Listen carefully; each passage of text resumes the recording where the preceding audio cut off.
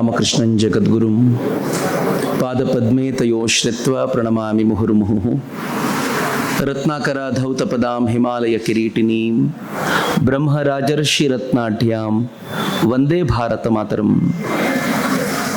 ಹೀಗಾಗಿ ಜನ ಬರದೇ ಹೋಗ್ಬಿಡ್ತಾರ ಅಂತ. ಆದರೆ ಎರಡನೇ ದಿನ ಬಂದ ಖುಷಿ ಆಗುತ್ತೆ, ನಮ್ಮ ಜನ ಅದನ್ನು ಸ್ವೀಕಾರ ಮಾಡಿ ಹೊಸ ಚರ್ಚೆಗೆ ಅಣಿಯಾಗ್ತಿದ್ದಾರಲ್ಲ ಅಂತ ಭಾಳ ಸಂತೋಷ ಅನಿಸುತ್ತೆ.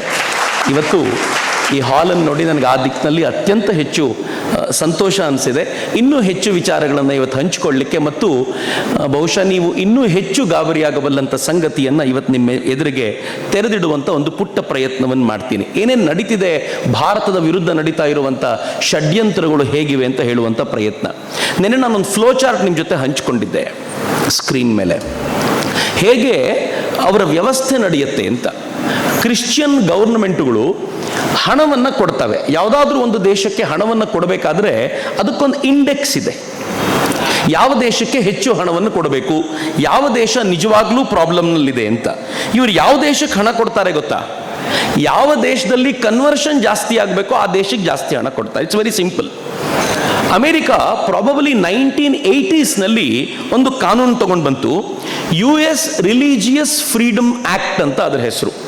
ನಾವು ಅನೇಕ ಬಾರಿ ನೋಡ್ತೀವಿ ಪತ್ರಿಕೆಗಳಲ್ಲಿ, US ರಿಲಿಜಿಯಸ್ ಫ್ರೀಡಮ್ ಇಂಡೆಕ್ಸ್ನಲ್ಲಿ ಭಾರತ ತಳಮಟ್ಟಕ್ಕೆ ತಲುಪಿದೆ, ಇಲ್ಲಿ ಮುಸಲ್ಮಾನರು ಬದುಕೋದು ಬಹಳ ಕಷ್ಟ, ಇಲ್ಲಿ ಕ್ರಿಶ್ಚಿಯನ್ರು ಬದುಕೋದು ಬಹಳ ಕಷ್ಟ, ಈ ರೀತಿ ರಿಲಿಜಿಯಸ್ ಇಂಡೆಕ್ಸ್ ತೀರಾ ತಳಮಟ್ಟಕ್ಕೆ ತಲುಪಿದೆ ಅಂತ ಒಂದು ವರದಿ ಕೊಡುತ್ತಲ್ಲ.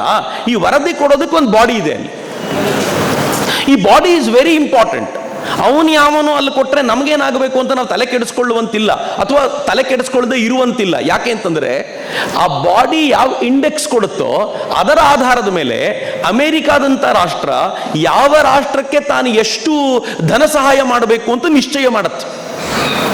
ಈ ಬಾಡಿ ರಚನೆಯಾಗಿದ್ದು ಹೇಗೆ ಅಂತಂದ್ರೆ, ರಿಲಿಜಿಯಸ್ ಫ್ರೀಡಮ್ ಆಕ್ಟ್ ಅನ್ನ ತಗೊಂಡು ಬಂದು ಈ ಆಕ್ಟ್ ನ ಪ್ರಕಾರ ಅಮೆರಿಕಾದ ರಾಜತಾಂತ್ರಿಕ ವ್ಯವಸ್ಥೆಯಲ್ಲಿ ಅಥವಾ ಆಡಳಿತಾತ್ಮಕ ವ್ಯವಸ್ಥೆಯಲ್ಲಿ ಚರ್ಚಿನ ಕಡೆಯಿಂದ ಒಬ್ಬ ಕೂತಿರ್ತಾನೆ. ಗಮನಿಸಿ, ಅಮೆರಿಕಾದ ಆಡಳಿತಾತ್ಮಕ ವ್ಯವಸ್ಥೆಯಲ್ಲಿ ಚರ್ಚಿನ ಕಡೆಯಿಂದ ಒಬ್ಬ ಕೂತಿರ್ತಾನೆ ಮತ್ತು ಈ ರಿಲಿಜಿಯಸ್ ಇಂಡೆಕ್ಸ್ ಯಾರು ಕೊಡ್ತಾರೋ ಅವರ ಪರವಾಗಿ ಒಬ್ಬ, ಅಲ್ಲಿ ಆಡಳಿತ ಮಾಡುವಾಗ ಪ್ರೆಸಿಡೆಂಟಿಗೆ ಏನೊಂದು ಸಲಹೆಗಾರರ ಗ್ರೂಪ್ ಇರುತ್ತೋ ಅದರಲ್ಲಿ ಕೂತಿರ್ತಾನೆ. ಅವನೇನು ಹೇಳ್ತಾನೆ ಅಂತಂದ್ರೆ, ಭಾರತದಲ್ಲಿ ಕ್ರಿಶ್ಚಿಯನ್ರ ಕನ್ವರ್ಷನ್ಗೆ ತುಂಬಾ ಅಡ್ಡ ಹಾಕ್ತಿದ್ದಾರೆ, ಹೀಗಾಗಿ ಅವರಿಗೆ ಸಹಾಯ ಕಡಿಮೆ ಮಾಡಿ ಅಂತ. ಯಾವಾಗ ಸಹಾಯ ಕಡಿಮೆ ಮಾಡ್ತೀವಿ ಅಂತ ಅಮೆರಿಕ ಹೇಳುತ್ತೋ ಆಗ ಭಾರತದಂತ, ಈಗ ಭಾರತ ಹಂಗಿಲ್ಲ, ಈಗ ಭಾರತ ಜಗತ್ತಿನ ಹತ್ರ ಏಡ್ ಕೇಳುವಂತ ಸ್ಥಿತಿಯಲ್ಲಿಲ್ಲ. ಇನ್ಫ್ಯಾಕ್ಟ್ ನಮ್ಮ ಅಕ್ಕಪಕ್ಕದ ರಾಷ್ಟ್ರಗಳಿಗೆ, ಜಗತ್ತಿನ ಮೂಲೆ ಮೂಲೆಗಳಿಗೆ 8 ರಿಂದ 10 ಸಾವಿರ ಕೋಟಿ ರೂಪಾಯಿ ಪ್ರತಿ ವರ್ಷ ಏಡ್ ಕೊಡುವ ರಾಷ್ಟ್ರ ನಾವು ಅಂತ. ಇವತ್ತು ನಾವು ಏಡ್ ಕೇಳುವಂತ ರಾಷ್ಟ್ರ ಅಲ್ಲ. ಆದ್ರೆ ಇದು ಎಷ್ಟು ಡೇಂಜರಸ್ ಅಂತಂದ್ರೆ, ಈ ಬಡ ರಾಷ್ಟ್ರಗಳಿಗೆ ಇವ್ರಿಗೆ ಹೇಳಿದ ತಕ್ಷಣ ಅವ್ರಿಗೆ ಅನಿವಾರ್ಯ ಆಗತ್ತೆ. ಇದನ್ನ ಇಂಪ್ರೂವ್ ಮಾಡ್ಕೊಳ್ಳಿಕ್ಕೆ ಏನ್ ಮಾಡಬೇಕು, ಈ ಇಂಡೆಕ್ಸ್ ಜಾಸ್ತಿ ಮಾಡ್ಕೊಳ್ಳಿಕ್ಕೆ ಏನ್ ಮಾಡಬೇಕು? ಆಗ ಅವ್ರು ಹೇಳ್ತಾರೆ, ಇಲ್ಲಿಂದ ಮತ ಪ್ರಚಾರಕರು ಬರ್ತಾರೆ, ಅವ್ರನ್ನ ಫ್ರೀಯಾಗಿ ಬಿಡಿ, ಅವ್ರು ಎಲ್ಲಿ ಬೇಕಿದ್ರೂ ಹೋಗ್ಲಿ. ಈ ದೇಶದ ಅನೇಕ ಜಾಗಗಳಿಗೆ ನಾನು ಮತ್ತು ನೀವು ಮುಕ್ತವಾಗಿ ಹೋಗುವಂತಿಲ್ಲ. ಈಶಾನ್ಯದ ಅನೇಕ ಭಾಗಗಳಿಗೆ ಇನ್ನರ್ ಲೈನ್ ಪರ್ಮಿಟ್ ನನಗೆ ನಿಮಗೆ ಬೇಕು. ಆದರೆ ಈ ರಿಲಿಜಿಯಸ್ ಫ್ರೀಡಮ್ ಆಕ್ಟ್ ನ ಅನುಮತಿ ಪಡ್ಕೊಂಡು ಬಂತು ಅಂತಂದ್ರೆ, ಅದರ ಮೂಲಕ ಯಾರಾದ್ರೂ ಬಂದು ಅಂತಂದ್ರೆ, ಅದರ ಇಂಡೆಕ್ಸ್ ಪಡ್ಕೊಂಡು ಬಂದು ಅಂತಾದ್ರೆ ಅವ್ರಿಗೆ ಫ್ರೀ ಆಗಿರುವಂತ ಅವಕಾಶ ಮಾಡಿ ಕೊಡಬೇಕು. ಯಾಕೆಂದ್ರೆ ಅವರು ಸಿಸ್ಟಮ್ಗೆ ಧನ ಸಹಾಯ ಮಾಡಲ್ಲ. ಇಷ್ಟಕ್ಕೂ ಧನ ಸಹಾಯ ಮಾಡೋದು ಯಾರಿಗೆ? ಅವರು ತಮ್ಮದ್ದೇ ಆಯ್ಕೆ ಮಾಡಿರುವಂತ ಒಂದು ಸಂಸ್ಥೆಗೆ ಈ ಧನ ಸಹಾಯವನ್ನು ಮಾಡ್ತಾರೆ. ಆ ಸಂಸ್ಥೆಗಳು ಏನ್ ಮಾಡ್ತವೆ, ಯೂನಿವರ್ಸಿಟಿಗಳಲ್ಲಿರುವಂತ ಪ್ರೊಫೆಸರ್ಗಳ ಮೂಲಕ ಆರ್ಟಿಕಲ್ ಬರೆಸ್ಲಿಕ್ಕೆ ಖರ್ಚು ಮಾಡುತ್ತೆ.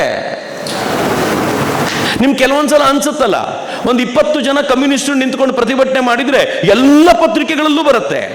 ಅದ್ರ ಬಗ್ಗೆ ಎಲ್ಲರೂ ಬರೀತಾರೆ. ಹೆಂಗ್ ಬರೀತಾರೆ ಅಂತಂದ್ರೆ, ಯಾರು ಈ ಯೂನಿವರ್ಸಿಟಿಗಳಲ್ಲಿ ಕೂತ್ಕೊಂಡು ಲೇಖನಗಳನ್ನು ಬರೀತಾರೋ ಅವರದ್ರ ಜೊತೆ ಅಫಿಲಿಯೇಟ್ ಆಗಿರ್ತಾರೆ. ಕೆಲವು ಪತ್ರಿಕೆಗಳು ಅವರಿಗೋಸ್ಕರ ಅಫಿಲಿಯೇಟ್ ಆಗಿರ್ತವೆ. ಅವರದನ್ನ ನೀಟಾಗಿ ಕ್ಯಾರಿ ಮಾಡ್ತಾರೆ. ನಾನು ಅನೇಕ ಬಾರಿ ಅನ್ಕೊಳ್ತಿದ್ದೆ, ನಾವು ಫ್ರೀಡಮ್ ಪಾರ್ಕ್ ಅಲ್ಲಿ 300 ಜನ ಕೂತ್ಕೊಂಡ್ರೆ ಯಾವ ಪತ್ರಿಕೆ ದೊಡ್ಡದಾಗಿ ಬರೆಯಲ್ಲ, 10 ಜನ ಕ್ಯಾಂಡಲ್ ಹಿಡ್ಕೊಂಡು ನಿಂತ್ಕೊಂಡ್ರೆ ಎಲ್ಲ ಪತ್ರಿಕೆಗಳು ಬರೀತವೆ. ಹೆಂಗೆ? ಅದರಿಂದ ಒಂದು ದೊಡ್ಡ ನೆಟ್ವರ್ಕ್ ಇದೆ ಅಂತ ಬಹಳ ಕೇರ್ಫುಲ್ ಆಗಿ ಯೋಚನೆ ಮಾಡಿ. ಇದು ಅನ್ಕೊಂಡಷ್ಟು ಸಲೀಸಿಲ್ಲ. ಇದು ಹೆಂಗೋ ತನ್ನ ಪಾಡಿಗೆ ತಾನು ನಡೀತಾ ಇಲ್ಲ. ಇದು ನಡಿಬೇಕು ಅನ್ನುವಂಥ ಒಂದು ವ್ಯವಸ್ಥೆ ಆಗುತ್ತೆ. ಈ ಪತ್ರಿಕೆಗಳು ಏನ್ ಮಾಡ್ತವೆ, ಇವುಗಳೊಳಗಿಂದ ದೌರ್ಜನ್ಯಕ್ಕೆ ಒಳಗಾದವರನ್ನು ಹುಡುಕಿ ತೆಗೆದು ಅವರ ಸಾಹಿತ್ಯವನ್ನ ರಚನೆ ಮಾಡುತ್ತೆ. ಯಾವುದೋ ಒಂದು ಟೀಚರ್ ಒಬ್ಬ ಸ್ಕೂಲ್ನಲ್ಲಿ ಒಂದು ಹುಡುಗನಿಗೆ ಹೊಡೆಸ್ತಾರೆ ಮತ್ತೊಬ್ಬರ ಹತ್ರ. ನಾನು ಚಿಕ್ಕವನಿದ್ದಾಗ ಸ್ಕೂಲ್ನಲ್ಲಿ ಇತ್ತು ರೀ. ಏನಿತ್ತು ಗೊತ್ತೇನು, ನಿನ್ನ ಪಕ್ಕದವನು ಉತ್ತರ ಕೊಡಲಿಲ್ಲ, ಒಂದು ಪ್ರಶ್ನೆ ಕೇಳ್ತಿದ್ರು ಮೇಷ್ಟ್ರು, ಮೊದಲನೇವನು ಉತ್ತರ ಕೊಡಬೇಕು, ಅವ್ನು ಕೊಡಲಿಲ್ಲ ಅಂದ್ರೆ ಎರಡನೇವನು, ಮೂರನೇವನು, ನಾಲ್ಕನೇವನು, ಎಲ್ಲರೂ ಉತ್ತರ ಕೊಡದೆ ಮಧ್ಯ ಯಾರೋ ಉತ್ತರ ಕೊಡ್ತಾನಲ್ಲ, ಅವ್ನು ಏನು ಮಾಡಬೇಕಿತ್ತು ಗೊತ್ತಾ, ಉಳಿದವ್ರಿಗೆಲ್ಲ ಕೆನ್ನೆ ಮೇಲೆ ಹೊಡಿಬೇಕಿತ್ತು. Is it not? ಎಲ್ರಿಗೂ ಇತ್ತು, ರೂಢಿ ಇತ್ತದು. ಅದರಲ್ಲೂ ನಮಗೇನು ಕೋಪ ಅಂದ್ರೆ ಹೆಣ್ಮಕ್ಳು ಸಿಕ್ಕಾಕೊಂಡ್ರೆ ಸರಿಯಾಗಿ ಹೊಡಿತಿದ್ವಿ ಅವಾಗ, ಅಂದ್ರೆ ಆ ಕೋಪ ಹಂಗಿರ್ತಿತ್ತು, ಅವರು ನಮಗೆ ಹಂಗೆ ಹೊಡಿತಿದ್ರು. ಈ ಗಲಾಟೆಗಳಿದ್ವಲ್ಲ ತುಂಬಾ ಜೋರಾಗಿತ್ತು, ಅದು ಕಾಮನ್ ಅದ ಅವತ್ತಿನ ದಿನಗಳಲ್ಲಿ. ಆದ್ರೆ ಮೊನ್ನೆ ಒಂದು ಘಟನೆ ನಡೆದಿದೆ.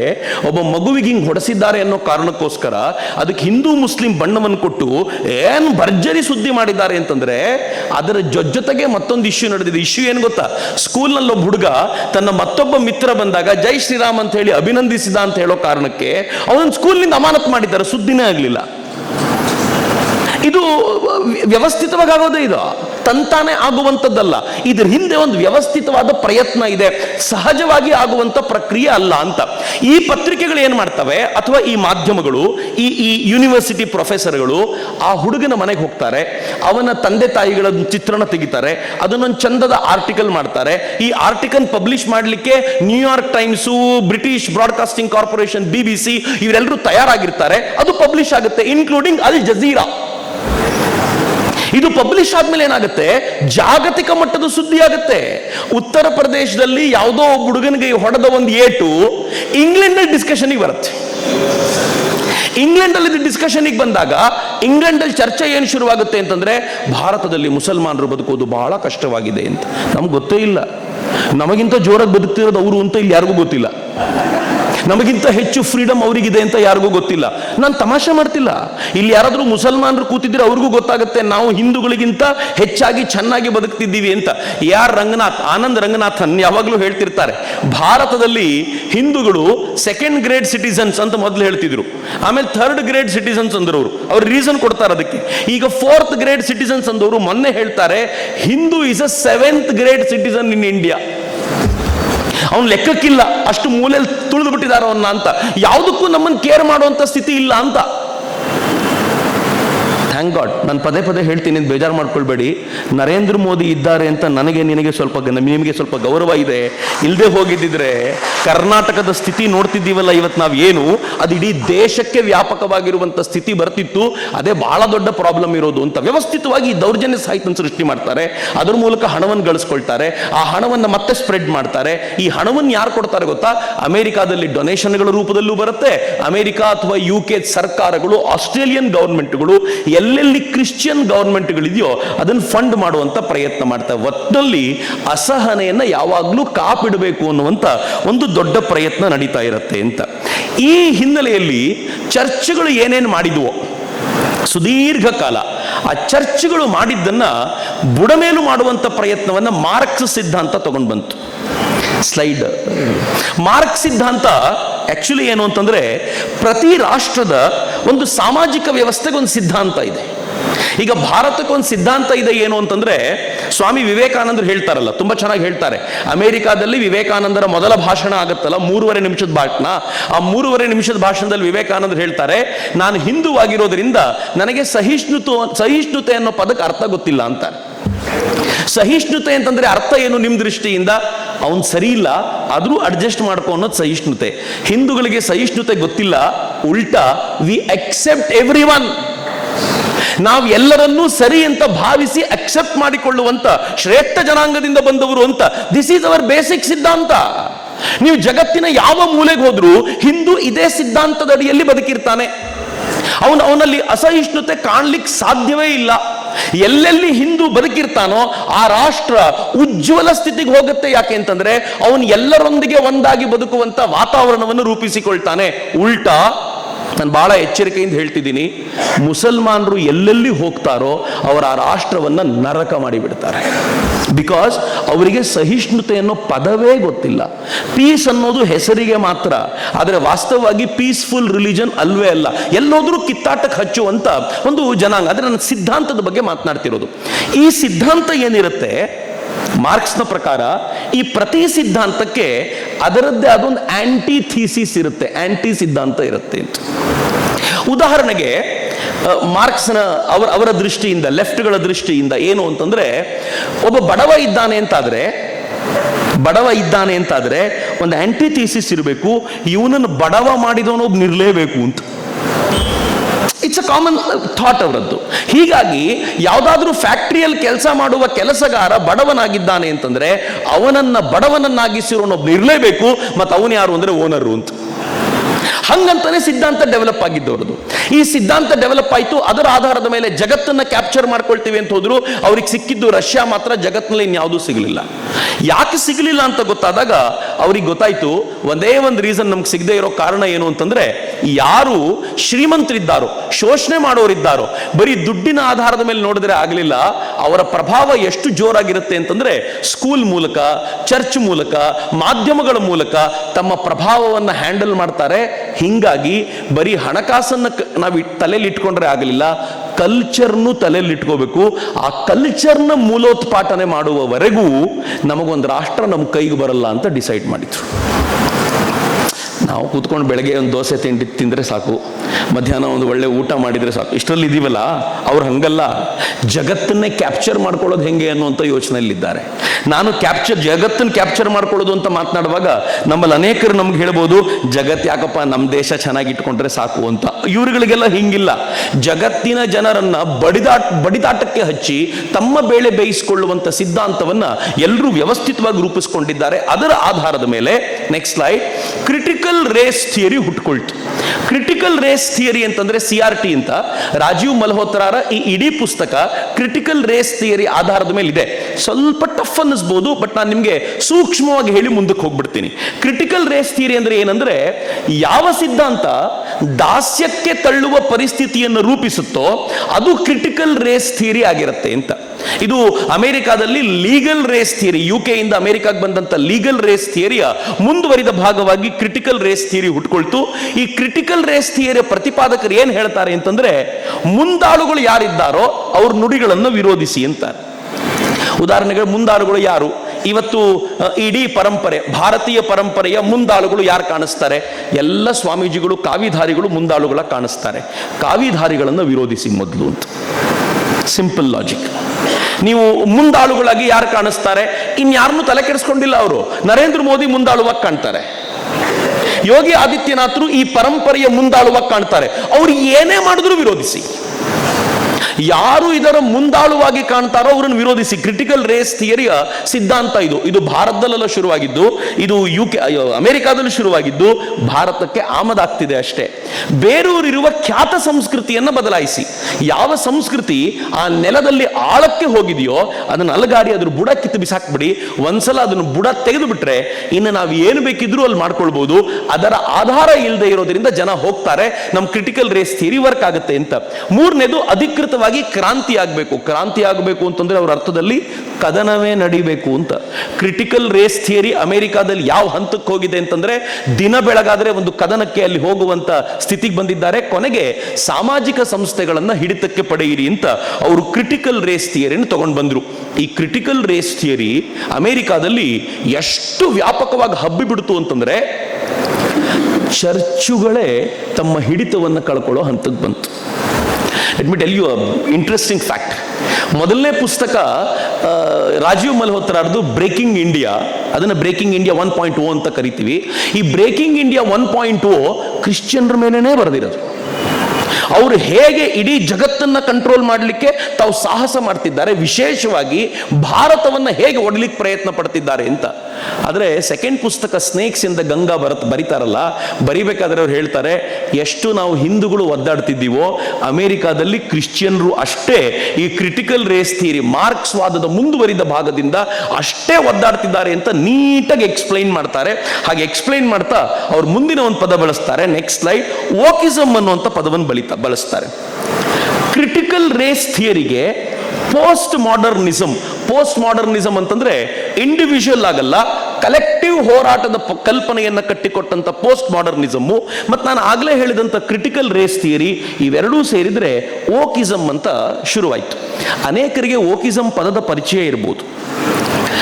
ಇತ್ತೀಚೆಗೆ ನಮ್ಮ ಜಸ್ಟಿಸ್ ಚಂದ್ರಚೂಡ್ ಅವರು ಒಂದು ಹೇಳಿಕೆ ಕೊಟ್ಟರು. ಏನು ಹೇಳಿಕೆ ಕೊಟ್ಟರು ಅಂತಂದರೆ, ಅವರು ಇನ್ಫ್ಯಾಕ್ಟ್ ಹೇಳಿಕೆ ಅಷ್ಟೇ ಅಲ್ಲದೆ ಅವ್ರು ಜಡ್ಜ್ಮೆಂಟ್ ಹೇಳುವಾಗ ಹೇಳಿದ್ದು ಆ ಮಾತು ಏನು ಹೇಳಿದರು ಅಂದರೆ, ಗಂಡು ಹೆಣ್ಣು ಅನ್ನೋದು ಬರೀ ಜನನಾಂಗದಿಂದ ಅಷ್ಟೇ ರೂಪುಗೊಳ್ಳುವಂಥದ್ದಲ್ಲ, ಅದು ಬೇರೆ ಭಾವನೆಯಿಂದ ಕೂಡಿರುವಂಥದ್ದು ಅಂತ. ಅಂದರೆ ಜೆನೆಟೈಲ್ಸ್ ನೋಡಿ ಮಾತ್ರ ಗಂಡು ಹೆಣ್ಣು ಅಂತ ಹೇಳಕ್ಕಾಗಲ್ಲ ಅಂತ. ಅಂದರೆ ಯಾರಾದರೂ ಒಬ್ಬರು ಬಂದು ನಾನು ಜೆನೆಟೈಲ್ಸ್ನ ನನ್ನ ಲಿಂಗದ ಆಧಾರದ ಮೇಲೆ ಗಂಡು ಅಂತ ಆದರೂ ಕೂಡ ನನ್ನ ಭಾವನೆಗಳ ಆಧಾರದ ಮೇಲೆ ನಾನು ಹೆಣ್ಣಾಗಿದ್ದೀನಿ ಅಂತ ಹೇಳಿದರೆ ಕರ್ನಾಟಕ ಗೌರ್ಮೆಂಟ್ ಬಸ್ಸಲ್ಲಿ ಫ್ರೀ ಕೊಡಬೇಕು, ಬೇರೆ ದಾರಿ ಇಲ್ಲ. According to the supreme court ನನ್ನ ಭಾವನೆ ಹೆಂಗಿದೆಯಪ್ಪ. ಇವೆಲ್ಲ ಓಕಿಸಮ್ನ ಪ್ರಭಾವ. ಓಕಿಸಮ್ ಎಷ್ಟು ಪ್ರಭಾವ ಮಾಡಿಬಿಡ್ತು ಅಂತಂದ್ರೆ, ಈ ಓಕಿಸಮ್ ಏನ್ ಮಾಡುತ್ತೆ ಅಂತಂದ್ರೆ ಪ್ರತಿಯೊಬ್ಬರನ್ನು ಕದನಕ್ಕೆ ಸಿದ್ಧ ಮಾಡುವ ಮತ್ತು ಶಾಂತಿಯೆಡೆಗಿನ ಯಾತ್ರೆಯನ್ನು ಧಿಕ್ಕರಿಸುವ ಪ್ರಯತ್ನ ಮಾಡುತ್ತೆ. ಇನ್ ದ ಸೆನ್ಸ್, ಏನಾದರೂ ಒಂದು ಆಂಟಿಥೀಸಿಸ್ ಅನ್ನ ಪ್ರಯತ್ನಪೂರ್ವಕವಾಗಿ ಹುಡುಕಬೇಕು, ಹುಡುಕಿ ಆ ಆಂಟಿಥೀಸಿಸ್ಗೋಸ್ಕರ ಫೈಟ್ ಮಾಡಬೇಕು. ಫೈಟ್ ಮಾಡಿಕೊಂಡು ಕೊನೆಗೆ ನಾವು ಎಲ್ಲಿವರೆಗೂ ಬರಬೇಕು ಅಂತಂದ್ರೆ ಶಾಂತಿಯ ದಿನಗಳನ್ನು ಮರೆತು ನಿರಂತರವಾಗಿ ಕದನಕ್ಕೆ ಅಣಿಯಾಗಬೇಕು ಅಂತ. ನಾನು ಇಬ್ರಾಹಿಂ ಕೆಂಡಿ, ನ್ಯೂಯಾರ್ಕ್ ಟೈಮ್ಸ್ ನ ಬೆಸ್ಟ್ ಸೆಲ್ಲಿಂಗ್ ಆಥರ್ ಅಂತ ಅವನನ್ನು ಕರೀತಾರೆ. ಇಬ್ರಾಹಿಂ ಕೆಂಡಿ ಅವನು ಬೋಸ್ಟನ್ ಯೂನಿವರ್ಸಿಟಿಯ centre for anti racist research ನ ಡೈರೆಕ್ಟರ್. ಆಂಟಿ ರೇಸಿಸ್ಟ್ ರಿಸರ್ಚ್ ನ ಡೈರೆಕ್ಟರ್. ಆತ ಹೇಳೋ ಮಾತನ್ನು ಕೋಟ್ ಮಾಡ್ತಿದ್ದೀನಿ ಅಲ್ಲಿ. The only remedy to past discrimination is present discrimination. The only remedy to present discrimination is future discrimination. ಇದರ ಅರ್ಥ ಏನು ಗೊತ್ತೇನು? ಹಿಂದೆ ಯಾರಾದರೂ ಶೋಷಣೆ ಮಾಡಿದ್ದಾರೆ ಅಂತಂದ್ರೆ ಅದಕ್ಕೆ ಪರಿಹಾರ ಏನು ಅಂತಂದ್ರೆ ಇವತ್ತು ಉಲ್ಟಾ ಶೋಷಣೆ ಮಾಡೋದು. ಇವತ್ತು ಇವ್ರೇನು ಶೋಷಣೆ ಮಾಡ್ತಾರಲ್ಲ, ಉಲ್ಟಾ ಮಾಡ್ತಾರಲ್ಲ, ಇದಕ್ಕೆ ಭವಿಷ್ಯದ ಪರಿಹಾರ ಏನು ಅಂತಂದ್ರೆ ಇವತ್ತು ಶೋಷಣೆ ಆಗಿರೋರು ನಾಳೆ ಶೋಷಣೆ ಮಾಡೋದು ಇವರನ್ನು. ಅಂದ್ರೆ ನೆವರ್ ಎಂಡಿಂಗ್ ಪ್ರೋಸೆಸ್. ರೇಸಿಸಮ್ನ ತೊಡೆದು ಹಾಕುವಂತ ಒಂದೇ ಒಂದು ಮಾರ್ಗ ಇವರಿಗೆ ಗೊತ್ತಿರೋದು ಏನು ಅಂದ್ರೆ, ಬ್ರಾಹ್ಮಣರು ದಲಿತರನ್ನ ಶೋಷಿಸಿದ್ರು. ಈಗೇನು? ಈಗಿರೋದು ಒಂದೇ ಮಾರ್ಗ, ಬ್ರಾಹ್ಮಣರು ದಲಿತರು. ಸ್ವಾಮಿ ವಿವೇಕಾನಂದರು ಹೇಳ್ತಾರಲ್ಲ, ಬಹಳ ಚೆನ್ನಾಗಿ ಹೇಳ್ತಾರೆ ಮಡ್ರಾಸ್ನಲ್ಲಿ ಮಾತನಾಡ್ತಾ, ನೀವು ಬ್ರಾಹ್ಮಣರು ಸಾವಿರಾರು ವರ್ಷಗಳಿಂದ ಈ ದಲಿತರಿಗೆ ಮಾಡಿದ ಅನ್ಯಾಯಕ್ಕೆ ಇರೋದು ಒಂದೇ ಒಂದು ಮಾರ್ಗ, ಅವರ ಮನೆಗೆ ಹೋಗಿ ಸೇವೆ ಮಾಡಿ, ಅದು ಬಿಟ್ಟರೆ ಸಮುದ್ರಕ್ಕೆ ಬಿದ್ದು ಸಾಯಿರಿ ಅನ್ನೋ ತರದ ಮಾತನ್ನು ವಿವೇಕಾನಂದರು ಆಡ್ತಾರಲ್ಲ, ಇದೊಂದೇ ಮಾರ್ಗ ಅಂತ. And this is the right way. ನನ್ನ ತಾತ ಮಾಡಿದ ತಪ್ಪನ್ನ ನಾನು ತಿದ್ದುಕೊಳ್ಳೋದು ಹೇಗೆ ಅಂತಂದ್ರೆ, ನನ್ನ ತಾತ ಮಾಡಿದ ತಪ್ಪನ್ನು ಸರಿ ಮಾಡಬೇಕು ಅಂತ. ಬಹಳ ಚೆನ್ನಾಗಿರುವಂತ ಒಂದು ಘಟನೆ ನಡೀತು. ಈ ನಾಸಿಕ್ನ ಕಾಳಾರಾಮ್ ಟೆಂಪಲ್ಗೆ ಅಂಬೇಡ್ಕರ್ನ ಬಿಟ್ಟಿರಲಿಲ್ಲ, ಬಾಬಾ ಸಾಹೇಬರನ್ನ ಬಿಟ್ಟಿರಲಿಲ್ಲ. ಬಾಬಾ ಸಾಹೇಬರ ಮುಂದಿನ ಪೀಳಿಗೆಯ ಜನರನ್ನ ಕಾಳಾರಾಮ್ ಮಂದಿರದ ಅವತ್ತಿನ ಪೂಜಾರಿ ಏನಿದರಲ್ಲ, ಅವರ ಮೊಮ್ಮಗ ಆ ದಲಿತರನ್ನ ದೇವಸ್ಥಾನಕ್ಕೆ ಕರೆಸ್ಕೊಂಡು ಕೆಲವರ ಪಾದಪೂಜೆ ಮಾಡಿ ಏನ್ ಹೇಳಿದ್ರು ಗೊತ್ತಾ? ನನ್ನ ತಾತ ಅವತ್ತು ತಪ್ಪು ಮಾಡಿದ್ರು, ಅದನ್ನ ನಾನು ತಿದ್ದುಕೊಳ್ತಾ ಇದ್ದೀನಿ, ದಯವಿಟ್ಟು ಎಲ್ಲರೂ ಕ್ಷಮಿಸ್ತೀರಾ ಅಂತ. ಏನ್ ಬ್ಯೂಟಿಫುಲ್. ನೀವೆಲ್ಲ ಚಪ್ಪಾಳೆ ಹೊಡೆದಿದ್ದು ಯಾಕೆ ಅಂದ್ರೆ this is the right answer ಅಂತ. ಬಟ್ ಓಕಿಸಮ್ ಬಿಡಲ್ಲ. ಅವ್ರು ಬಿಡ್ತಾರೆ ಅಂದ್ರೂ ಹೋಗ್ಬೇಡ, ಉಲ್ಟಾ ಏನ್ ಮಾಡು, ಅವ್ರನ್ನ ಅಲ್ಲಿಂದ ಆಚೆ ದಬ್ಬು, ಅವ್ರ ಜೊತೆ ಫೈಟ್ ಮಾಡು, ಸಾಧ್ಯ ಆದರೆ ಅವ್ರನ್ನ ಮುಗಿಸು, ಅವ್ರ ಮೊಮ್ಮಕ್ಕಳು ನಿನ್ಗೆ ಹಂಗೆ ಮಾಡ್ಲಿ ಅಂತ. ಇದು ಅವ್ರ ವಾದ, ಇದು ಚರ್ಚೆ.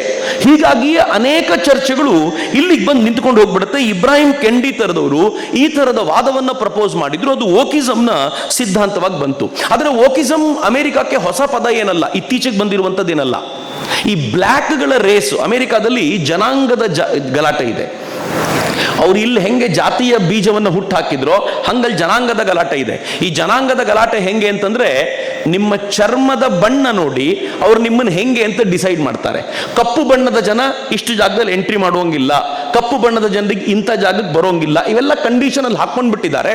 ಅದಕ್ಕೆ ಜನಾಂಗದ ಗಲಾಟೆ ಅಲ್ಲಿದೆ. ಹಿಂಗಾಗಿ ಈ ಕರಿಯ ಜನಾಂಗದ ನಡುವೆ ಓಕಿಸಮ್ ಎಷ್ಟು ವ್ಯಾಪಕವಾಗಿದೆ ಅಂತಂದ್ರೆ, ಆ ಓಕಿಸಮ್ ತುಂಬಾ ಪಾಪ್ಯುಲರ್ ಆಗಿದ್ದು ಯಾವಾಗ ಅಂತಂದ್ರೆ, ಟ್ರಂಪ್ ಅಧ್ಯಕ್ಷನಾಗುವಂತ ಎಲೆಕ್ಷನ್ ಬಂದಾಗ ಜನಾಂಗೀಯ ಘರ್ಷಣೆ ವಾಪಸ್ ಶುರುವಾಯಿತು. ನಾನು ಯಾಕೆ ಟ್ರಂಪ್ ಎಲೆಕ್ಷನ್ ನಿಮ್ಗೆ ನೆನಪಿಸ್ತಾ ಇದ್ದೀನಿ ಅಂತಂದ್ರೆ, ಟ್ರಂಪ್ ಎಲೆಕ್ಷನ್ ಅಲ್ಲಿ ಏನೇನಾಯ್ತೋ ಮೋದಿ ಎಲೆಕ್ಷನ್ಗೆ ಅವೆಲ್ಲವನ್ನೂ ರಿಪೀಟ್ ಮಾಡ್ತಾರೆ. ಅದಕ್ಕೋಸ್ಕರ ನೆನಪಿಸ್ಕೊಡ್ತಿದ್ದೀನಿ. ಅವ್ರು ಏನ್ ಮಾಡಿದ್ರು, ಬ್ಲ್ಯಾಕ್ ಜನರನ್ನ ಬಿಳಿಯರ ವಿರುದ್ಧ ಎತ್ತಿ ಕಟ್ಟಿದ್ರು. ಮೊದಲಿಂದಲೂ ನಡೀತಾ ಇದ್ದ ಗಲಾಟೆ, ಅದನ್ನು ತಿದ್ದುವಂತ ಪ್ರಯತ್ನ ಅನೇಕ ಬಾರಿ ಆಗಿದೆ. ಅವರು ಒದ್ದಾಡ್ತಾ ಇದ್ದಾರೆ, ಸರಿಯಾಗುವಂತ ಪ್ರಯತ್ನ ನಡೀತಿದೆ. ಆದರೆ ಬ್ಲ್ಯಾಕ್ಸ್ ವರ್ಸಸ್ ವೈಟ್ಸ್ ಗಲಾಟೆ ತುಂಬಾ ತೀವ್ರವಾದಾಗ ಒಬ್ಬ ಪೊಲೀಸ್ ಜಾರ್ಜ್ ಫ್ಲಾಯ್ಡ್ ಅನ್ನುವಂತ ಒಬ್ಬ ಬ್ಲ್ಯಾಕ್ ಮೇಲೆ ಅವನೇನೋ ಗಲಾಟೆ ಮಾಡ್ತಿರುವಾಗ ಅವನ ಕುತ್ತಿಗೆ ಮೇಲೆ ಕಾಲಿಟ್ಟು ಹೊಡೆಯಕ್ಕೆ ಹೋದ, ಅವನು ತೀರಿಕೊಂಡ. ಜಾರ್ಜ್ ಫ್ಲಾಯ್ಡ್ ತೀರ್ಕೊಂಡಾಗ ಎಂಥ ದೊಡ್ಡ ವೇವ್ ಕ್ರಿಯೇಟ್ ಆಗ್ಬಿಡ್ತು ಅಮೆರಿಕಾದಲ್ಲಿ ಅಂತಂದ್ರೆ, ಟ್ರಂಪ್ ಸೋಲಿಗೆ ಒಂದು ಬಹಳ ದೊಡ್ಡ ಕಾರಣವಾಗಿ ಮಾರ್ಪಡ್ತು. ಓಕಿಸಮ್ನ ಪ್ರಭಾವ ಅಂತದ್ದು ಅಂತ ಜಾರ್ಜ್ ಫ್ಲಾಯ್ಡ್ ತೀರಿಕೊಂಡಾಗ. ಅಂದ್ರೆ ಈ ಈ ಥರದ ಗಲಾಟೆಗಳು ಹೇಗೆ ಹೋಗಬೇಕು, ಅದರ ಮಾರ್ಗ ಹೆಂಗಿರಬೇಕು, ಯಾರು ಏನು ಮಾಡಬೇಕು, ಯಾರು ತೀರ್ಕೊಂಡಾಗ ಏನಾಗಬೇಕು ಅನ್ನೋದಕ್ಕೊಂದು ವ್ಯವಸ್ಥಿತವಾಗಿರುವಂಥ ರೀತಿ ನೀತಿ ಪ್ಲ್ಯಾನ್ ಇದೆ. ಇದೇ ಥರದ ರೀತಿ ನಾನು ನಿನ್ನೆ ಹೇಳಿದಂತೆ ನಮ್ಮ ಈ ರೈತರ ಪ್ರೊಟೆಸ್ಟ್ ನಡೀತಲ್ಲ, ಆಗಲೂ ಒಬ್ಬ ಸಾಯಬೇಕು ಪೊಲೀಸರ ಧಾರ್ಷ್ಟಕ್ಕೆ ಒಳಗಾಗಿ, ಆತ ಸತ್ತ ಮೇಲೆ ದೊಡ್ಡ ಗಲಾಟೆ ಮಾಡಬೇಕು ಅಂತ ಎಲ್ಲರೂ ಕಾಯ್ಕೊಂಡು ಕೂತಿದ್ರು. ನಾನು ಅದನ್ನೇ ಹೇಳಿದ್ದು, ನರೇಂದ್ರ ಮೋದಿಯವರಿಗೆ ಭಗವಂತನ ಕೃಪೆ ಹೆಂಗಿದೆ ಅಂತಂದ್ರೆ ಅಷ್ಟು ಸಲೀಸಾಗಿ ಯಾವುದು ನಡೆದಿಲ್ಲ, ಭಾರತ ಉಳ್ಕೊಳ್ತು ಅಂತ ಆ ಕಾರಣಕ್ಕೋಸ್ಕರ ಹೇಳಿದ್ದು. ಈಗಲೂ ಅವ್ರಿಗೆ ಟೆನ್ಷನ್ ಇದೆ ಭಾರತ ಹೇಗೆ ಉಳ್ಕೊಳ್ತು ಅಂತ. ಆದರೆ ಈ ವೋಕಿಸಮ್ ಕಾರಣಕ್ಕೋಸ್ಕರ ಎಷ್ಟು ವ್ಯವಸ್ಥಿತವಾದ ಪ್ರಯತ್ನ ನಡೀತಾ ಇದೆ ಅಂತಂದ್ರೆ, ನೆಕ್ಸ್ಟ್ ಸ್ಲೈಡ್, ವ್ಯವಸ್ಥಿತವಾಗಿ ಒಂದು ಸಿದ್ಧಾಂತವನ್ನು ಹುಟ್ಟಾಕ್ತಾರೆ. ಸಿದ್ಧಾಂತ ಹೆಂಗ್ ಹುಟ್ಟಾಕ್ತಾರೆ ಅಂತಂದ್ರೆ, ದಲಿತರನ್ನ ಬ್ರಾಹ್ಮಣರು ಶೋಷಿಸ್ತಾ ಇದ್ದಾರೆ ಈಗಲೂ ಅಂತ ಒಂದು ಸಿದ್ಧಾಂತ ಹುಟ್ಟಾಕ್ತಾರೆ. ಆ ಸಿದ್ಧಾಂತ ಹುಟ್ಟಾಕಿದ ನಂತರ ಅದನ್ನ ಜನರನ್ನ ಬಡಕಾಯಿಸಲಿಕ್ಕೆ ಬಳಸೋದು ಹೇಗೆ ಅಂತ ಇಂಟೆಲೆಕ್ಚುಯಲ್ಗಳು ಕೂತ್ಕೊಂಡು ಡಿಸ್ಕಸ್ ಮಾಡ್ತಾರೆ.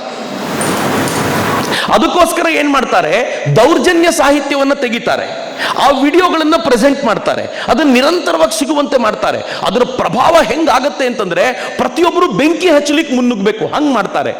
ಮತ್ತು ಈ ಬೆಂಕಿ ಹಚ್ಚೋ ಜನ ಯಾರಿದ್ದಾರೆ ಅವ್ರಿಗೊಂದು ಟೂಲ್ ಕಿಟ್ ಪ್ಲಾನ್ ಮಾಡಿಕೊಡ್ತಾರೆ, ವ್ಯವಸ್ಥಿತವಾಗಿ ಪ್ಲಾನ್ ಮಾಡಿಕೊಡ್ಲಾಗತ್ತೆ. ಟೂಲ್ ಕಿಟ್ ಹೆಂಗಿರುತ್ತೆ ಅಂತಂದ್ರೆ, ಆಗಸ್ಟ್ 25ನೇ ತಾರೀಕು ಇದು ಮಾಡಬೇಕು, ಆಗಸ್ಟ್ 28ನೇ ತಾರೀಕು ಹಿಂಗ್ ಮಾಡಬೇಕು, ಆಗಸ್ಟ್ ಇಂಥ ದಿನ ಹಿಂಗಾಗಬೇಕು, ವ್ಯವಸ್ಥಿತವಾಗಿ ಇಂತಿಂಥ ಡೇಸ್ ಹಿಂಗಾಗಬೇಕು ಅಂತ ಅದಕ್ಕೆ ಬೇಕಾಗಿರುವಂಥ ಮನಿ ಪಂಪಿಂಗ್ ಆಗುತ್ತೆ. ಮಿತ್ರ, ನಿಮ್ಗೆ ಆಶ್ಚರ್ಯ ಅನ್ಸುತ್ತೆ, ನಾನು ಎಕ್ಸಾಂಪಲ್ ಅದೊಂದೇ ಇಟ್ಕೊಳ್ತೀನಿ ನಿಮ್ಮ ಕಣ್ಮುಂದೆ. ನೀವು ಈ ವರ್ಷಗಟ್ಟಲೆ ನಡೆದಂಥ ರೈತರ ಪ್ರೊಟೆಸ್ಟ್ ನೋಡಬೇಕು. ರೈತರ ಪ್ರೊಟೆಸ್ಟ್ ಟೈಮ್ನಲ್ಲಿ ಈ ಗ್ರೆಟಾ ಥೆನ್ಬರ್ಗ್ ಥರದವರು, ಸಂಬಂಧವೇ ಇಲ್ದವರು, ಭಾರತಕ್ಕೆ ಸಂಬಂಧವೇ ಇಲ್ದವರು, ಮತ್ತೊಬ್ಬ ಯಾರೋ ಒಬ್ಬ ಆಕ್ಟ್ರೆಸ್, ಅವರುಗಳು ರಿಯಾಕ್ಟ್ ಮಾಡಿದ್ರು, ಭಾರತದಲ್ಲಿ ರೈತರ ಪರಿಸ್ಥಿತಿ ನಮ್ಗೆ ನೋಡ್ಲಿಕ್ಕೆ ಆಗ್ತಾ ಇಲ್ಲ ಅಂತ. ಹಂಗೆ ಮಾಡಬೇಕಾದ್ರೆ ಗ್ರೆಟಾ ಥೆನ್ಬರ್ಗ್ ಬೈ ಮಿಸ್ಟೇಕ್ ಏನು ಮಾಡಿದ್ಲು, ಅವಳಿಗೆ ಸಿಕ್ಕಿದ್ದ ಟೂಲ್ ಕಿಟ್ನ ಫೈಲ್ ಶೇರ್ ಮಾಡಿಬಿಟ್ಲು. ಆ ಟೂಲ್ ಕಿಟ್ಟಲ್ಲಿ ಬರೆದಿತ್ತು, ಇಂಥ ದಿನಾಂಕದೊಂದು ಗ್ರೆಟಾ ಥೆನ್ಬರ್ಗ್ ಮಾತಾಡಬೇಕು, ಇಂಥ ದಿನಾಂಕದೊಂದು ಇವಳು ಟ್ವೀಟ್ ಮಾಡಬೇಕು, ಈ ಟ್ವೀಟಿಗೆ ಎಷ್ಟು ದುಡ್ಡು ಕೊಡಬೇಕು, ವ್ಯವಸ್ಥಿತವಾಗಿರುವಂಥ plan. They have the tool kit. ಆದರೆ ಇಷ್ಟಕ್ಕೆ ಮುಗಿಯಲ್ಲ, ನೆಕ್ಸ್ಟು ಬಲಿಪಶುಗಳನ್ನು ಗುರುತಿಸಿ ಅವ್ರಿಗೆ ದನಿ ಆಗೋದು. ಬಲಿಪಶುಗಳು ಅಂದ್ರೆ ಯಾರು? ಈಗ ರೈತರ ಹೋರಾಟ ಬಂತು ಅಂತಂದ್ರೆ ಆ ರೈತರ ಮನೆಗೆ ಹೋಗೋದು, ಅವ್ರ ಹೆಂಡತಿಯರನ್ನ ಮಾತನಾಡಿಸೋದು, ಅವ್ರ ಕಷ್ಟವನ್ನು ತೋರಿಸಿಕೊಡುವಂತ ಪ್ರಯತ್ನ ಮಾಡೋದು, ಅವರಿಗೊಂದು ದನಿ ಕೊಟ್ಟು ಅದನ್ನು ವ್ಯಾಪಕವಾಗಿ ತೆಗೆದುಕೊಂಡು ಹೋಗುವಂತ ಪ್ರಯತ್ನ ಮಾಡೋದು. ಕೊನೆಗೆ ಯಾರು ಆಕ್ಟಿವಿಸ್ಟ್ಗಳು ಇರ್ತಾರೋ ಅವ್ರನ್ನ ಕರ್ಕೊಂಡು ಹೋಗಿ ಸ್ಪೆಷಲ್ ಟ್ರೈನಿಂಗ್ ಕೊಡೋದು. ಇಷ್ಟನ್ನು ಯಾರು ಮಾಡ್ತಿದ್ದಾರೆ ಗೊತ್ತಾ? ಅಮೆರಿಕಾದಲ್ಲಿ ಹಾರ್ವರ್ಡ್ ಯೂನಿವರ್ಸಿಟಿ ಇದರ ಸೆಂಟರ್ ಆಗಿದೆ. That is shocking. ಗೊತ್ತು ನನಗೆ, ಬಹಳ ಜನರಿಗೆ ಗಾಬರಿ ಹುಟ್ಟಿಸುವಂತ ಸಂಗತಿ. ಹಾರ್ವರ್ಡ್ ಯೂನಿವರ್ಸಿಟಿ ಇದಕ್ಕೆ ಸೆಂಟರ್ ಆಗಿದೆ. ಆದರೆ ನಂಗೆ ಬಹಳ ಬೇಜಾರಿರೋ ಸಂಗತಿ ಏನು ಅಂತಂದ್ರೆ, ಈ ಟೋಟಲ್ ಸಿದ್ಧಾಂತ ಸಾರಾ ಸಗಟಾಗಿ ಭಾರತಕ್ಕೆ ಆಮದಾಗಿದೆ ಅಂತ, ಇಂಡಿಯಾಕ್ಕೆ ಹಿಂಗೆ ತೆಗೆದುಕೊಳ್ಳಲಾಗಿದೆ ಅಂತ. ಈ ತೆಗೆದುಕೊಂಡಿರೋದು ಹೆಂಗಿದೆ ಅಂತಂದ್ರೆ, ನೆಕ್ಸ್ಟ್ ಸ್ಲೈಡ್, ನೀವು ಈ ಹೋರಾಟದಲ್ಲಿ ಪಾಲ್ಗೊಳ್ಳದಿದ್ರೆ ನೀವೇ ದೊಡ್ಡ ಸಮಸ್ಯೆ ಅಂತ ನಿಮ್ಗೆ ಹೇಳಲಾಗತ್ತೆ. ಈಗ ಎಲ್ಲೋ ಒಂದ್ ಕಡೆ ರೈತರ ಗಲಾಟೆ, ನೀವು ಪಾಲ್ಗೊಳ್ಳಲಿಲ್ಲ, ಏನ್ ಹೇಳ್ತಾರೆ ಗೊತ್ತಾ? ರೈತರ ವಿಚಾರಕ್ಕೆ ಬರದ ನೀವು ಒಂದು ಮನುಷ್ಯರ ಅಂತ ನಿಮ್ಮನ್ನೇ ಕೇಳ್ತಾರೆ. ಕೊನೆಗೆ ನೀವೇನ್ ಮಾಡಬೇಕು ಅಂದ್ರೆ, ನೀವು ಅನಿವಾರ್ಯವಾಗಾದ್ರೂ ಒಂದು ಕಮೆಂಟ್ ಹೊಡಿಲೇಬೇಕು, ನಾನು ಅವ್ರ ಪರವಾಗಿದ್ದೀನಿ ಅಂತ ಹೇಳಬೇಕು. ಈ ಥರದೊಂದು ವಾತಾವರಣವನ್ನು ನಿಮ್ಮ ವಿರುದ್ಧ ಕ್ರಿಯೇಟ್ ಮಾಡ್ತಾರೆ. ನೆನ್ಪಿಟ್ಕೊಳ್ಳಿ, ಇನ್ನು ಬರಲಿರೋ 7-8 ತಿಂಗಳುಗಳಲ್ಲಿ ಇದನ್ನು ಗಮನಿಸ್ತೀರಾ. ನೀವು ಇದನ್ನು ನೋಡುವಾಗ ಹೇಳಿ, ಚಕ್ರವರ್ತಿಯವರು ಅವತ್ತು ಹೇಳಿದ್ರು, ನಾನು ಹೇಳ್ತಿರೋದಲ್ಲ, ರಾಜೀವ್ ಮಲ್ಹೋತ್ರಾ ಹೇಳಿರೋದು. ಅನಿವಾರ್ಯತೆ ಹೆಂಗ್ ಕ್ರಿಯೇಟ್ ಮಾಡ್ತಾರೆ ಅಂತಂದ್ರೆ, ಆ ಅನಿವಾರ್ಯತೆಯಲ್ಲಿ ನಮ್ಗೆ ಗೊತ್ತಿಲ್ಲದಂತೆ ನಾವು ಕೂಡ ಅವ್ರ ಜೊತೆ ಸೇರ್ಕೊಳ್ಳುವಂತ ಪರಿಸ್ಥಿತಿ ಬಂದ್ಬಿಡುತ್ತೆ. ಎರಡನೇದು, ಅಮೆರಿಕಾದಲ್ಲಿ ಏನು ಬಿಳಿಯರು ಮತ್ತು ಕರಿಯರು ಅಂತ ಏನು ನಡೀತಾ ಇದೆಯೋ, ನೆಕ್ಸ್ಟ್ ಸ್ಲೈಡ್ ಅಲ್ಲಿ ನಾನು ತುಂಬಾ ಕ್ಲಿಯರ್ ಆಗಿ ಎಕ್ಸ್ಪ್ಲೈನ್ ಮಾಡಬಲ್ಲೆ. ಅದು ಭಾರತಕ್ಕೂ ಈ ಸಿದ್ಧಾಂತ ಆಮದಾಗ್ತಾ ಇದೆ. Next slide. ಭಾರತದಲ್ಲಿ ಅಮೆರಿಕಾದಲ್ಲಿ ರೇಸ್ ಅಂತ ಏನ್ ಕರೀತಾರೋ, ಭಾರತದಲ್ಲಿ ಅದನ್ನು ಅವರು ಕಾಸ್ಟ್ ಅಂತ ಕರೀತಾರೆ. ಕಾಸ್ಟ್ ಅಂದ್ರೆ ಜಾತಿ ಅಂತ. ಈ ಜಾತಿ ಹಿಂದೂ ಧರ್ಮದಲ್ಲಿ ಘನೀಭವಿಸಿದೆ ಅಂತ ಅವರದ್ದು. ಅಮೆರಿಕಾದಲ್ಲಿ ಜನಾಂಗ ರೇಸಿಸಮ್ ಹೆಂಗಿದೆಯೋ, ರೇಸಿಸಮ್ ಕ್ರಿಶ್ಚಿಯಾನಿಟಿ ಒಳಗಿಲ್ಲ, ಆದರೆ ರೇಸಿಸಮ್ ಜನರೊಳಗಿದೆ. ಹಿಂಗಾಗಿ ಕ್ರಿಶ್ಚಿಯಾನಿಟಿ ಪ್ರಾಬ್ಲಮ್ ಇಲ್ಲ ಅವರಿಗೆ. ಆದರೆ ಇನ್ನೇನು ಹೇಳ್ತಿದ್ದಾರೆ ಅಂತಂದ್ರೆ, ಕ್ಯಾಸ್ಟಿಸಮ್ ಏನಿದೆ ಅದು ಹಿಂದೂ ಧರ್ಮದಲ್ಲಿ ಘನೀಭವಿಸಿದೆ. ಹೀಗಾಗಿ ಕ್ಯಾಸ್ಟಿಸಮ್ ತೆಗಿಬೇಕು ಅಂದ್ರೆ ಇರೋದು ಒಂದೇ ಒಂದು ದಾರಿ, ಹಿಂದೂ ಧರ್ಮವನ್ನು ನಾಶ ಮಾಡಿ ಅಂತ. ನಾನು ನಿಮ್ಗೆ ಆಶ್ಚರ್ಯದ ಸಂಗತಿ ಹೇಳ್ತೀನಿ, ಗೊತ್ತಿಲ್ಲ ಎಷ್ಟು ಜನ ಫಾಲೋ ಮಾಡಿದ್ದಾರೋ. ಅಮೆರಿಕಾದಲ್ಲಿ ಒಂದು intellectual team, so called intellectual team ಸೇರ್ಕೊಂಡು ಒಂದು ದೊಡ್ಡ ಈವೆಂಟ್ ಅನ್ನು ಮಾಡ್ತು. ಈವೆಂಟಿನ ಟೈಟಲ್ ಏನಿತ್ತು ಗೊತ್ತಾ? Dismantling Hindutva, dismantling the global Hindutva. Globally ಇರುವಂತ ಹಿಂದುತ್ವವನ್ನ ಕಿತ್ತು ಬಿಸಾಕೋದು ಹೆಂಗೆ ಅನ್ನೋದಕ್ಕೆ ಒಂದು ದೊಡ್ಡ ಸಭೆನೇ ಮಾಡಿದ್ರು, ಸೆಮಿನಾರ್ಗಳನ್ನು ಮಾಡಿದ್ರು, ದೊಡ್ಡ ದೊಡ್ಡವರು ಬಂದು ಪೇಪರ್ ಪ್ರೆಸೆಂಟ್ ಮಾಡಿದ್ರು. ಹಿಂದುತ್ವವನ್ನ ನಾಶ ಮಾಡ್ಲಿಕ್ಕೆ ಏನೇನು ಮಾಡಬೇಕು, ಹಿಂದುತ್ವವನ್ನ ಯಾಕೆ ನಾಶ ಮಾಡಬೇಕು ಅಂತ. ಪರಿಣಾಮ ಹೆಂಗೆ ಗೊತ್ತಾ? ಅಮೆರಿಕಾದಲ್ಲಿ ಯಾರಾದ್ರೂ ಒಬ್ಬ ಹಿಂದೂ ಇದ್ರೆ ಅವನು ತನ್ನಂತಾನು ಹಿಂದೂ ಅಂತ ಧೈರ್ಯವಾಗಿ ಹೇಳ್ಕೊಳ್ಳಿಕ್ಕಾಗಲ್ಲ. ಇಂಗ್ಲೆಂಡ್ ನಲ್ಲಿ ಒಬ್ಬ ಹಿಂದೂ ಇದ್ರೆ ತನ್ನಂತಾನು ಧೈರ್ಯವಾಗಿ ಹಿಂದೂ ಅಂತ ಹೇಳ್ಕೊಳ್ಳಿಕ್ಕಾಗಲ್ಲ. ನನಗೆ ಈ ಕಾರಣಕ್ಕೋಸ್ಕರ ನಾವು ಚಂದ್ರಯಾನ ಮಾಡಿಕೊಂಡು ಚಂದ್ರನ ಮೇಲೆ ಒಂದು ನೌಕೆಯನ್ನು ಕೂರಿಸಿದಾಗ, ರೋವರ್ನ ಇಳಿಸಿದಾಗ ಖುಷಿಯಾಗಿದ್ದು ಯಾಕೆ ಗೊತ್ತಾ? ಅದು ಸೆಕ್ಯುಲರ್ ಕಂಟ್ರಿ ಮಾಡಿದ್ದು ಅಂತ ಕನ್ಸಿಡರ್ ಆಗಲ್ಲ. ಹಿಂದೂಗಳ ಭಾರತ ರೋವರ್ನ ಅಲ್ಲಿಡಿಸಿದೆ, ಹಿಂದೂಗಳನ್ನ ಆಡ್ಕೊಳ್ತೀರಾ ನೀವು, ದೇ ಆರ್ ಸ್ಟ್ರಾಂಗ್ ಎನಫ್ ಅಂತ ಜಗತ್ತಿಗೆ ಮೆಸೇಜ್ ಹೋಗುತ್ತೆ. ಮಿತ್ರೆ, ಭಾರತ ಎಕನಾಮಿಕಲಿ 5th ಕಂಟ್ರಿ ಆಗಿ ಇವತ್ತು ಬೆಳೆದು ನಿಂತಿರುವಾಗ ಏನಾಗಿದೆ ಗೊತ್ತೇನು? India is the strongest country ಅಂತ ಆಗಿದೆ. ಅದರ ಪರಿಣಾಮ ಏನಾಗಿದೆ ಅಂತಂದ್ರೆ ಹಿಂದೂ ಸ್ಟ್ರಾಂಗ್ ಆಗಿದ್ದಾನೆ ಅಂತ. ಅದಕ್ಕೆ UK ಪ್ರಧಾನಿ ತನ್ನಂತಾನು ಹಿಂದೂ ಅಂತ ಕರ್ಕೊಳ್ತಾನೆ. UK ಪ್ರಧಾನಿ UKಗೆ ಒಬ್ಬ ಸಂತರು ಬಂದಿದ್ದಾಗ ಅವರ ಕಾರ್ಯಕ್ರಮಕ್ಕೆ ಹೋಗಿ ಜೈ ಸಿಯಾರಾಮ್ ಅಂತ ಹೇಳ್ತಾನೆ. ಹೇಳ್ಬಿಟ್ಟು ಏನ್ ಹೇಳ್ತಾನೆ ಗೊತ್ತಾ? ನನ್ನ ಸಂಸ್ಕಾರ ಬಂದಿರೋದು ಹಿಂದುತ್ವದಿಂದ, ಹಿಂಗಾಗಿ ನಾನು ಬಹಳ ಹೆಮ್ಮೆ ಪಡ್ತೀನಿ ಅಂತ ಸುಮ್ನೆ ಹೇಳ್ತಿಲ್ಲ ಆತ. ನನ್ನ ರಾಷ್ಟ್ರ ಜಗತ್ತಿನ ವೇದಿಕೆ ಮೇಲೆ ಅದ್ಭುತವಾಗಿ ಹಿಂಗೆ ಕಾಣ್ತಿರೋದ್ರಿಂದ ಸಹಜವಾಗಿ ಹಿಂದುತ್ವದ ಮೌಲ್ಯ ಜಾಸ್ತಿ. ಇವ್ರಿಗೆ ಟೆನ್ಷನ್ ಶುರುವಾಗಿರೋದು ಅದಕ್ಕೆ. ನಾನು ಇನ್ನೂ ಒಂದು ಹೆಜ್ಜೆ ಮುಂದೆ ಹೋಗಿ ಹೇಳ್ತೀನಿ ನಿಮಗೆ, ಪ್ಲೀಸ್ ವಾಚ್ ದಿಸ್. ಇನ್ನು ಕೆಲವೇ ದಿನಗಳಲ್ಲಿ ನೀವು ಇದನ್ನು ಗಮನಿಸ್ತಾ ಹೋಗ್ತೀರಾ. ಈ ಅಮೆರಿಕಾದಲ್ಲಿ ಎಲೆಕ್ಷನ್ ಏನು ನಡೀಲಿಕ್ಕಿದೆ, ಆ ಎಲೆಕ್ಷನ್ ಅಲ್ಲಿ ಒಬ್ಬ ಭಾರತೀಯ ಮೂಲದ ವ್ಯಕ್ತಿ ಎಲೆಕ್ಷನ್ಗೆ ಬಂದಿದ್ದಾರೆ. ಅವರು ಪ್ರೆಸಿಡೆಂಟ್ ರೇಸಲ್ಲಿದ್ದಾರೆ. ಪ್ರಾಬಬಲಿ ಟ್ರಂಪ್ ಪ್ರೆಸಿಡೆಂಟ್ ಆದರೆ ಆ ಮನುಷ್ಯ ವೈಸ್ ಪ್ರೆಸಿಡೆಂಟ್ ಆದರೂ ಆಗ್ಬೋದು. ಹೆಸರು ವಿವೇಕ್ ರಾಮಸ್ವಾಮಿ ಅಂತ. ವಿವೇಕ್ ರಾಮಸ್ವಾಮಿ ಏನ್ ಚೆನ್ನಾಗಿ ಮಾತನಾಡಿದ್ದಾರೆ ಅಂತಂದ್ರೆ, ತನ್ನ ಹಿಂದೂ ಸಂಸ್ಕೃತಿಯ ಬಗ್ಗೆ ಬಹಳ ಹೆಮ್ಮೆಂದು ಹೇಳ್ಕೊಂಡಿದ್ದಾರೆ. I was thrilled. ನಂಗೆ ಎಷ್ಟು ರೋಮಾಂಚನ ಅನ್ನಿಸ್ತು ಅಂತಂದ್ರೆ, ಅಮೆರಿಕಾದಲ್ಲಿ ವೋಕಿಸಂನ ಪ್ರಭಾವಕ್ಕೆ ಒಳಗಾಗಿ ಹಿಂದೂಯಿಸಂ ಅನ್ನೋದನ್ನು ಮೂಲೋತ್ಪಾಟನೆ ಮಾಡಬೇಕು ಅಂತ ಸಭೆ ನಡೆಸುವ ಪ್ರಯತ್ನ ಮಾಡುವಾಗ ಅಲ್ಲಿನ ವೈಸ್ ಪ್ರೆಸಿಡೆಂಟ್, ಪ್ರೆಸಿಡೆಂಟ್ ರೇಸಲ್ಲಿರುವಂತ ಒಬ್ಬ ವ್ಯಕ್ತಿಯೇ ನಾನು ಹಿಂದೂ ಅನ್ನೋದನ್ನು ಹೆಮ್ಮೆಯಿಂದ ಹೇಳ್ತೀನಿ ಅಂತ ಆತ ಹೇಳ್ಕೊಳ್ಬೇಕಾದ್ರೆ, ಇಮ್ಯಾಜಿನ್ ಮಾಡಿ, ಈ ದೇಶ ಜಗತ್ತಿನಲ್ಲಿ ತನ್ನ ತಿರಂಗ ಎತ್ತರಕ್ಕೇರಿಸಿದಷ್ಟು ಹೇಗೆ ಜಗತ್ತಿನಲ್ಲಿ ಹಿಂದುತ್ವ ಮೆರೆಯಲಾರಂಭಿಸುತ್ತೆ ಅನ್ನೋದನ್ನ ನೀವು ಇಮ್ಯಾಜಿನ್ ಮಾಡಬೇಕು. ಅದಕ್ಕೆ ಎಲ್ಲೆಲ್ಲಿ ಸಾಧ್ಯವೋ ಅಲ್ಲಿ ಭಾರತವನ್ನು ತುಂಡರಿಸಬೇಕು ಅಂತ ಪ್ರಯತ್ನ ಪಡೋದು. ಅದಕ್ಕೆ I.N.D.I.A ಅಂತ ಕರೆಯೋದು. ಈ ಡಾಟ್ಗಳು ಯಾಕೆ ಬರ್ತವೆ ಅಂತಂದ್ರೆ, ಇಂಡಿಯಾದ ಈ ಸಾಧನೆ ತುಂಡರಿಸಬೇಕು ಅಂತ. ನಂಗೆ ಗೊತ್ತಿಲ್ಲ ಎಷ್ಟು ಜನ ಗಮನಿಸಿದ್ದೀರೋ, ಜಗತ್ತಿಗಾಗಿರುವಂತ ಉರಿ ನೀವು ಇಮ್ಯಾಜಿನ್ ಮಾಡ್ಲಿಕ್ಕಾಗಲ್ಲ. ಇಂಗ್ಲೆಂಡಿನ ಒಬ್ಬ ಪೊಲಿಟಿಷಿಯನ್ ಹೇಳಿದ್ದಾನೆ, ಭಾರತಕ್ಕೆ, ಬಡ ರಾಷ್ಟ್ರ ಭಾರತಕ್ಕೆ ನಾವು ದುಡ್ಡನ್ನು ಯಾಕೆ ಕೊಡಬೇಕು? ಅವರು ಬಡತನವನ್ನ ಕಳ್ಕೊಳ್ಳೋದು ಬಿಟ್ಟು ಚಂದ್ರಯಾನ ಮಾಡ್ಲಿಕ್ಕೆ ಕೂತಿದ್ದಾರೆ. ಪ್ಯಾಟ್ರಿಕ್ ಕ್ರಿಸ್ಟಿನ್ ಅನ್ನುವಂತ ಒಬ್ಬ ನ್ಯೂಸ್ ಪ್ರೆಸೆಂಟರ್, ಒಬ್ಬ ಆಂಕರ್ ಏನ್ ಹೇಳ್ತಾನೆ ಗೊತ್ತೇನು? ನಿಮಗೆ ನಾವು 5 ವರ್ಷಗಳಲ್ಲಿ $2 ಬಿಲಿಯನ್ ಅನ್ನು ಕೊಟ್ಟಿದ್ದೀವಿ. ಆ $2 ಬಿಲಿಯನ್ ಬಡತನ ಹೋಗ್ಲಾಡಿಸ್ಲಿಕ್ಕೆ ತೆಗೆಯೋದು ಬಿಟ್ಬಿಟ್ಟು ನೀವು ರಾಕೆಟ್ ಬಳಸ್ತಾ ಇದ್ದೀರಾ, ಅದಕ್ಕೋಸ್ಕರ ನಮ್ಮ ದುಡ್ಡನ್ನು ವಾಪಸ್ ಕೊಡಿ ಅಂತ. ಆದ್ರೆ ಇಂಟ್ರೆಸ್ಟಿಂಗ್ಲಿ ನರೇಂದ್ರ ಮೋದಿ ಬಂದ ನಂತರ ಈ ದೇಶ 1 ಪೈಸೆ ಏಡನ್ನ ಇಂಗ್ಲೆಂಡಿಂದ ತೆಗೆದುಕೊಂಡಿಲ್ಲ, ಸಹಾಯವನ್ನ ತೆಗೆದುಕೊಂಡಿಲ್ಲ. ಇಂಗ್ಲೆಂಡ್ ಭಾರತಕ್ಕೆ ಕೊಟ್ಟಿರುವ ಅಷ್ಟೂ ಹಣ ಇನ್ವೆಸ್ಟ್ಮೆಂಟ್ ಆಗಿ ಬಂದಿರೋದು. ಇನ್ವೆಸ್ಟ್ಮೆಂಟ್ ಲಾಭಕ್ಕೋಸ್ಕರ ಮಾಡೋದು. ಅಯೋಗ್ಯರು ಮಾತನಾಡುವಾಗ ಹೆಂಗ್ ಮಾತನಾಡ್ತಾರೆ. ಅಂಡ್ ಸೆಕೆಂಡ್ ಪಾಯಿಂಟ್ ಏನ್ ಗೊತ್ತೇನು? ಭಾರತದಲ್ಲಿ ಬಡತನ ಇದೆ ಅಂತ ಜಗತ್ನಲ್ಲೆಲ್ಲ ತಮಟೆ ಬಡ್ಕೊಂಡು ನಡೀತಿದ್ದಾರಲ್ಲ. UNDP, ಯುನೈಟೆಡ್ ನೇಷನ್ಸ್ ನ ಡೆವಲಪ್ಮೆಂಟ್ ಪ್ರೋಗ್ರಾಮು ಕಳೆದ 7-8 ತಿಂಗಳ ಹಿಂದೆ, ಪ್ರಾಬಬ್ಲಿ ನಮ್ಮ ಕರೋನಾ ಮುಗಿಸಿದ ನಂತರದ ವರದಿ ಅದು. ಆ ವರದಿಯಲ್ಲಿ ಏನು ಹೇಳ್ತು ಗೊತ್ತಾ? ಕರೋನಾ ಕಾಲದಲ್ಲಿ ಜಗತ್ತಿನ ಎಲ್ಲ ರಾಷ್ಟ್ರದಲ್ಲೂ ಬಡತನ ಜಾಸ್ತಿ ಆದರೆ ಭಾರತ ಕರೋನಾ ಕಾಲದಲ್ಲೂ ಕೂಡ ಬಡತನದಿಂದ ಜನರನ್ನ ಹೊರಗೆ ಕರ್ಕೊಂಡು ಬರ್ಲಿಕ್ಕೆ ಸಾಧ್ಯ ಆಯಿತು. 80 ಕೋಟಿ ಜನರಿಗೆ ಧಾನ್ಯ ತಲುಪಿಸುವ ಸರ್ಕಾರದ ಯೋಜನೆಯ ಕಾರಣದಿಂದಾಗಿ ಸಾಧ್ಯವಾಯಿತು ಅಂತ ಯುನೈಟೆಡ್ ನೇಷನ್ಸ್ ಹೊಗಳಿದೆ. And these fellows speak Bharat ಇನ್ನೂ ಬಡತನದಲ್ಲಿದೆ ಅಂತ. ಭಾರತ ಇವರನ್ನೆಲ್ಲ ಹಿಂದೆ ಬಿಟ್ಟು ಆಗಿದೆ. ಇವತ್ತು ಭಾರತ 5ನೇ ದೊಡ್ಡ ಎಕನಾಮಿ ಆಗಿದೆ.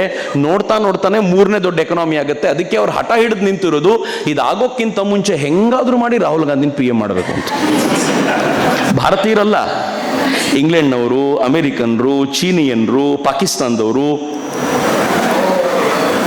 ಅಫ್ಕೋರ್ಸ್ ಮಾವೋವಾದಿಗಳು, ಟೆರರಿಸ್ಟ್ಗಳು, ಜಿಹಾದಿಗಳು, and then if I go ahead, ಈ ದೇಶದ ವಿರುದ್ಧ ಇರುವಂತ ನಾರ್ಕೋಟಿಕ್ಸ್ ಟೀಮ್ನವರು, ನೀವು ಯಾರ್ಯಾರು ನೇಮ್ ಮಾಡ್ತಿರೋ ಅಷ್ಟು ಜನ ಹಿಡಿದು ನಿಂತಿರೋದು ಯಾಕೆ ಅಂತಂದ್ರೆ ಇದನ್ನ ಸಹಿಸ್ಕೊಳ್ಳಿಕ್ಕೆ ಆಗ್ತಿಲ್ಲ. ಸೊ ಅವರಿಗೆ ಜಾತಿ ನಿರ್ಮೂಲನೆಗಿರೋದು ಒಂದೇ ಒಂದು ಅಂತಂದ್ರೆ ಹಿಂದೂ ಧರ್ಮದ ನಿರ್ಮೂಲನೆ ಮಾಡಬೇಕು. ಹಿಂದೂ ಧರ್ಮದ ನಿರ್ಮೂಲನೆ ಮಾಡಬೇಕು ಅಂತಂದ್ರೆ ಹೇಗೆ ಮಾಡಬೇಕು?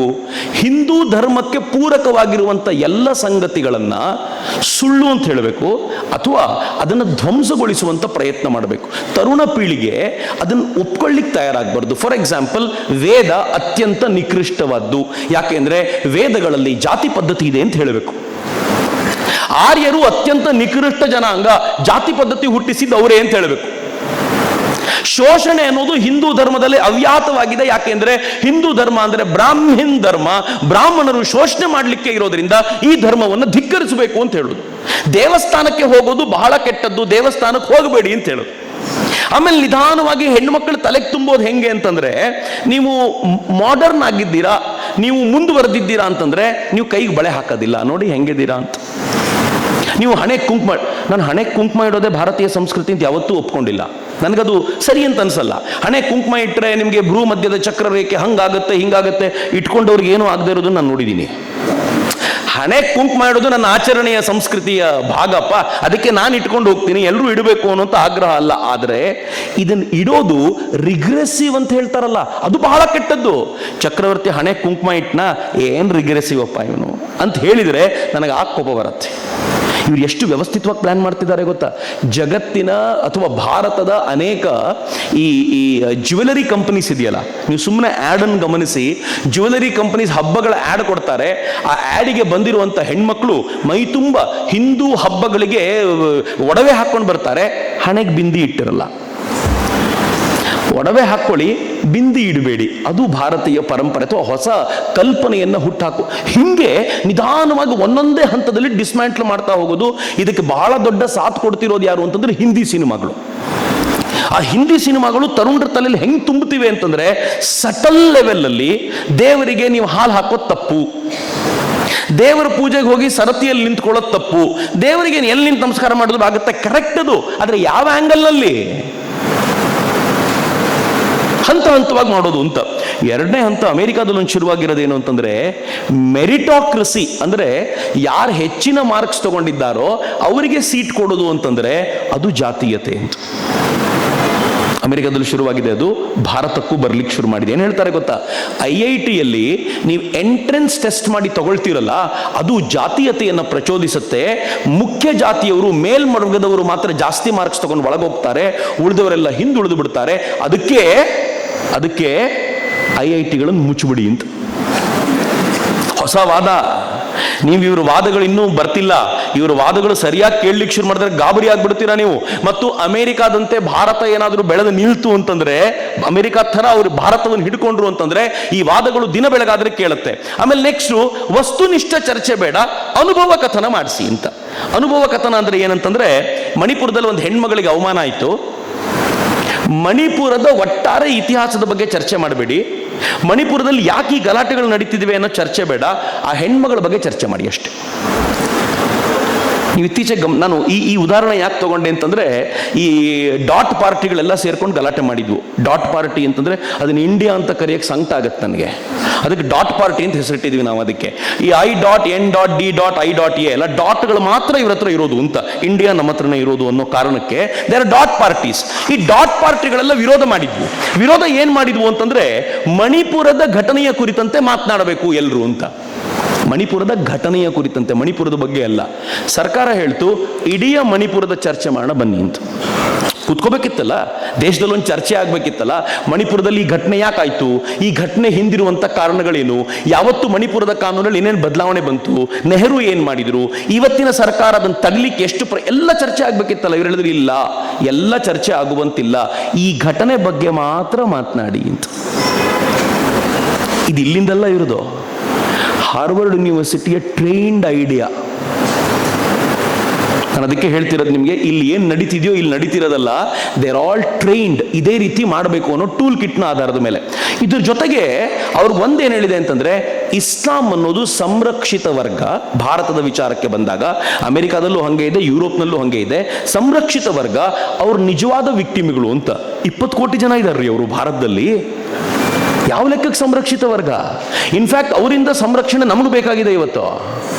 ಆದರೆ ಇಸ್ಲಾಂನ ಸಂರಕ್ಷಿತ ವರ್ಗ ಅಂತ ಕರೆದ್ರು.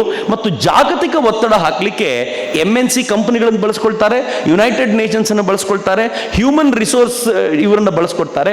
ಇವೆಲ್ಲಕ್ಕೂ ಮೂಲವಾಗಿ ಹಾರ್ವರ್ಡ್ ಯೂನಿವರ್ಸಿಟಿ ಅದಕ್ಕೆ ಬೇಕಾಗಿರುವಂಥ ತಯಾರಿ ಮಾಡಿಕೊಡುತ್ತೆ. ಭಾರತದಲ್ಲಿ ಏನು ನಡೆಸಬೇಕು ಅನ್ನೋದನ್ನ ಹಾರ್ವರ್ಡ್ ಯೂನಿವರ್ಸಿಟಿ ತುಂಬ ವ್ಯವಸ್ಥಿತವಾಗಿ ಈ ಪ್ಲಾನ್ ಮಾಡ್ತಾ ಇದೆ. ಇದಕ್ಕೋಸ್ಕರ ಇವರು ಎಲ್ಲಿವರೆಗೂ ಬಂದಿದ್ದಾರೆ ಅಂತಂದ್ರೆ, ಅಗತ್ಯ ಬಿದ್ದರೆ ಬೇರೆ ರಾಷ್ಟ್ರಗಳು ಇಂಟರ್ವೆನ್ಷನ್ ಕೂಡ ಮಾಡ್ತವೆ. ಇದು ಬಹಳ ಡೇಂಜರಸ್ ಸಂಗತಿ ನಾನು ಹೇಳ್ತಿರೋದು. ಬಹಳ ಜನ ಕೇಳ್ತಾರಲ್ಲ, ನೂಪುರ್ ಶರ್ಮಾ ಕೇಸ್ ಆಯಿತು. ನೂಪುರ್ ಶರ್ಮಾ ಕೇಸ್ ನೆನಪಿದ್ಯಾ? ಮರ್ತೋಗ್ಬಿಡೋ ಅಂತ ಒಂದು ಹುಚ್ಚಿದೆ ನಮಗೆ, ಭಾಳ ಬೇಗ ಮರ್ತೋಗ್ಬಿಡ್ತೀವಿ. ನೂಪುರ್ ಶರ್ಮಾ TV ಡಿಬೇಟ್ನಲ್ಲಿ ಎದುರಿಗಿರುವಂಥ ಮುಸ್ಲಿಂ ವ್ಯಕ್ತಿ ಏನೋ ಭಡ್ಕಾಯಿಸ್ಬಿಟ್ಟ, ಹಿಂದೂ ಧರ್ಮದ ಬಗ್ಗೆ ಏನೋ ಹೇಳ್ಬಿಟ್ಟ. ಅವಳು ತಡ್ಕೊಳ್ಳಿಕ್ಕಾಗದೆ ಕುರಾನ್ನಲ್ಲಿರುವಂಥ ಒಂದು ವಿಚಾರವನ್ನು ತೆಗೆದುಕೊಂಡು ಸ್ವಲ್ಪ ವ್ಯಂಗ್ಯವಾಗಿ ಹೇಳಿದ್ಲು. ನೀನು ನನ್ನ ಧರ್ಮದ ಬಗ್ಗೆ ಹೇಳೋದಾದ್ರೆ ನಿನ್ನ ಧರ್ಮದಲ್ಲಿ ಹಿಂಗಿದೆ ಗೊತ್ತಿರಲಪ್ಪ ಅಂದ್ಬಿಟ್ಲು. ಜುಬೇರ್ ಅನ್ನೋಂಥ ಒಬ್ಬ ವ್ಯಕ್ತಿ, ಫ್ಯಾಕ್ಟ್ ಚೆಕರ್ ಅಂತ ತನ್ನನ್ನು ತಾನು ಕರ್ಕೊಳ್ತಾನೆ. ಆಕೆಯ ಎಡಿಟೆಡ್ ವಿಡಿಯೋನ ತೆಗೆದು ಹಾಕಿ, ಈ ಹೆಣ್ಣು ಮಗಳು ಇಸ್ಲಾಮನ್ನು ಹಿಂಗೆ ಮಾಡಿದ್ದಾಳೆ, ಏನು ಮಾಡಬೇಕು ಇವಳಿಗೆ ಅಂತ ಒಂದು ಬರೆದ. ಎಂಥ ಸುದ್ದಿ ಆಗ್ಬಿಡ್ತೋದು ಅಂತಂದರೆ, ಅದಕ್ಕೆ ಜಗತ್ತಿನ ಮೂಲೆ ಮೂಲೆಗಳಿಂದ ಬೆಂಬಲ ಸಿಗಲಿಕ್ಕೆ ಶುರುವಾಯಿತು. ನೂಪುರ್ ಶರ್ಮಾ ತಲೆ ಕಡೀರಿ ಅಂದ್ರಲ್ಲ, ಸರ್ ತನ್ಸೆ ಜುದಾ ಶುರುವಾಗ್ಬಿಡ್ತು. ಸರ್ ತನ್ಸೆ ಜುದಾ ಶುರುವಾಗ್ಬಿಟ್ಟಾಗ ನಮ್ಮ ಜೊತೆ ತುಂಬ ಚೆನ್ನಾಗಿರುವಂಥ ಸೌದಿ ಅರೇಬಿಯಾದಂಥ ರಾಷ್ಟ್ರಗಳು ಕೂಡ ನೀವೇನು ಮಾಡ್ತೀರಾ ಅವಳಿಗೆ ಅಂತ ಕೇಳಿದರೆ, ಅನಿವಾರ್ಯವಾಗಿ ಕೇಂದ್ರ ಸರ್ಕಾರ ನೂಪುರ್ ಶರ್ಮಾಳನ್ನು BJPಯಿಂದ ಹೊರಗೆ ಹಾಕಿದ್ದೀವಿ ಅಂದರು. ತುಂಬ TV ಚಾನೆಲ್ಗಳು ಲೈವ್ ತಗೋತಿವೆ. ನಾನು ಅದಕ್ಕೋಸ್ಕರ ಲೈವ್ನಲ್ಲೇ ಅವರನ್ನು ಕೇಳಲಿಕ್ಕೆ ಇಚ್ಛೆ ಪಡೋದು ಏನು ಗೊತ್ತೇನು, ಅನೇಕ ಮೌಲ್ವಿಗಳೊಂದಿಗೆ ಚರ್ಚೆ ಮಾಡಿದೆ. ಅವ್ರು ಹೇಳಿದ್ರು, ನೂಪುರ್ ಶರ್ಮಾ ಹೇಳಿದ್ರಲ್ಲಿ ಏನು ತಪ್ಪಿಲ್ಲ, ಹೇಳಿದ್ದ ಶೈಲಿ ನಮ್ಗೆ ಇಷ್ಟ ಆಗಲಿಲ್ಲ ಅಷ್ಟೇ. ಶೈಲಿ ಇಷ್ಟ ಆಗಲಿಲ್ಲ ಅಂದರೆ ಸರ್ ತನ್ಸಜುದ ಆಯ್ತಪ್ಪ. ನೂಪುರ್ ಶರ್ಮಾನಲ್ಲಿ ತೆಗೆದು ಬಿಸಾಕಿದಾಗ ಹ್ಯಾಸ್ ಎನಿ ಒನ್ ಟೋಲ್ಡ್ ಆಕೆದೇನು ತಪ್ಪಿಲ್ಲ ರೀ, ನಮಗೊಂದು ಬೇಜಾರಾಗಿತ್ತು, ಆಕೆ ಕ್ಷಮೆ ಕೇಳ್ಬಿಟ್ರೆ ಮುಗ್ದೋಗ್ಬಿಡುತ್ತೆ ಬಿಡಿ, ಏನು ತೊಂದರೆ ಕೊಡಬೇಡಿ, ಒಬ್ಬರಾದ್ರೂ ಹೇಳಿದ್ರೇನು? ಅಂದರೆ ನ್ಯಾಯಕ್ಕೆ ಬೆಲೆಯೇ ಇಲ್ವಲ್ಲ. ಆದರೆ ಸರ್ಕಾರ ಯಾಕೆ ಹಿಂಗೆ ನಿರ್ಣಯ ತೆಗೆದುಕೋಬೇಕಾದ್ ಬಂತು ಗೊತ್ತೇನು? ಅದು ಕೈ ತಪ್ಪುವಂಥ ಹಂತ ಬಂತು ಅಂತಂದರೆ ಯಾವ ಹಂತಕ್ಕೆ ಬೇಕಿದ್ರೂ ಹೋಗುತ್ತೆ. ನಾನು ಉದಾಹರಣೆ ಕೊಡ್ತೀನಿ ನಿಮಗೆ. Next slide. ನಾರ್ತ್ ಅಮೇರಿಕಾನ ವಶಪಡಿಸ್ಕೊಳ್ಳಾಯಿತು. ನಾರ್ತ್ ಅಮೇರಿಕಾ ಮೇಲೆ ದಾಳಿ ಮಾಡಿ ವಶಪಡಿಸ್ಕೊಂಡ್ರು. ವಶಪಡಿಸ್ಕೊಳ್ಳುವ ಕಾರಣ ಏನು ಕೊಟ್ಟರು ಗೊತ್ತಾ? ನಾರ್ತ್ ಅಮೇರಿಕಾದಲ್ಲಿ ಹ್ಯೂಮನ್ ಸ್ಯಾಕ್ರಿಫೈಸಸ್ ಜಾಸ್ತಿ ಆಗ್ತಾ ಇತ್ತು. ಆ ಹ್ಯೂಮನ್ ಸ್ಯಾಕ್ರಿಫೈಸಸ್ ಅನ್ನು ತಡಿಲಿಕ್ಕೆ, ಮನುಷ್ಯರನ್ನು ಬಲಿ ಕೊಡೋದನ್ನು ತಡಿಲಿಕ್ಕೆ ಅದರ ಮೇಲೆ ದಾಳಿ ಮಾಡಿ ನಾವು ಅದನ್ನು ವಶಪಡಿಸ್ಕೊಳ್ಬೇಕಾಯ್ತು. ವಾಸ್ತವವಾಗಿ ಮನುಷ್ಯರ ಸ್ಯಾಕ್ರಿಫೈಸ್ ತಡಿಲಿಕ್ಕಲ್ಲ, ನಾರ್ತ್ ಅಮೇರಿಕಾದನ್ನ ವಿಸ್ತಾರ ಮಾಡ್ಕೊಂಡು ತಮ್ಮ ಭೂಮಿಯನ್ನು ಹೆಚ್ಚಿಸ್ಕೊಳ್ಳಿಕ್ಕೆ ಅಯೋಗ್ಯರು ಮಾಡಿದ ದಾಳಿ. ಅದು ಕೊಟ್ಟಂತ ಕೋಟ್ ಏನಿತ್ತು ಅಂತಂದ್ರೆ, ಅದಕ್ಕೆ ಕವರ್ ಏನು ಮಾಡಿದ್ರು ಅಂತಂದ್ರೆ ಹ್ಯೂಮನ್ ಸ್ಯಾಕ್ರಿಫೈಸ್ ಇತ್ತು ಅಂತ. ಹ್ಯೂಮನ್ ಸ್ಯಾಕ್ರಿಫೈಸ್ ಒಂದು 100 ಜನರ ತಡಿಲಿಕ್ಕೆ ಲಕ್ಷಾಂತರ ಜನ ಮೂಲ ನಿವಾಸಿಗಳನ್ನು ನಾಶ ಮಾಡಿಬಿಟ್ರು. ಏನು ದುರಂತ ನೋಡಿ. ಆದರೆ ಅದಕ್ಕೆ ಇವತ್ತಿಗೂ ಕೂಡ ಒಳ್ಳೆಯ ಮೌಲ್ಯ ಕೊಟ್ಟು ಆ ಕೆಲಸ ಮಾಡಿದ್ದಾರೆ. ನಾನು ನೆಕ್ಸ್ಟ್ ಹೇಳೋದಾದ್ರೆ, ಆಫ್ರಿಕಾದ ವಶ ಮಾಡ್ಕೊಂಡ್ರಲ್ಲ ಅವರು, ಆಫ್ರಿಕಾ ಅಂತ ತಮ್ಮ ಹಿಡಿತಕ್ಕೆ ತೆಗೆದುಕೊಂಡ್ರಲ್ಲ, ಏನು ಹೇಳಿದ್ರು ಗೊತ್ತಾ? ಅನಾಗರಿಕ ಜನ, ಈ ಜನರನ್ನ ಉದ್ಧಾರ ಮಾಡ್ಲಿಕ್ಕೋಸ್ಕರ ನಾವು ಬಂದಿರೋದು ಅಂತ ಆಫ್ರಿಕನ್ರನ್ನ ಧ್ವಂಸಗೊಳಿಸಿಬಿಟ್ರಲ್ಲ. ಇಡೀ ಆಫ್ರಿಕನ್ ತಮ್ಮ ತೆಕ್ಕೆಗೆ ತೆಗೆದುಕೊಂಡ್ರಲ್ಲ. ಇವತ್ತು ಭಾರತ ನಾವು ಸ್ವತಂತ್ರವಾಗಿದ್ದೀವಿ, ಬಚಾವ್ ಇಲ್ಲದೆ ಹೋಗಿದ್ರೆ ಭಾರತದಲ್ಲಿ ಬ್ರಿಟಿಷರು ಬಂದು, ಕ್ರಿಶ್ಚಿಯನ್ರು ಬಂದು ಯಾವ ಪರಿ ದಾಳಿ ನಡೆಸಿ ನಿರಂತರ ನಾಶ ಮಾಡಿದ್ರು ಅಂತಂದ್ರೆ ಏನ್ ಹೇಳಿದ್ರು ಗೊತ್ತಾ? ಇವರು ಅನಾಗರಿಕ ಹಿಂದೂ ಧರ್ಮವನ್ನು ಅನುಸರಿಸ್ತಾರೆ, ಜಾತೀಯತೆಯಿಂದ ತುಂಬಿರುವಂತ ಹಿಂದೂ ಧರ್ಮ, ಇದರಿಂದ ಬಿಡುಗಡೆ ಮಾಡಿಸ್ಲಿಕ್ಕೋಸ್ಕರ ನಾವು ಬಂದಿದ್ದೀವಿ ಅನ್ನುವಂಥ ದೊಡ್ಡ ಪದವನ್ನು ಹೇಳಿದ್ರು ಅಂತ. ಅವರು ಕ್ಯಾಲಿಫೋರ್ನಿಯಾ, ಟೆಕ್ಸಾಸ್ ಇತ್ಯಾದಿಗಳನ್ನು ವಶಪಡಿಸ್ಕೊಂಡ್ರು. ಅದು ನೆವಾಡಾ ಇರ್ಬೋದು, ನ್ಯೂ ಮೆಕ್ಸಿಕೋ ಇರ್ಬೋದು, ಮೆಕ್ಸಿಕೋ ಮೇಲೆ ದಾಳಿ ಮಾಡಿ ವಶಪಡಿಸ್ಕೊಂಡ್ರು. ವಶಪಡಿಸ್ಕೊಳ್ಳುವಾಗ ಕೊಟ್ಟಿದ್ದ ಕಾರಣ ಏನು ಗೊತ್ತೇನು? ಮಹಿಳೆಯರ ಮೇಲೆ ತುಂಬಾ ಅತ್ಯಾಚಾರ, ಅಬ್ಯೂಸ್ ನಡೆಯುತ್ತೆ ಇಲ್ಲಿ, ಅದನ್ನು ತಡಿಲಿಕ್ಕೋಸ್ಕರ ದಾಳಿ ಮಾಡಿದ್ದೀವಿ ಅಂತ. ಆದರೆ ವಾಸ್ತವವಾಗಿ ಈ ಭಾಗದಲ್ಲಿ ಆಯಿಲ್ ರಿಚ್ ಆಗಿರುವಂಥ ಭಾಗ ಆಗಿತ್ತು, ಅವ್ರಿಗೆ ಆಯಿಲ್ ಬೇಕಾಗಿತ್ತು, ಹೀಗಾಗಿ ದಾಳಿ ಮಾಡ್ತು. ನಾವು ಪಕ್ಕದ ಪಾಕಿಸ್ತಾನದ ಮೇಲೆ ದಾಳಿ ಮಾಡಿ, ಉರಿ ಸ್ಟ್ರೈಕ್ ಆದ ನಂತರ ನಮಗೊಂದು ರೀಸನ್ ಇತ್ತು, ದಾಳಿ ಮಾಡಿ ಒಂದು 40 ಜನರನ್ನು ಕೊಂದಿದ್ದಕ್ಕೆ ಜಗತ್ತಿನ ಯಾರೂ ಕೂಡ ನಮ್ಮ ವಿರುದ್ಧ ಮಾತಾಡದೇ ಇರೋ ಥರ ನಾವು ಪ್ಯಾಸಿಫೈ ಮಾಡಬೇಕಾಗಿ ಬಂತು. ಬಾಲಾಕೋಟಿನ ದಾಳಿ ಮಾಡೋಕ್ಕಿಂತ ಮುಂಚೆ ಜಗತ್ತಿನ ಜನಕ್ಕೆ ಹೇಳಿ ಮಾಡಬೇಕಾಗಿರುವಂಥ ಪರಿಸ್ಥಿತಿ ಬಂತು. ಅಂದರೆ ಜಗತ್ತಿನ ಜನರ ಒಲಮೆಯನ್ನು ತೆಗೆದುಕೊಳ್ಳಲಿಕ್ಕೆ. ಆದರೆ ಅಮೆರಿಕ ಇರಾಕಿನ ಮೇಲೆ ದಾಳಿ ಮಾಡ್ತಲ್ಲ, ಅಫ್ಘಾನಿಸ್ತಾನದ ಮೇಲೆ ದಾಳಿ ಮಾಡ್ತಲ್ಲ. ದಾಳಿ ಮಾಡುವಾಗ ಏನು ಹೇಳ್ತು ಗೊತ್ತಾ? ಸದ್ದಾಮ್ ಹುಸೇನ್ ಹತ್ರ ಬಾಂಬ್ ಇದೆ, ನಾನು ಅದನ್ನು ಡಿಫ್ಯೂಸ್ ಮಾಡ್ಲಿಕ್ಕೋಸ್ಕರ ಹೋಗ್ತಿದ್ದೀನಿ ಅಂತ. ಒಂದು ಬಾಂಬ್ ಸಿಗ್ಲಿಲ್ಲ ರೀ ಅವನ ಹತ್ರ. ಅಫ್ಘಾನಿಸ್ತಾನದ ಮೇಲೆ ನಿರಂತರವಾಗಿ ದಾಳಿ ಮಾಡ್ತಲ್ಲ. What was the reason? The only reason being, ನನ್ನ 2 ಟವರ್ನ ಉರುಳಿಸಿದ್ದಾನೆ, ಅದಕ್ಕೆ ಮಾಡ್ತಿದ್ದೀನಿ ಅಂತ. ಇವತ್ತಿಗೂ ಟವರ್ ಅವರೇ ಉರುಳಿಸಿದ್ರು ಅನ್ನೋದು ಅನುಮಾನ ಇದೆ. ಯಾಕೆಂದ್ರೆ ಆಯಿಲ್ ರಿಚ್ ಕಂಟ್ರಿಗೆ ಎಚ್ಚರಿಕೆ ಕೊಡಬೇಕಿತ್ತು, ನಿಮ್ಮೆಲ್ಲರನ್ನೂ ಕಂಟ್ರೋಲ್ ಮಾಡಬಲ್ಲಂತ ಕೆಪಾಸಿಟಿ ನನ್ನದಿದೆ, ನನ್ನ ಹತ್ರ ತರಲೆ ಮಾಡಬೇಡಿ ಅಂತ ಹೇಳಬೇಕಾಗಿತ್ತಲ್ಲ ಅಮೆರಿಕಕ್ಕೆ. ತಾನು ಹೇಳಬೇಕು ಅಂತಂದ್ರೆ ಯಾವ ಹಂತಕ್ಕೆ ಬೇಕಿದ್ರೂ ಹೋಗುತ್ತಲ್ಲ. ತಾನು ಅಂದುಕೊಂಡಿದ್ದು ಸಾಧನೆ ಮಾಡ್ಲಿಕ್ಕೆ ಆಗ್ಲಿಲ್ಲ ಅಂತಂದ್ರೆ ಇವರು ಜಗತ್ನಲ್ಲಿ ಎಂಟ್ರಿ ಕೂಡ ಮಾಡಿಬಿಡ್ತಾರೆ ಮತ್ತು ಬೇಕಾದ್ದನ್ನು ಹೇಳಲಿಕ್ಕೆ ಸಿದ್ಧವಾಗಿದ್ದಾರೆ. ಹೀಗಾಗಿ ಹೊಸದೊಂದು ಚಿಂತನೆಯನ್ನ, ಹೊಸ ಆಲೋಚನೆಗಳನ್ನು ಅವರು ಹುಟ್ಟಾಕ್ಲಿಕ್ಕೆ ಶುರು ಮಾಡಿದ್ದಾರೆ. ನಾನು ನಿಮ್ಮ ಜೊತೆ ಇಸಾಬೆಲ್ ವಿಲ್ಕರ್ಸನ್ ಅನ್ನುವಂಥ ಒಂದು ಹೆಣ್ಮಗಳ ನೆಕ್ಸ್ಟ್ ಸ್ಲೈಡ್ನಲ್ಲಿ ನಾನು ಹೇಳಲಿಕ್ಕೆ ಇಚ್ಛೆ ಪಡ್ತೀನಿ. ಅವಳು ಹೇಳುವಂಥ ಪ್ರತಿಯೊಂದನ್ನು ಕೂಡ ನೀವೇ ಗಮನಿಸ್ಬೋದು. ಇಸಾಬೆಲ್ ವಿಲ್ಕರ್ಸನ್ ಈಕೆ ಹಾರ್ವರ್ಡ್ ಯೂನಿವರ್ಸಿಟಿಯ, ಪ್ರಾಬಬ್ಲಿ ಹಾರ್ವರ್ಡ್ ಯೂನಿವರ್ಸಿಟಿಯ ಪ್ರೊಫೆಸರ್ ಅಲ್ಲ ಆಕೆ ತುಂಬ ದೊಡ್ಡ ರೈಟರ್. ಆಕೆ ಆಫ್ರಿಕನ್ ಅಮೆರಿಕನ್ ರೈಟರ್, ಆಕೆ ತುಂಬ ಪ್ರಾಮಿನೆಂಟ್ ರೈಟರ್. ಅವಳು ಹೇಳುವಂಥ ವಾದವನ್ನು ನೋಡಿ, ಅದೇ ವಾದದ ಮೇಲೆ ಅವರು ಭಾರತವನ್ನು ಅರಿತುಕೊಳ್ಳುವಂಥ ಪ್ರಯತ್ನ ಮಾಡೋದು. ಕಪ್ಪು ಜನ ಜಾತಿಯಲ್ಲಿ ಕೆಳಮಟ್ಟದವರು ಭಾರತದಲ್ಲಿ, ಕಾಸ್ಟ್ ಬಗ್ಗೆ ಮಾತನಾಡೋದವಳು. Do you think so? ಜಾತಿಯಲ್ಲಿ ಭಾರತದಲ್ಲಿ ಕಪ್ಪು ಜನ ಕೆಳಮಟ್ಟದವರು. ಭಾರತ ಗೊತ್ತಿಲ್ಲದೆ ಇರೋನು ಮಾತ್ರ ಹಂಗೆ ಹೇಳ್ಬೋದು. ಕೃಷ್ಣ ಅನ್ನೋದ್ರ ಹೆಸರೇನು, ಅರ್ಥ ಏನ್ರಿ? ಕಾಳಿ ಯಾವ ಬಣ್ಣ ರೀ? ಯಾಕೆ ಪೂಜೆ ಮಾಡ್ತೀರಿ ಜಾತಿಯಲ್ಲಿ ಕೆಳಮಟ್ಟದಾದ್ರೆ? ದುರ್ಗೆಗೆ ಕಪ್ಪು ಬಣ್ಣ. ಇನ್ಫ್ಯಾಕ್ಟ್ ನಾನೊಂದು ಅಪರೂಪದ ಸಂಗತಿಯನ್ನು ನೋಡ್ತಾ ಇದ್ದೆ. ಅದರಲ್ಲಿ ಏನಿದೆ ಅಂತಂದ್ರೆ, ಇಸಾಬೆಲ್ ವಿಲ್ಕರ್ಸನ್ ವಿಚಾರಕ್ಕೆ ಬಂದಾಗ, ತುರ್ಕರ ಆಕ್ರಮಣಕ್ಕೆ ಮುನ್ನ, ತುರ್ಕರ ಆಕ್ಚುಲಿ ಸ್ವಲ್ಪ ವೈಟ್ ಕಾಂಪ್ಲೆಕ್ಷನ್ ಅವರದ್ದು. ಆಕ್ರಮಣಕ್ಕೆ ಮುನ್ನ ಭಾರತದಲ್ಲಿ ಸೌಂದರ್ಯ ಅಂದರೆ ಕಪ್ಪು ಅಂತಿತ್ತು. ತುರ್ಕರು ಒಳಗೆ ಬಂದ ಮೇಲೆ, ಇವರ ಆಕ್ರಮಣ ಆದ ನಂತರ ವೈಟ್ ಸೌಂದರ್ಯ ಅಂತ ಅನಿಸ್ಲಿಕ್ಕೆ ಶುರುವಾಯಿತು. ಅದು ಗುಲಾಮಿ ಮಾನಸಿಕತೆ. ಆದರೆ ನಮ್ಮ ಒರಿಜಿನಲ್ ಮಾನಸಿಕತೆ ಏನು ಅಂತಂದ್ರೆ ಕಪ್ಪು ಸೌಂದರ್ಯ ಅಂತ. ಅಜಂತಾ ಕೇವ್ಸ್ ನಲ್ಲಿ ಇವರದನ್ನು ಉಲ್ಲೇಖ ಮಾಡ್ತಾರೆ. ಅಜಂತಾ ಕೇವ್ಸ್ ನಲ್ಲಿ ಚಿತ್ರ ಬಿಡಿಸಿದ್ದಾರಲ್ಲ, ಆ ಚಿತ್ರದಲ್ಲಿ ತುಂಬಾ ಗಾರ್ಜಿಯಸ್ ಆಗಿರುವಂತ ಬಟ್ಟೆಗಳನ್ನು ಹಾಕೊಂಡು, ಆಭರಣಗಳನ್ನ ಹೇರ್ಕೊಂಡು ಕೂತಿರೋರೆಲ್ಲ ಕಪ್ಪು ಜನ, ಅವರು ಸೇವೆಗೆ ನಿಂತಿರೋರೆಲ್ಲ ಬಿಳಿ ಜನ. ಭಾರತದ ಮೂಲ ಚಿಂತನೆಯಲ್ಲಿದ್ದಿದ್ದೇ ಕಪ್ಪು ಸೌಂದರ್ಯ, ಬಿಳಿ ಸೌಂದರ್ಯ ಅಲ್ಲ ಅಂತ. ಆದ್ರೆ ಅವಳು ಹೇಳ್ತಾಳೆ ಕಪ್ಪು ಜನ ಜಾತಿಯಲ್ಲಿ ಕೆಳಮಟ್ಟದವರು ಅಂತ. ಆಕೆ ಹೇಳ್ತಾಳೆ ಜಾತಿಯನ್ನ ರಾಜನೇ ಆಚರಿಸ್ತಾ ಇದ್ದ ಭಾರತದಲ್ಲಿ ಅಂತ. ಯಾವತ್ತಿಗೂ ಭಾರತದ ರಾಜರು ನನ್ನ ಮತವನ್ನೇ ನೀವೆಲ್ಲರೂ ಅನುಸರಿಸಬೇಕು ಅಂತ ಆರ್ಡರ್ ಮಾಡಿದಂಥ ಉದಾಹರಣೆ ಇಲ್ಲ.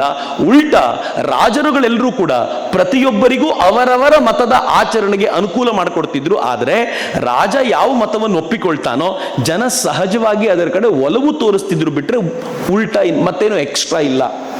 ಜಾತಿ ಅನ್ನೋದು, ಅವಳ ವಾಕ್ಯ ನೋಡಿ ಎಷ್ಟು ಚೆನ್ನಾಗಿದೆ, ಜಾತಿ ಅನ್ನೋದು ಕಟ್ಟಡ ರಕ್ಷಣೆಗೆ ಪಿಲ್ಲರ್ಗಳಲ್ಲಿ ಬಳಸುವ ಬೋಲ್ಟ್ ನಟ್ ಇದ್ದಂತೆ, ಸಾಮಾನ್ಯರಿಗೆ ಕಾಣಲ್ಲ, ನನ್ನಂತ ಬುದ್ಧಿವಂತರು ಅದನ್ನು ತೋರಿಸ್ತೀವಿ ಎಂದ್ಲು. ಭಾರತವನ್ನು ಅಧ್ಯಯನ ಮಾಡಿರೋದು ಇವರು.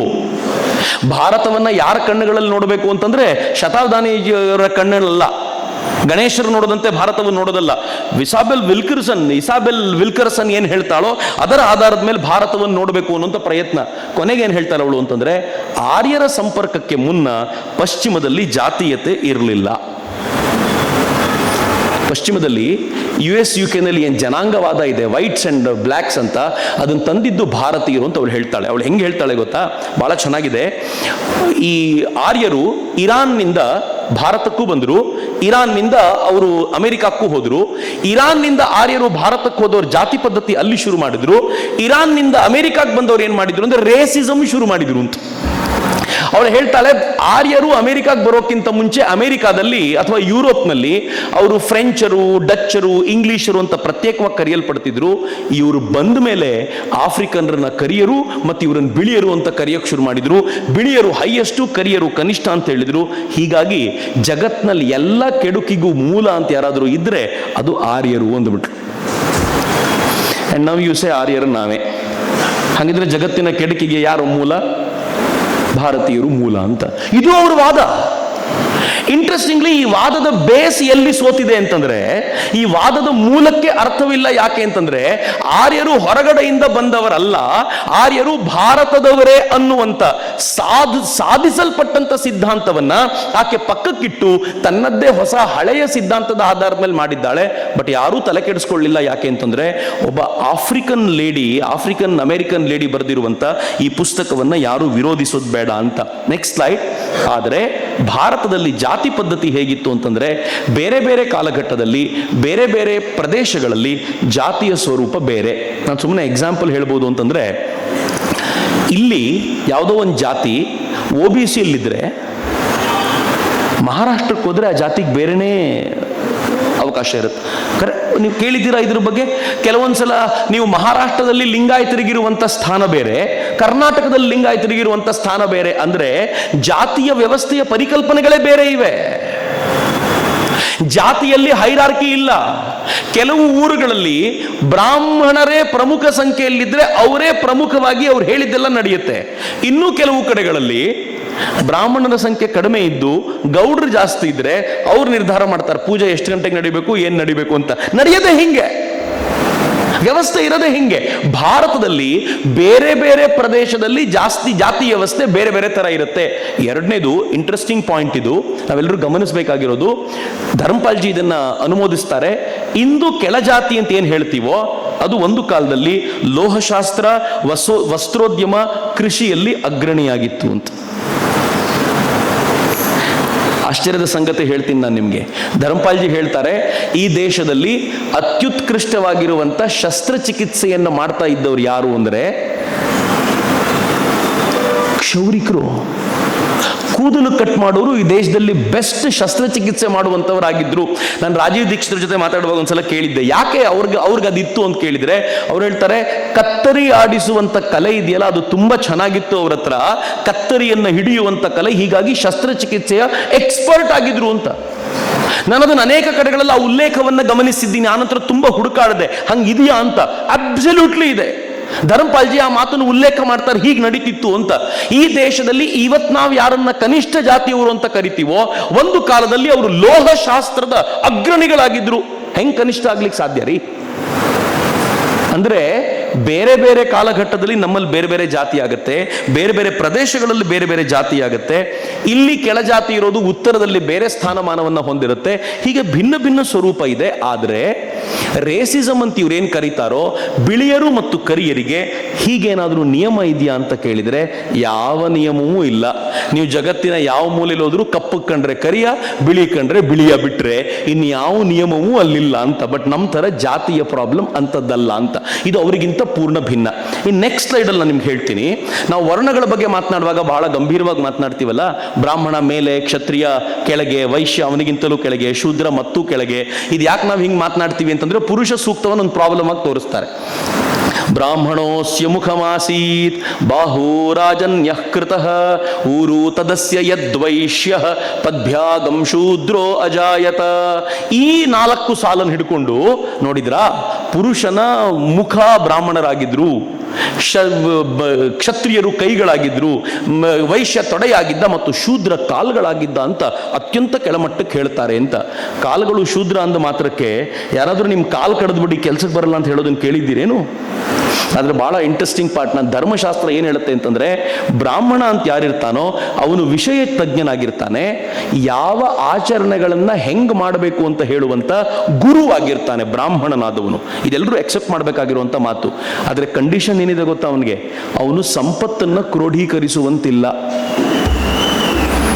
ಬ್ರಾಹ್ಮಣ ಬ್ಯಾಂಕ್ ಬ್ಯಾಲೆನ್ಸ್, ನಿಮ್ಮನ್ನು ನೀವು ಬ್ರಾಹ್ಮಣ ಅಂತ ಕರ್ಕೊಂಡು ಬ್ಯಾಂಕ್ ಬ್ಯಾಲೆನ್ಸ್ ಇದ್ರೆ ನೀವು ಬ್ರಾಹ್ಮಣ ಅಲ್ಲ ಅಂತ ಹೇಳ್ಕೊಳ್ಬಹುದು. It's true. ನಾನು ನೆನ್ನೆನೇ ಒಂದು ಡೆಫಿನೇಷನ್ ಹೇಳ್ತಿದ್ದೆ ನಿಮಗೆ, ಏನು ಅಂತಂದ್ರೆ ಇಷ್ಟಪಟ್ಟು ಬಡವನಾಗಿರೋನು ಬ್ರಾಹ್ಮಣ ಅಂತ. ಅವನಿಗೆ ಗಳಿಸುವ ಕೆಪಾಸಿಟಿ ಇದೆ, ಕೂಡಿಡಬಲ್ಲ ಕೆಪಾಸಿಟಿ ಇದೆ, ನನಗದು ಯಾವುದು ಬೇಕಾಗಿಲ್ಲ. ನಾನು ಗುರುವಿನ ಸ್ಥಾನದಲ್ಲಿರುವವನಾಗಿದ್ದರಿಂದ ಕೊಡುವವನಾಗಿರಬೇಕೆ ಹೊರತು ಪಡೆಯುವವನಲ್ಲ ಎನ್ನುವಂಥ ಭಾವದಿಂದ ಯಾರು ಸದಾ ಆ ಭಾವದಲ್ಲಿರ್ತಾನೋ ಬ್ರಾಹ್ಮಣ ಅಂತ. ಹೀಗಾಗಿ ಅವನಿಗೆ ಹೈಯೆಸ್ಟ್ ಗೌರವ ಸಮಾಜದಲ್ಲಿ ಅಂತ. The reason being this. ಎರಡನೇದು ಕ್ಷತ್ರಿಯ. ಅವನು ರಾಜಕೀಯಕ್ಕೆ ಹೋಗ್ಬೋದು, ರಾಜಕೀಯ ಶಕ್ತಿಯನ್ನು ಪಡ್ಕೊಳ್ಬೋದು, ಸೈನ್ಯವನ್ನು ಕಟ್ಬೋದು, ಸಂಪತ್ತಿನ ನಿಯಂತ್ರಣ ಮಾಡೋಂಗಿಲ್ಲ. ಅವನಿಗೆ ಕಂಡೀಷನ್ ಇದೆ, ಅವನಂಗೆ ಮಾಡೋಂಗಿಲ್ಲ. ಅವನು ಬೊಕ್ಕಸ ಅವನ ಅಡಿಯಲ್ಲಿರುತ್ತಷ್ಟೇ. ಬೊಕ್ಕಸ ಅವನೊಂಥರ ಕ್ಯಾಶಿಯರ್ ಇದ್ದಂಗೆ ಪಾಪ. ಈ ಬ್ಯಾಂಕಲ್ಲಿ ಕ್ಯಾಶಿಯರ್ಗಳು ಇರ್ತಾರಲ್ಲ, ಪ್ರತಿದಿನ ಲಕ್ಷಾಂತರ ರೂಪಾಯಿ ದುಡ್ಡು ನೋಡ್ತಿರ್ತಾರೆ, ಯಾವುದೂ ಅವನದಲ್ಲ. ರಾಜ ಥೇಟ್ ಹಂಗೆ, ಅವನು ಕೋಟ್ಯಂತರ ರೂಪಾಯಿ ನೋಡ್ತಿರ್ತಾನೆ, ಅವನು ಬೊಕ್ಕಸದಲ್ಲಿ ಯಾವುದೂ ಅವನು ಮುಟ್ಟುವಂತಿಲ್ಲ. ಅವನು ಮಂತ್ರಿನ ಕೇಳಬೇಕು, ಅವನು ₹1 ಬೇಕು ಅಂತಂದ್ರು ಮಂತ್ರಿನ ಕೇಳಿ ತಗೊಂಡ್ ಬರಬೇಕು. ರಾಜನಿಗೆ ಕಂಡೀಷನ್, ನಿನಗೆಲ್ಲ ಸವಲತ್ತುಗಳನ್ನು ಕೊಡ್ತೀವಿ, ದುಡ್ಡು ಕಂಟ್ರೋಲ್ ಮಾಡಬೇಡ ನೀವು, ಅದನ್ನ ಮಾಡ್ಲಿಕ್ಕೆ ಬೇರೆಯವರು ಇದ್ದಾರೆ ಅಂತ. ಏನ್ ಕಂಡೀಷನ್ ನೋಡಿ ಅದು. ಮೂರನೇದು ವೈಶ್ಯ. ವ್ಯಾಪಾರ ವಹಿವಾಟು ಮಾಡು, ರಾಜಕಾರಣಕ್ಕೆ ಬರಬೇಡ. ಶೂದ್ರ. ಇದು ಯಾವುದೇ ಕಂಡೀಷನ್ ಯಾರಿಗಾದ್ರೂ ಇಲ್ಲ ಅಂದ್ರೆ ಅದು ಶೂದ್ರನಿಗೆ ಮಾತ್ರ. ಅವನಿಗೇನು ಕಂಡೀಷನ್ನು ಇಲ್ಲ. ಅವನು ಕುಶಲಕರ್ಮಿಯಾಗಿದ್ದಾನೆ, ಸರ್ಜರಿಯಿಂದ ಕೃಷಿಯವರೆಗೆಲ್ಲವನ್ನೂ ಮಾಡ್ತಾನೆ. ಸಂಪತ್ತನ್ನು ಸಂಗ್ರಹಿಸ್ಕೋ, ಸಂಪತ್ತನ್ನು ನಿಯಂತ್ರಿಸ್ಕೋ, ನೀನು ಅದನ್ನು ಬಳಸ್ಕೋ, ಉಳಿಸ್ಕೋ, ಏನೂ ಕಂಡೀಷನ್ ಇಲ್ಲ ಅನ್ನೋದು ಶೂದ್ರನಿಗೆ ಮಾತ್ರ. ಭಾರತೀಯ ಧರ್ಮಶಾಸ್ತ್ರ ಹೇಳುವಂಥದ್ದು. ಅವ್ರು ತುಂಬ ವ್ಯವಸ್ಥಿತವಾಗಿ ಉಲ್ಲೇಖ ಮಾಡ್ತಾರೆ. ಇದನ್ನ ನೋಡುವಾಗ ನನಗೆ ಅನ್ಸುತ್ತೆ, ಬ್ರಾಹ್ಮಣ ವರ್ಣಕ್ಕೆ ಜಾತಿಗೆ ಸೇರೋದು ಸುಲಭ. ನಮ್ಮಪ್ಪ ಬ್ರಾಹ್ಮಣ, ಹಿಂಗಾಗಿ ನಾನು ಬ್ರಾಹ್ಮಣ ಅಂತಂದ್ರೆ ಜಾತಿ ಆಗತ್ತೆ. ಬ್ರಾಹ್ಮಣ ವರ್ಣಕ್ಕೆ ಸೇರೋದು ಬಹಳ ಕಷ್ಟ ಇದೆ. ಜೀವಮಾನ ಪರ್ಯಂತ ಬ್ರಾಹ್ಮಣ ವರ್ಣದವನಾಗಲಿಕ್ಕೆ ಪ್ರಯತ್ನ ಪಡಬಹುದಷ್ಟೇ ಹೊರತು ನಾನು ಬ್ರಾಹ್ಮಣ ಅಂತ ಧೈರ್ಯವಾಗಿ ಯಾರು ಹೇಳ್ಕೊಳ್ಬೇಡಿ ಅಂತ, ವರ್ಣದ ದೃಷ್ಟಿಯಿಂದ, ಜಾತಿಯಿಂದ ಹೇಳ್ಕೊಳ್ಳಿ. ಆದರೆ ಬ್ರಾಹ್ಮಣನಾಗಲಿಕ್ಕೆ, ವರ್ಣದಿಂದ ಬ್ರಾಹ್ಮಣನಾಗಲಿಕ್ಕೆ ಪ್ರಯತ್ನ ಪಡ್ತಿದ್ದೀನಿ ಅಂತ ಯಾರು ಬೇಕಿದ್ರು ಹೇಳ್ಬೋದು. ನಂಗೆ ಯಾರೋ ಒಬ್ರು ಒಂದ್ಸಲ ಒಬ್ಬ ಸ್ವಾಮಿಗಳು ಕೇಳಿದ್ರು, ಏನೊಂದು ವಿಚಾರ ಬಂದಾಗ, ನೀವು ಬ್ರಾಹ್ಮಣರಲ್ವಾ ಅಂದ್ರು. ಅಂದ ತಕ್ಷಣ ಹುಟ್ಟಿನಿಂದ ಅಲ್ಲ ಸ್ವಾಮೀಜಿ ಅಂದೆ ಅವರಿಗೆ. ನಮ್ಗೆ ಎಷ್ಟು ಕ್ಯೂರಿಯಾಸಿಟಿ ಇದೆ ಒಬ್ಬರು ಜಾತಿಗೆ ಎದಕೋದು. ಅದು ಸಾಧುವಿನಿಂದ ಹಿಡಿದು ಒಬ್ಬ ಸಾಮಾನ್ಯ ವ್ಯಕ್ತಿಯವರೆಗೂ. ನಾನು ಶಿಕೆ ಬಿಟ್ಟಿದ್ದೆ ಕೆಲವು ಕಾಲ. ಯಾರೋ ಒಬ್ರು ಒಂದ್ಸಲ ಒಂದು ಊರಿನಲ್ಲಿ ಹೇಳಿದ್ರು, ನೀವು ಚೆನ್ನಾಗಿ ಯಾಕೆ ಮಾತಾಡ್ತೀರಾ ಅಂತ ಗೊತ್ತಾಯ್ತು ಅಂತ. ಹೇಳಿದ್ರೆ ನನಗೆ ಗೊತ್ತಿಲ್ಲ ಮಾರೆ, ನಿಂಗೆ ಗೊತ್ತಾಯ್ತು ಅಂತ ಹೇಳಿದ್ರು. ಇದಿದೆಯಲ್ಲ ಇದೆ ಅಂತ ಅಂದ್ರೆ ಶಿಕೆ ಬಿಡೋದು ಬ್ರಾಹ್ಮಣರು ಮಾತ್ರ ಅಂತ ಅಂದ್ರೆ ಯಾವ ಥರದ ಮೂಢ ಕಲ್ಪನೆ. ಈ ಕಲ್ಪನೆ ಸುಲಭವಾದ್ದಲ್ಲ. ಬ್ರಾಹ್ಮಣನಾಗೋದು ಸುಲಭದ ಸಂಗತಿ ಅಲ್ಲ. ನಾನು ಎಷ್ಟು ಎಚ್ಚರಿಕೆ ಅಂದ್ರೆ, ಅವನಿಗಿರುವಷ್ಟು ಕಂಡೀಷನ್ಸು ಉಳಿದು ಯಾರಿಗೂ ಇಲ್ಲ. ಅವನು ಮಾತನಾಡಬೇಕಾದ್ರೆ ಎಚ್ಚರಿಕೆಯಿಂದ ಮಾತನಾಡಬೇಕು. ಅವನು ಒಂದು ವಾಕ್ಯವನ್ನ ತಪ್ಪಿ ನುಡಿದರೆ ಅವನ ಬ್ರಾಹ್ಮಣತ್ವ ಕಳೆದೋಗುತ್ತೆ. ನಂಗೆ ತುಂಬಾ ಚೆನ್ನಾಗಿ ನೆನಪಿದೆ, ಒಂದು ಕಾರ್ಯಕ್ರಮದಲ್ಲಿ ಒಂದು ವೇದಿಕೆ ಮೇಲೆ ಕೂತಿದ್ದೆ ನಾನು. ಎದುರುಗಡೆ ಎಲ್ಲ ಹಿರಿಯರು, ಆಗ್ತಾನೆ ಕಾಲೇಜ್ ಮುಗಿಸ್ಕೊಂಡ್ ಬಂದಿದ್ದು ಹುಚ್ಚಲ್ಲ ಅದು. ವೇದಿಕೆ ಮೇಲೆ ಕೂತಿದ್ದೆ, ಕಾಲ್ ಮೇಲೆ ಕಾಲು ಹಾಕೊಂಡು ಕೂತಿದ್ದೆ. ಎದುರುಗಡೆ ಒಬ್ರು ಹಿರಿಯರು ನಂಗೆ ಗೊತ್ತಿರೋರು ಹಿಂಗಂದ್ರು ಒಂದ್ಸಲ. ನಂಗೆ ಏನು ಹೇಳ್ತಾರೆ ಗೊತ್ತಾಗಿಲ್ಲ, ಏನು ಅಂತ ಕೇಳಿದೆ. ಕಾಲು ತೋರಿಸ್ಬಿಟ್ಟು ಹಿಂಗಂದ್ರು. ನಾನು ತಕ್ಷಣ ಕಾಲು ತೆಗೆದೆ. ನನಗೆ ಏನಪ್ಪ ಹಿಂಗಾಗೋಯ್ತಲ್ಲ ಅಂತ ಭಾಳ ಬೇಜಾರು ನನಗೆ. ನಾನೆಲ್ಲ ಮುಗಿದ್ಮೇಲೆ ಅವ್ರ ಹತ್ರ ಹೋಗಿ ಕ್ಷಮಿಸಿ ಅಂತಂದೆ. ಏನಂದ್ರು ಗೊತ್ತಾ ಅವರು, ಎದುರುಗಡೆ ಎಲ್ಲ ಹಿರಿಯರು ಕೂತಿರುವಾಗ ಹಂಗೆ ಕಾಲ ಮೇಲೆ ಕಾಲು ಹಾಕೊಂಡು ಕೂತ್ಕೋಬಾರ್ದಪ್ಪ ಅಂದರು. ಬ್ರಾಹ್ಮಣನಾಗೋದು ಕಷ್ಟ ಇದೆ ರೀ. ನನ್ನ ಸಾವರ್ಕರ್ ಪುಸ್ತಕ ಬಿಡುಗಡೆ, ವೇದಿಕೆ ಮೇಲೆ ವಿದ್ಯಾನಂದರು ಪುಸ್ತಕ ಬಿಡುಗಡೆಗೆ ನನಗೆ ನೆನಪಿದ್ದಂತೆ ವಿಶ್ವೇಶ್ವರ ಭಟ್ಟರಿದ್ರು, ಹಾರ್ನಹಳ್ಳಿ ರಾಮಸ್ವಾಮಿಯವರು ಬಂದಿದ್ರು, ಎಲ್ಲ ಹಿರಿಯರು ಬಂದಿದ್ರು. ಪುಸ್ತಕ ಬಿಡುಗಡೆ ಆಯಿತು. ನನ್ನ ಪಕ್ಕದಲ್ಲಿದ್ದ ವಿದ್ಯಾನಂದರು ಏನು ಹೇಳಿದ್ರು ಗೊತ್ತಾ, ಎಷ್ಟು ಕಷ್ಟ ಇದೆ ನೋಡಿ. ಪ್ರೀತಿಯಿಂದ ಹತ್ರಕ್ಕೆ ಬಂದು ಅವ್ರು ಕರಿತಾ ಇದ್ದಿದ್ದು ಭಾಳ ಪ್ರೀತಿಯಿಂದ, ಆ ಮಾತಿನಲ್ಲೇ ಮಾಧುರ್ಯ ಅದು. ಮಿಥುನ್ ಅಂದರು. ಬಿಡುಗಡೆ ಆದ ತಕ್ಷಣ ನಾನು ತಿರುಗಿದೆ, ಏನು ವಿದ್ಯಾನಂದಜಿ ಎಂದೆ. ಎಲ್ಲ ಹಿರಿಯರ ಕಾಲಿಗೆ ನಮಸ್ಕಾರ ಮಾಡಿಬಿಡಪ್ಪ ಅಂತ. He taught me the lesson. ನೀನು ಯಾವತ್ತಿದ್ರೂ ಚಿಕ್ಕವನೇ, ನೀನು ಯಾವತ್ತಿದ್ರೂ ನಾನು ದೊಡ್ಡವನಾಗಿದ್ದೀನಿ ಅನ್ನೋ ಭಾವನೆ. ಒಂದು ಪುಸ್ತಕಕ್ಕೆ ದೊಡ್ಡವನಾಗಲ್ಲ, 100 ಪುಸ್ತಕ ಬರೆದ್ರೂ ದೊಡ್ಡವರಾಗಲ್ಲ. ವೇದಿಕೆ ಮೇಲೆ ಬಂದ ಎಲ್ಲ ಹಿರಿಯರಿಗೂ ನಮಸ್ಕಾರ ಮಾಡು ಅಂತ.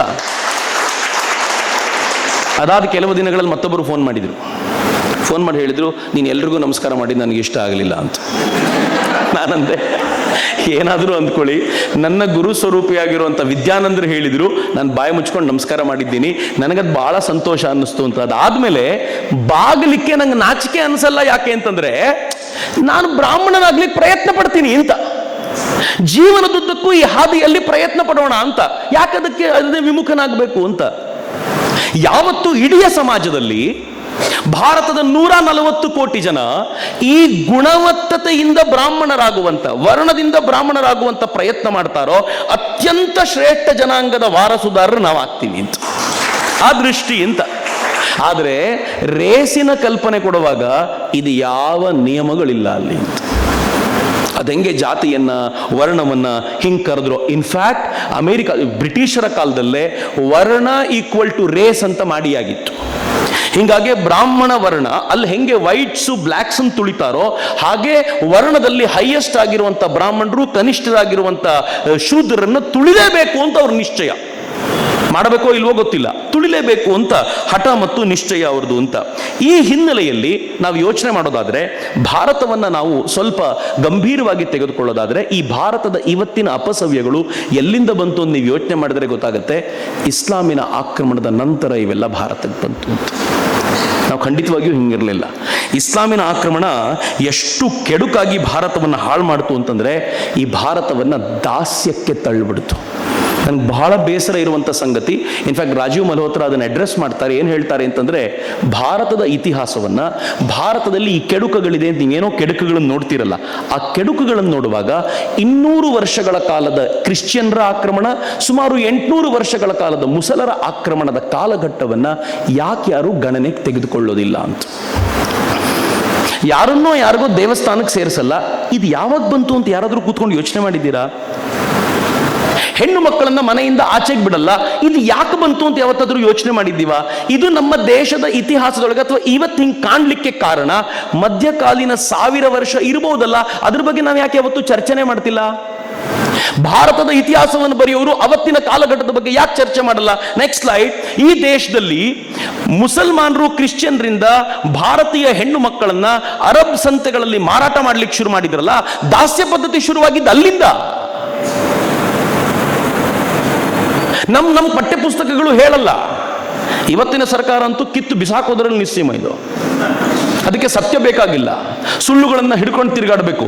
ಅರಬ್ಬರ ಸಂತೆಗಳಲ್ಲಿ ಹೆಂಗೆ ಗೊತ್ತಾ, ಈ ದೇಶದ ಹೆಣ್ಣು ಮಕ್ಕಳನ್ನ ಕರ್ಕೊಂಡು ಹೋಗ್ತಿದ್ರು. ಮೊದಲು ಹಿಂದೂ ಹೆಣ್ಣು ಮಕ್ಕಳಿಗೆ ಅಪಾರವಾದ ಬೇಡಿಕೆ ಇತ್ತು. ಫಸ್ಟ್ ಲಾಟ್ ಆಫ್ ಹಿಂದೂ ಹೆಣ್ಮಕ್ಳು ಬಂದಾಗ ಬಹಳ ಬೆಲೆಗೆ ಮಾರಾಟವಾದ್ರು. ಆ ಖುಷಿಗೆ ಇಲ್ಲಿ ಲೂಟಿ ಮಾಡಿದ್ದು ಸಾಲದು ಅಂತ ಇಲ್ಲಿನ ಹೆಣ್ಣು ಮಕ್ಕಳನ್ನು ಮತ್ ಕರ್ಕೊಂಡು ಹೋಗ್ತಿದ್ರಲ್ಲ, ಅರಬ್ಬರಿಗೆ ಬೇಜಾರು ಬಂತಂತೆ. ನೋಡಿ ನೋಡಿ ನೋಡಿ ನೋಡಿ, ನಗ್ನವಾಗಿ ಹಿಂದೂ ಹೆಣ್ಣು ಮಕ್ಕಳನ್ನ ಸಂತೆಗಳಲ್ಲಿ ನಿಲ್ಲಿಸಿದ್ರೆ ಆ ಹೆಣ್ಣು ಮಕ್ಕಳ ಗುಪ್ತಾಂಗಗಳನ್ನು ಬಂದು ಎಲ್ಲರೂ ಮುಟ್ಟಿ ಎಷ್ಟು ಬೆಲೆ ಕೊಡ್ಬೋದು ಅಂತ ನಿರ್ಧಾರ ಮಾಡ್ತಿದ್ರಂತೆ. ಕೊನೆಗೆ ಯಾರೂ ಕೊಂಡೊಯ್ಯಲಾಗಲಿಲ್ಲ ಅಂತಂದ್ರೆ 2 ದಿರ್ಹಾಮ್ಗಳಿಗೆಲ್ಲ ಮಾರಾಟ ಆಗಿದೆ ಅಂತಾರೆ. ಈ ದೇಶಕ್ಕೆ ಬಂತಲ್ಲ ಮುಸಲ್ಮಾನರಿಂದ ತಪ್ಪಿಸ್ಕೊಂಡು ತಿರುಗಾಡಬೇಕು ಅಂತ, ಆ ಕಾರಣಕ್ಕೆ ಬಂದಿದ್ದು. ನಾನು ರಾಜಸ್ಥಾನದ ಮದುವೆಗೆ ಹೋಗಿದ್ದೆ, ಶಿವಮೊಗ್ಗದ ಹೆಣ್ಮಗಳ ಮದುವೆ. ರಾಜಸ್ಥಾನಕ್ಕೆ ಹೋಗಿದ್ದಾಗ ಮದುವೆ ಹೆಂಗೆ ನಡೆಯುತ್ತೆ ಗೊತ್ತೇನು? ಕೇಳ್ಬೇಕು, ರಾಜಸ್ಥಾನಿಗೆ ಹೇಳಿದ್ರೆ ಕೇಳಿ. 3 ದಿನಗಳ ಕಾಲ ಮದುವೆ ನಡೆಯುತ್ತೆ. ಮಜಾ ಏನು ಗೊತ್ತಾ? ಗಂಡಿನ ಕಡೆಯವ್ರು ಯಾರು ಬರೋದೇ ಇಲ್ಲ, ಗಂಡೊಬ್ಬನೇ ಬರೋದು. ಗಂಡಿನ ಕಡೆಯವರು ಗಂಡಿನ ಜೊತೆ ಬರ್ತಾರೆ, ಆದರೆ ಊರಾಚೆ ಯಾವುದಾದ್ರೂ ಒಂದು ಡೇರೆ ಮಾಡಿ ಕೊಟ್ಬಿಡ್ತಾರೆ, ಅಲ್ಲೇ ಕೂತ್ಕೋಬೇಕು ಅಂತ. ಅವ್ರಿಗೆ ಏನು ಬೇಕೋ ಅಲ್ಲಿ ತಲುಪಿಸ್ತಾರೆ. ಅವ್ರಿಗೆ ಸಿಗರೆಟ್ಟು, ಬೀಡಿ, ಊಟ, ತಿಂಡಿ ಎಲ್ಲ ತಲುಪಿಸ್ತಾರೆ. ಆದರೆ ಅವ್ರು ಯಾರು ಮದುವೆಗೆ ಬರೋಂಗಿಲ್ಲ, ಗಂಡೊಬ್ಬನೇ ಬರಬೇಕು. ಅವನು ಬರ್ತಾನೆ, ಸುತ್ತಲೂ ಹೆಣ್ಮಕ್ಳು, ಅವನೊಬ್ಬನೇ ಗಂಡು ಪಿಂಡ ಅಲ್ಲಿ. I was shocked. ನಾನು ಮೇಲೆ ನಿಂತ್ಕೊಂಡು ಫೋಟೋ ತಗೊಂಡೆ, ಏನ್ ಮದುವೆ ಮಾಡ್ತಾರಪ್ಪ ಇವರು ಅಂತ. ಕೊನೆಗೆ ಆ ಮದುವೆ ಮುಗಿಸ್ಕೊಳ್ತಾನಲ್ಲ, ಅವನು ಹೆಂಗ್ ಗಂಭೀರವಾಗಿರ್ಬೇಕು ಅಂದ್ರೆ, ಆಸ್ ಇಫ್ ಒಬ್ಬ ಸೈನಿಕ ಯಾವುದೋ ಹುಡುಗಿನ ಮದುವೆ ಆಗ್ತಿದ್ದಾನೆ ಅಂತ ಕೂತ್ಕೋಬೇಕು, ನಗೋಂಗಿಲ್ಲ ಅವನು. ಮದುವೆ ವಿಚಿತ್ರ ಮದುವೆ ಮಾತ್ರ ಅಲ್ಲಿ. ಕೊನೆಗೆ ಕೈಯಲ್ಲಿ ಒಂದು ಕತ್ತಿ ಹಿಡ್ಕೊತಾನೆ, ಆ ಹೆಣ್ಣನ ಕೈಯಲ್ಲಿ ಹಿಡ್ಕೊಂಡು ಎಳ್ಕೊಂಡು ಹೋಗ್ತಾನೆ, ಅಂದ್ರೆ ಕರ್ಕೊಂಡು ಹೋಗ್ತಾನೆ, ಕಾರಲ್ಲಿ ಕೂರಿಸ್ಕೊಳ್ತಾನೆ, ಕೈಯಲ್ಲಿ ಕತ್ತಿ ಹಿಡ್ಕೊಂಡು. ಏನೋ ಎಲ್ಲಿಂದ ಬಂತಿದ್ದು?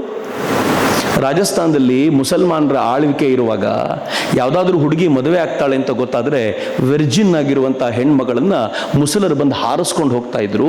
ಅವಳನ್ನು ಉಳಿಸ್ಕೊಳ್ಳಿಕ್ಕೆ ಮದುವೆ ಆಗ್ತಿದೆ ಅಂತ ಸುದ್ದಿಯೇ ಕೊಡದಂತೆ ಊರಾಚೆಗೆಲ್ಲೋ ಜನ ಉಳ್ಕೊಂಡು ಇವನೊಬ್ಬನೇ ಬಂದು ಮದುವೆ ಆಗಿ ಕೈಯಲ್ಲಿ ಕತ್ತಿ ಹಿಡಿದು ಯಾರಾದರೂ ಎಳ್ಕೊಂಡು ಹೋಗ್ಲಿಕ್ಕೆ ಬಂದರೆ ನಾನು ರಕ್ಷಣೆ ಮಾಡ್ತೀನಿ ಅಂತ ಪ್ರಾಮಿಸ್ ಮಾಡಿ ಕರ್ಕೊಂಡು ಹೋಗ್ಬೇಕಾಗಿತ್ತು. ಇದು ಪರಂಪರೆಯಾಗಿ ಉಳಿತು. ಯಾಕೆ ಪರ್ದಾ ಹಾಕಿದ್ಲು ಈ ದೇಶದ ಹೆಣ್ಮಗಳು? ಕೇಳಬೇಕಲ್ಲ ಯಾವತ್ತಾದರೂ. ಈ ದೇಶದ ಎಲ್ಲೆಲ್ಲಿ ಮುಸಲರ ಆಳ್ವಿಕೆ ಜೋರಾಗಿತ್ತು ಅಲ್ಲೆಲ್ಲ ಹೆಣ್ಮಕ್ಳು ಪರ್ದಾ ಹಾಕೊಂಡು ಕೂತ್ಕೊಳ್ತಾರೆ. ಯಾಕೆ ಅಂತಂದ್ರೆ ನನ್ನ ಮುಖ ಅವನಿಗೆ ಕಂಡ್ರೆ ಎಳ್ಕೊಂಡು ಹೋಗ್ತಾನೆ ಅಂತ. ಆವರಣದಲ್ಲಿ ಎಸ್.ಎಲ್. ಭೈರಪ್ಪನವರು ಬರೀತಾರಲ್ಲ, ಯಾಕೆ ಬರೀತಾರೆ ಅಂತಂದ್ರೆ ಈ ದೇಶದ ಹೆಣ್ಣು ಮಕ್ಕಳ ಹೃದಯದಲ್ಲಿ ಆ ತರ ಗಾಬರಿ ಹುಟ್ಟಿತ್ತು. ಈ ದೇಶದ ಗಂಡಸರು ಕಂಟ್ರೋಲ್ ಮಾಡಬೇಕಾಗಿರಲಿಲ್ಲ, ಅವರಿಗೆ ಅನ್ಸಿತ್ತು ಹೊರಗಡೆ ಕಾಣುವಂತಿಲ್ಲ ಅಂತ. ಕಾಲಕ್ರಮದಲ್ಲಿ ಅದೊಂದು ಕಸ್ಟಮ್ ಆಗಿ ಡೆವಲಪ್ ಆಗ್ಬಿಡ್ತು. 1000 ವರ್ಷ ರೀ, 30 ವರ್ಷ 40 ವರ್ಷದ ಕಥೆ ಅಲ್ಲ ಇದು. 1000 ವರ್ಷಗಳ ಕಾಲ ಈ ಆತತಾಯಿಗಳನ್ನು ನೋಡಿದ ನಂತರ ಈ ದೇಶದ ಹೆಣ್ಣು ಮಗಳು ಹೇಗೆ ಬದುಕಬೇಕಿತ್ತು ಅಂತ. ಕರ್ನಾಟಕದವ್ರು ಪುಣ್ಯವಂತರು ನಾವು. ನಮಗೆ ಯಾವತ್ತೂ ಕೂಡ ಇವರುಗಳ ಆಕ್ರಮಣ ಈ ಪರಿ ಕಾಣಲೇ ಇಲ್ಲ.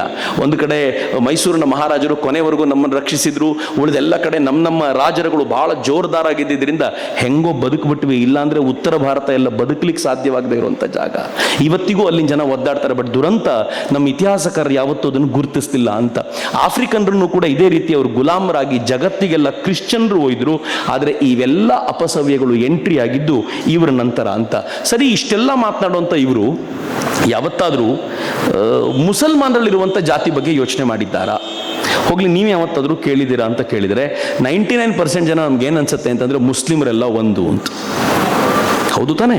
ಅದು ಟಿವಿ ಚಾನಲ್ ಅವರು ಹಾಗೆ ಮಾಡ್ತಾರೆ. ಎಲೆಕ್ಷನ್ ನಡೀತಾ ಇರುವಾಗ ಹಿಂದೂಗಳಲ್ಲಿ ವೋಟ್ಸ್ ಬಂದಾಗ ಹೇಳ್ತಾರೆ ಒಕ್ಕಲಿಗರು ಇಷ್ಟು ಜನ ಇದ್ದಾರೆ, ಲಿಂಗಾಯತರು ಇಷ್ಟು ಜನ ಇದ್ದಾರೆ, ಇಲ್ಲಿ ಬ್ರಾಹ್ಮಣರು ಇಷ್ಟು ಎಲ್ಲ ಬರೀತಾರೆ, ಕೆಳಗಡೆ ಮುಸ್ಲಿಮ್ಸ್ ಇಷ್ಟು ಜನ ಇದ್ದಾರೆ ಅಂತ ಬರೆದು ಬಿಡ್ತಾರೆ.